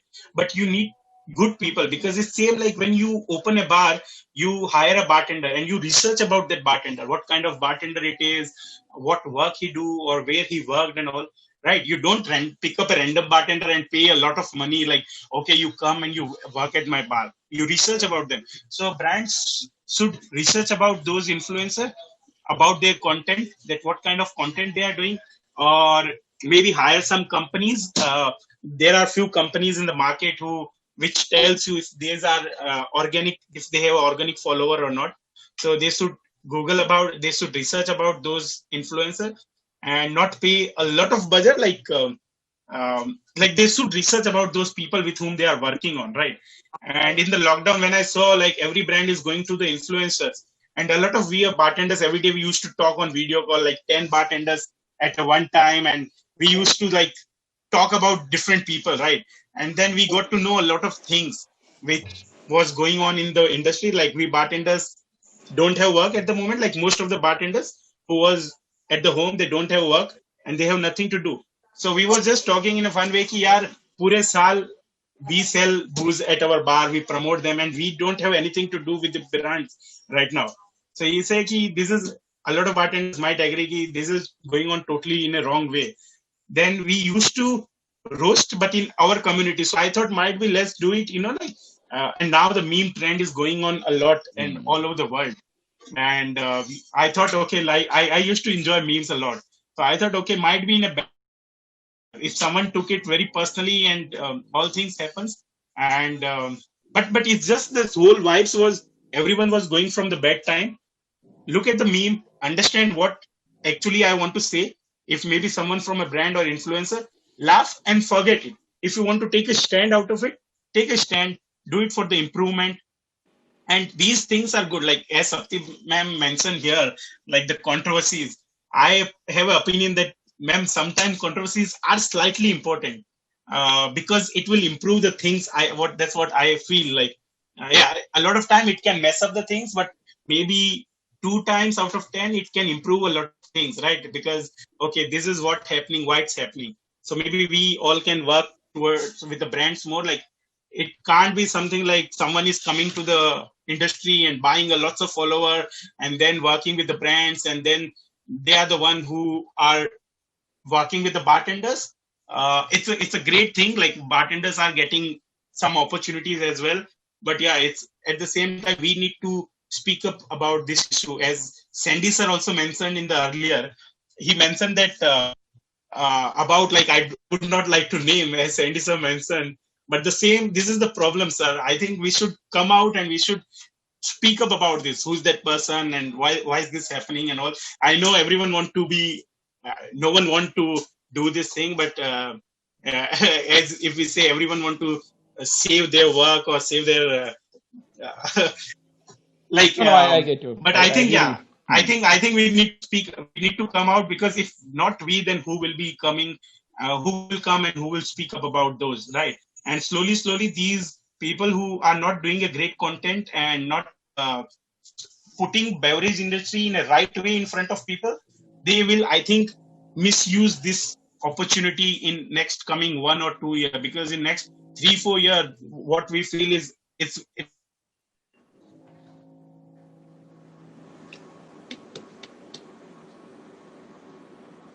We've lost him. Yeah, Devi.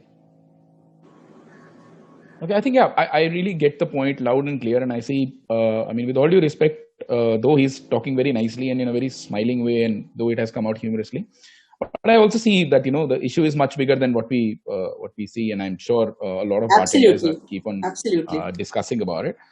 So something has to be done about that. But I think slowly Lama, and steadily. Somewhere once I remember you making a point about that as well, when there was someone who actually did something in totally a wrong way. So I remember that. And yes, I understand, Devi, about sometimes controversies are good. I am with you on that 100%. But what I said is, if the controversy exists and we can find a solution and do something good out of it, I'm all for it. But arguing for the sake of arguing is what I stay away from. When I see that the controversy is meaningless and is going nowhere, then I stay away from it. So I think, yes, controversies can be good, because when a controversy turns into a debate, that's great, because then you know that we will work towards a solution and we will find something good out of it. But sometimes, there are controversies that are created for no reason at all, which are not going anywhere. Those are the ones you should stay away from. No, but we hear you loud and clear, Devi, and I think everybody agrees to the points as well. What you said is absolutely right. Yeah, and it makes a lot of sense. What you said is absolutely on the spot. And we can have a separate discussion. And I know Lama had pointed that out as well. Sure. So yes, we did discuss it and talk about it. Because I would like to add a small line here, because a lot of brands was doing for great things for the bartenders. But what's about the bar back or the bar helpers and all? Because no one knows them, right? For the bartenders, we had a little bit savings and we suffered this COVID situation. But what's about those bar back? No one knows them, right? What brands did for those people? Like, they did it for good bartender who had the bar, but what's for them, like bar back or bar helper or waiters, or for them? Maybe I'd like to butt in here. We are mentors. So if barbacks are a support team, we are supposed to do it for them. Don't expect outside help. We are supposed to help. No, that's what I mentioned. We thought about this, right? Priyanka Bla did a very good, cool concept. Like, she asked me recipe, and she was supporting all the barback and, like, not the head of the people, but the barback or bar supervisors and all. Like, we need to think about them as well, right? Like, I'm talking about brands, sir. Like, Sandy, sir, I'm not talking about. No, that's okay. Yeah. Ankur, I made a little presentation. In the end, I'll share it with all these people. What I do it with my team. Sure. Would love to. I'm sure you will. Conversation go. Yeah, and since Devi mentioned about a lot of these bartenders suddenly coming and winning a competition and becoming a brand ambassador, the next question goes to the same guy who did this, Vedanta. So Vedant, I know we have had a lot of discussions, formally, informally, over casual chats and shakes outside bootleggers, but yeah, just wanted to understand from your perspective as well. I know you had a couple of points that you want to mention. You tried starting your own business as well, Bonomi, right? Which I'm sure a lot of people know of, and a lot of people don't even know of.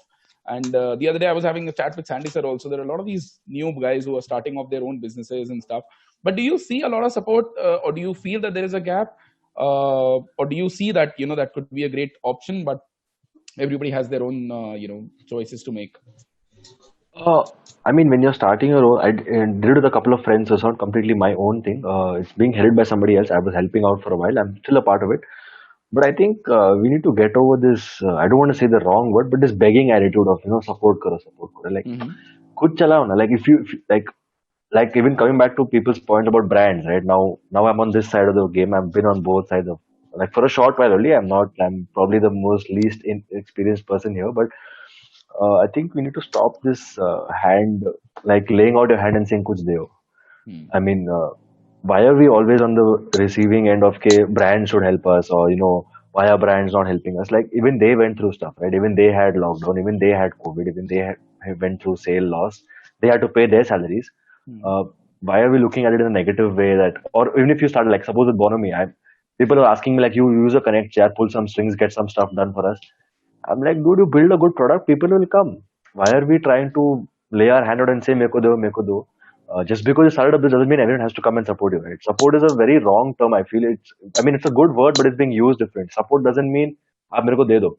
Support means get me the entry at least. Like, can I meet the person who's making the decision? Can I pitch my self product? As long as I have an entry. I mean, that is where I think networking and support and being part of the industry works out. Support doesn't necessarily mean कि मैं मैदान में रहा हूँ, मैं bartender था, अभी मैं कुछ कर रहा हूँ अपने लिए, तो आप मेरे को दो. There should be value for them also. That it doesn't have to be only on the name of me. Like I am part of the industry, so they're giving it to me.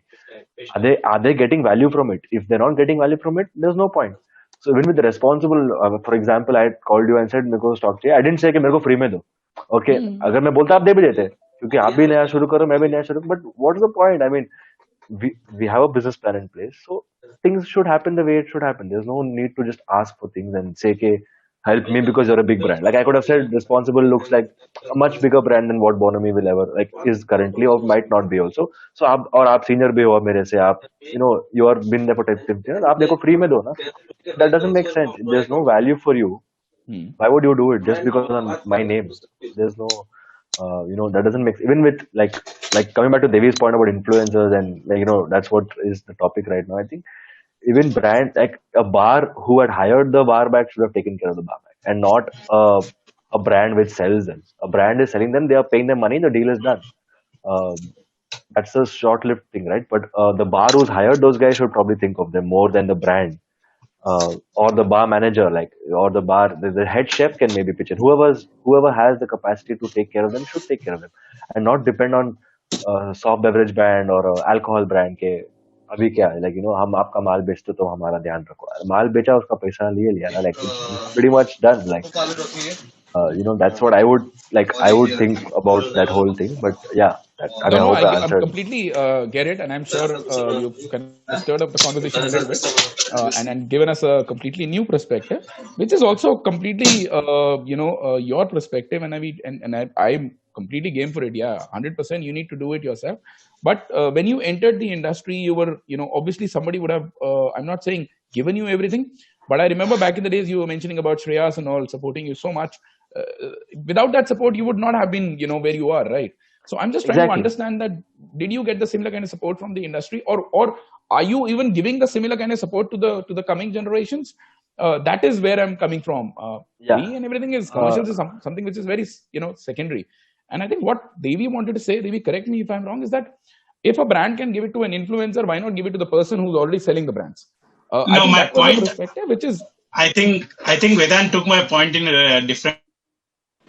Brands were supporting the main bartenders. Instead of that, supporting main bartenders, they should support the bar backs, right?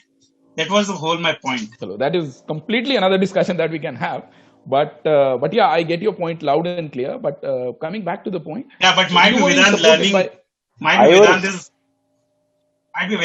Vedant is learning some brand things now. So No, I had this thought even before I flipped sides. So I had the same feeling even before I switched sides to the brand space. No, I think when Devi mentioned about brand working with influencers, he did mention that there has to be some kind of a homework that needs to be done.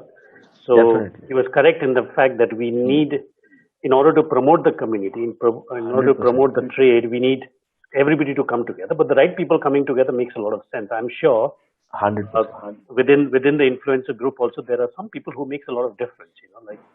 They actually have a much stronger impact, and they need to be paid for their good work. So I think that was where, and it has happened to me as well. I would not like to mention the brand, but this is a brand manager that I met 2 months ago, and she walks up to me and says, "Oh, nice to meet you," and all. And this is a small little video that we were doing for Times of India.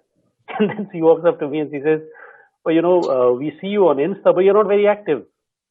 Then I didn't have an answer. I said, "Look, I'm a bartender. I'm supposed to be active behind the bar. Absolutely. Not on social media. No, it's not necessary. It is great if somebody is active, but that's not my forte, and as a brand manager, you need to understand that, I am an operations guy and always been there.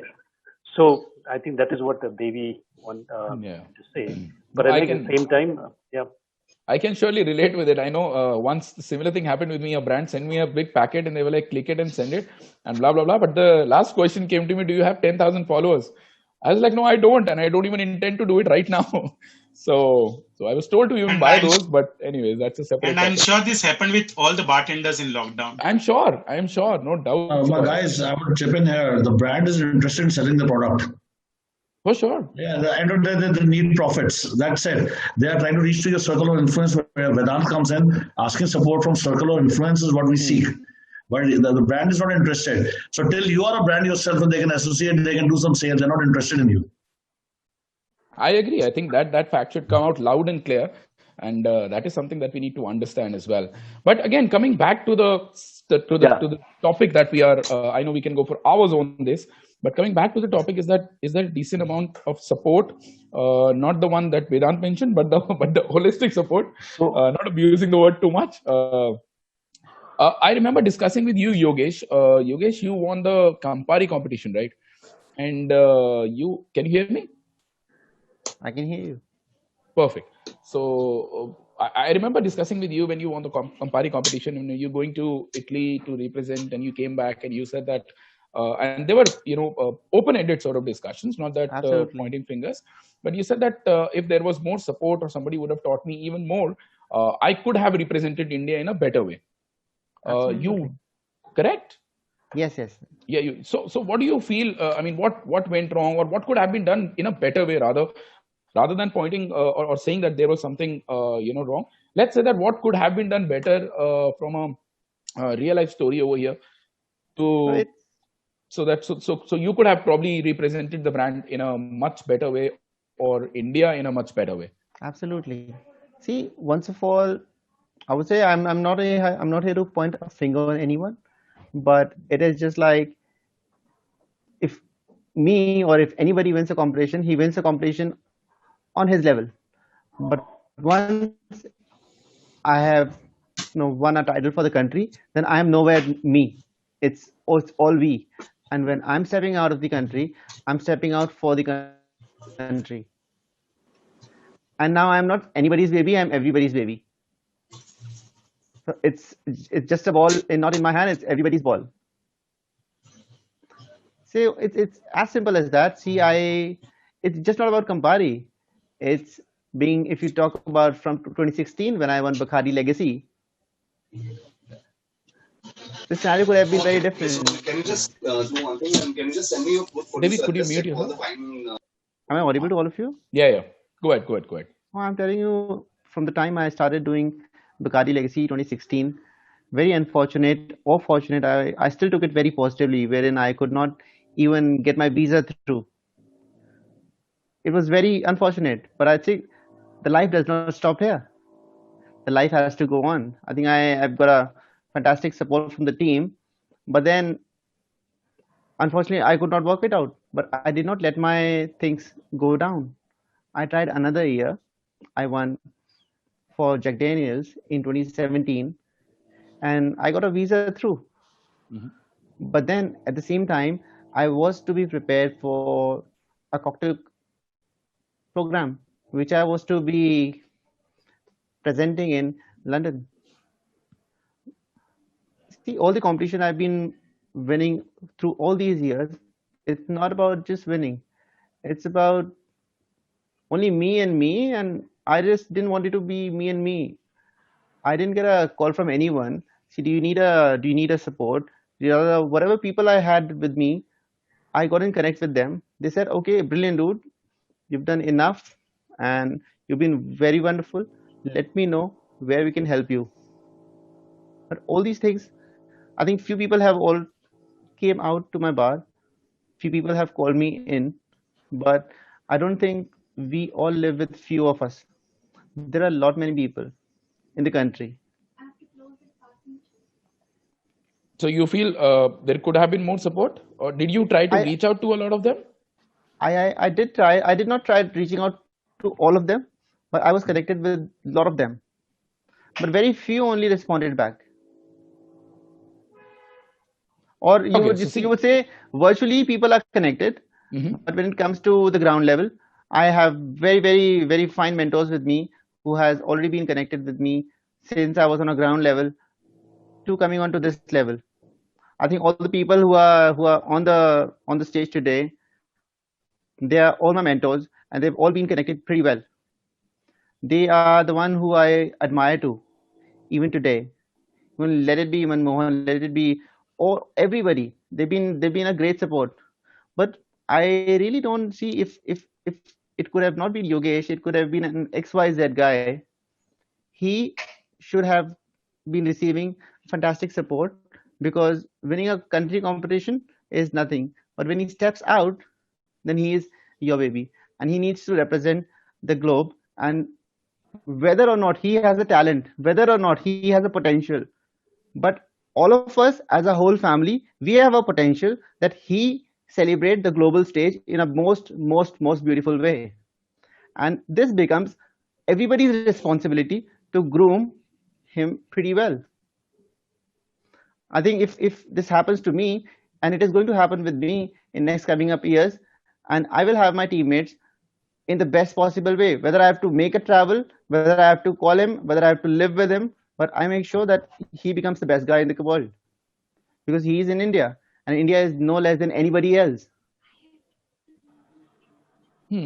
Fantastic. I think that's another perspective that's coming through. So I do get your point again, loud and clear. And I think there would be times, and I'm sure going forward we will be coming together and supporting and helping each other. Ankur, I would like to be clear here, Yogesh. I just want to understand what support were you looking at? Because I remember calling you. So you wanted more people to celebrate your milestone, or what support were you seeking? Because when you win from a brand, the brand prepares you. No, it's national level.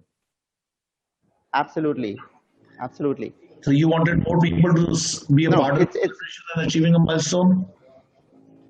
So I see, I respect all of you. It's nothing about putting a question mark on everybody.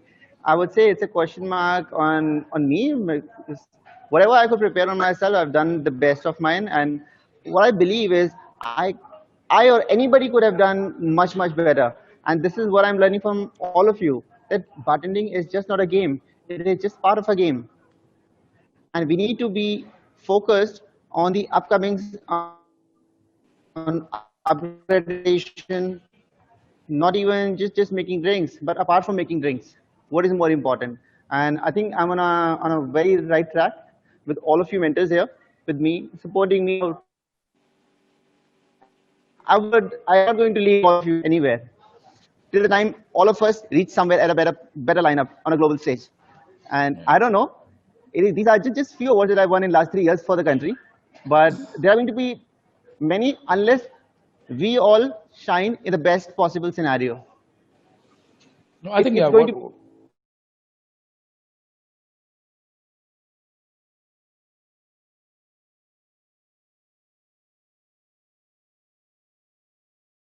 So you even also mentioned that though they knew about the bartending, but I think the other things is something that polishing of the rough edges is something that he probably wanted. Preparing them for the world stage is very important, because what you can do is one thing, but being in an alien environment and being prepared to be on a world stage with other people is a totally different matter.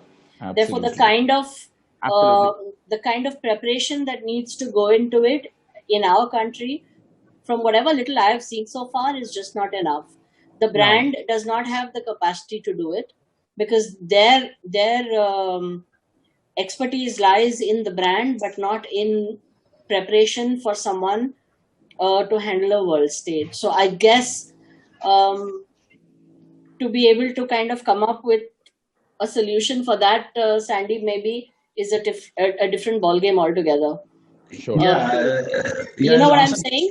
Yeah, because the stress levels. I meet a lot of young kids who are out of their depth when they go outside the country, even though they're very good at what they do. But when they're faced with what happens at a world stage, they feel disadvantaged. Yes, I totally get it. And helpless sometimes. Yeah, so they need more wellness or prepare them for the stress levels or the nervousness. Everything. Yes. overall. Perfect. So a shout out to a lot of brands whosoever are listening. Anybody on this stage is a consultant who can sharpen the edges of these guys. Please feel free to reach out to everyone individually. Yeah, I understand that completely. Yeah. No, but Yogesh, it's a question for thinking for me. I'm glad Yogesh brought this up, and I think Manu was another guy who was spot on. Manu has been the most popular person on Bacardi Legacy, and I think he's got the most fan following, and particularly he's been a charmer to a lot of these international gory ladies. What I heard of female fan following. Yeah, he's been So Manu, you tell me. I think we all have been crying and talking about it. You did a great job. I mean, winning, losing is another thing. But I think you did a great job of winning a lot of hearts when you were at Bacardi Legacy. And I saw a lot of photographs and a lot of enthusiasm. Though you're looking very sharif right now. But I think those photographs do not depict you right now at all. So, and the good thing and the reason, I mean, what I really want to understand from your point of view is that you have seen literally both generations. Yeah, you've learned from the best, you worked with the best, and you've also taught a lot of these new bartenders. Where do you see the industry is going, and what do you feel? I mean, of course, we are growing. We are definitely ready for the international stages and stuff like that.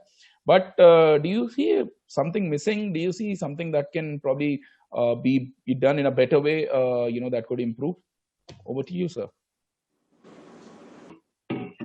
By the meantime, no, sir, I would like to take one point.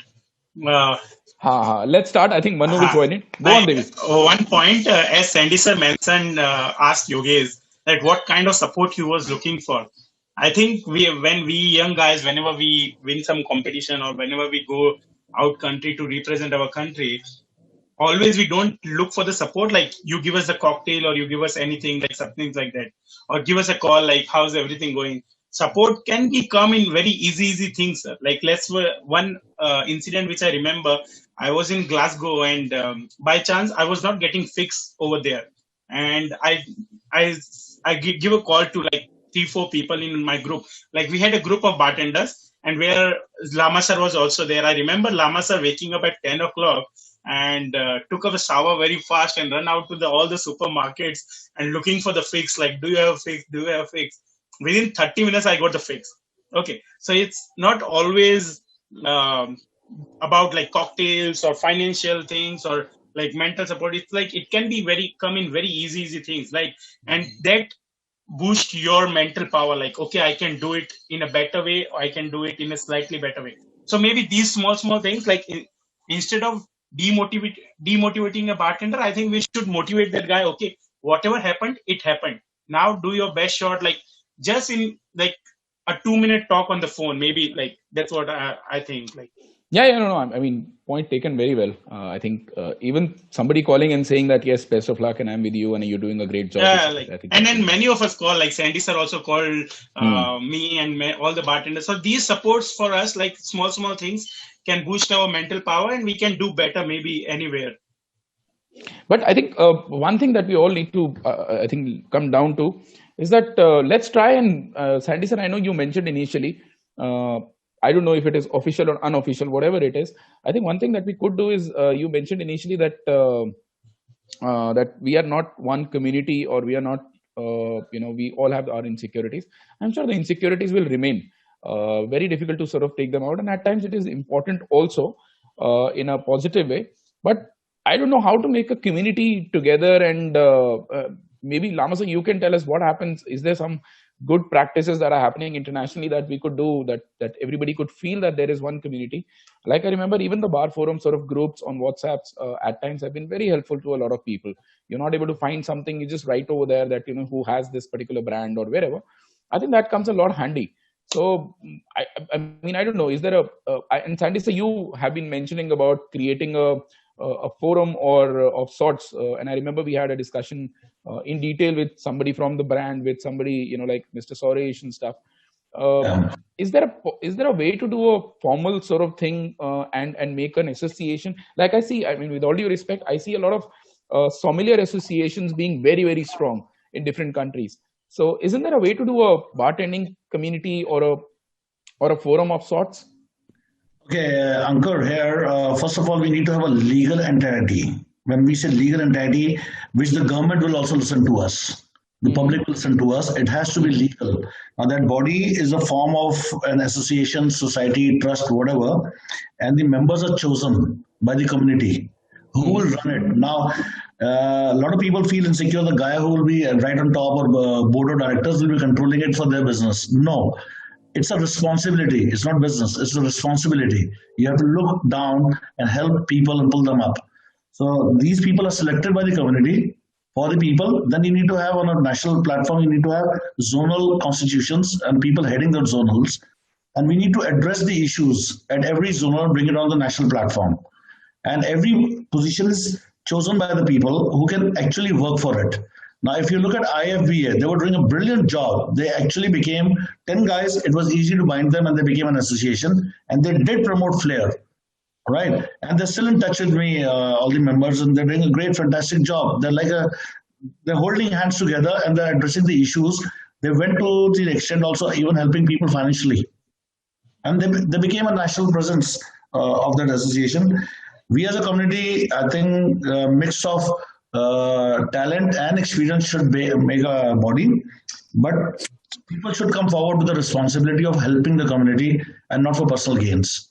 The constitution has to be laid back, all the people in thing, and everybody needs to follow the constitution. It's a rule for everybody.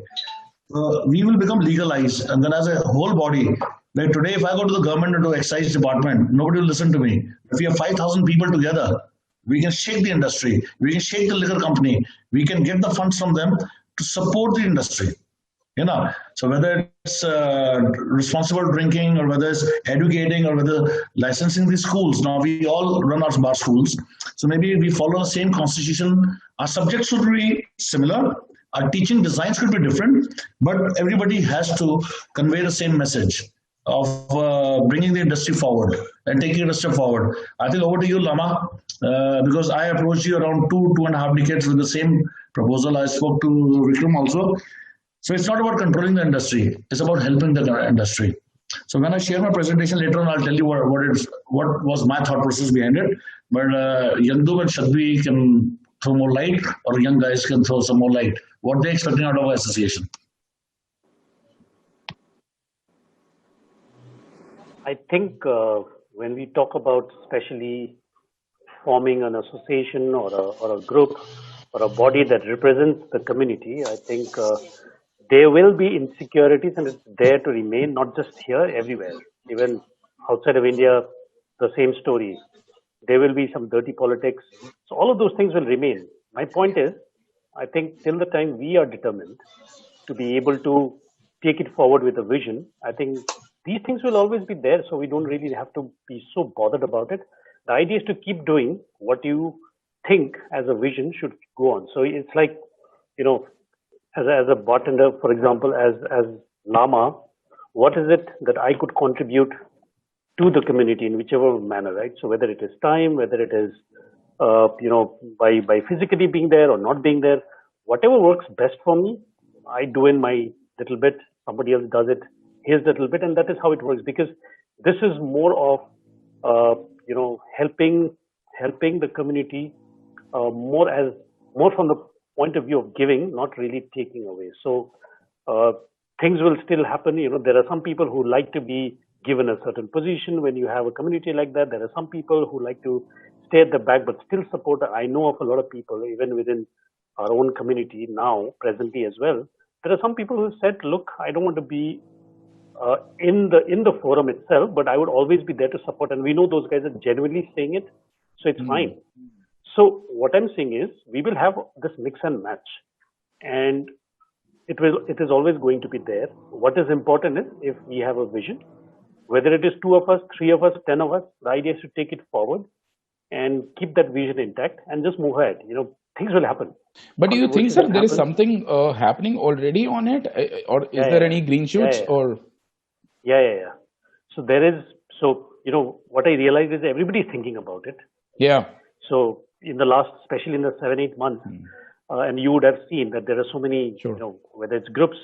So for example, the IBC that that got formatted, and it was pure voluntary thing. So it's not an association, it's not a trust. There's nothing registered, but it's just a bunch of 3-4 guys came together. Initially, it was 5 of us, and we had this similar Zoom call, and we said, okay, let's just call it IDC and move ahead. And there's nothing formal about it. Yeah. There were times when we did a few sessions where brands said, okay, we want to have a meeting with you guys, and how is it that we need to come? And we said, okay, look, if you want to be a part of it, we said, for the first one, 45 minutes free of cost, we will just come on board, give you our 45 minutes time. But the second call onwards, what you do is, you know, with whatever budget you are comfortable with, why don't you fund IFBA, show us a receipt, and we'll give you another 1 hour extension of our time, right? So we said, you show us the receipt, and we are more than ready to come back to you for another 1 hour of interactive session. So that was one. Now we are also working presently. It's not yet been formalized, but we are working on a India Bar League, which is like an India Bar Guild, and we are part of it. And the letter that came out yesterday was as part of the India Bar League. But since it's not yet formally been registered, so we couldn't really see about. But that thought is very much there. That thought is there with the the senior members of the community. It is also there with the younger members of the community, and I think that is also the reason why presently when we are forming this particular league, we have involved the younger lot as well. So you have the seniors as well as the juniors, right? And it is important to have a lot of fresh ideas in there as well. So these things will happen, and it is not just with us. It has happened everywhere. I've seen it even for example, we were talking about this last year, and me and Pankaj Balachandran, we said these were issues that happened even in markets like Singapore and Hong Kong and Bangkok. They were all disintegrated initially, but they have come together as one. For them, it was much easier because they're in one market. So it's like Bangkok, one city, right? Small little country. In India, the problem is you have to connect with somebody in Bombay and then Bangalore and then tier 2 cities. It's a huge, and it's a problem for our Prime Minister. It's definitely a problem for us as well. So the diversity is an issue at times, but at the same time, it is also an advantage. So sure. So consider me in the younger lot, sir. And I'll be more than happy to be a part of it. No, Ankur is always the anchor. What you said is right.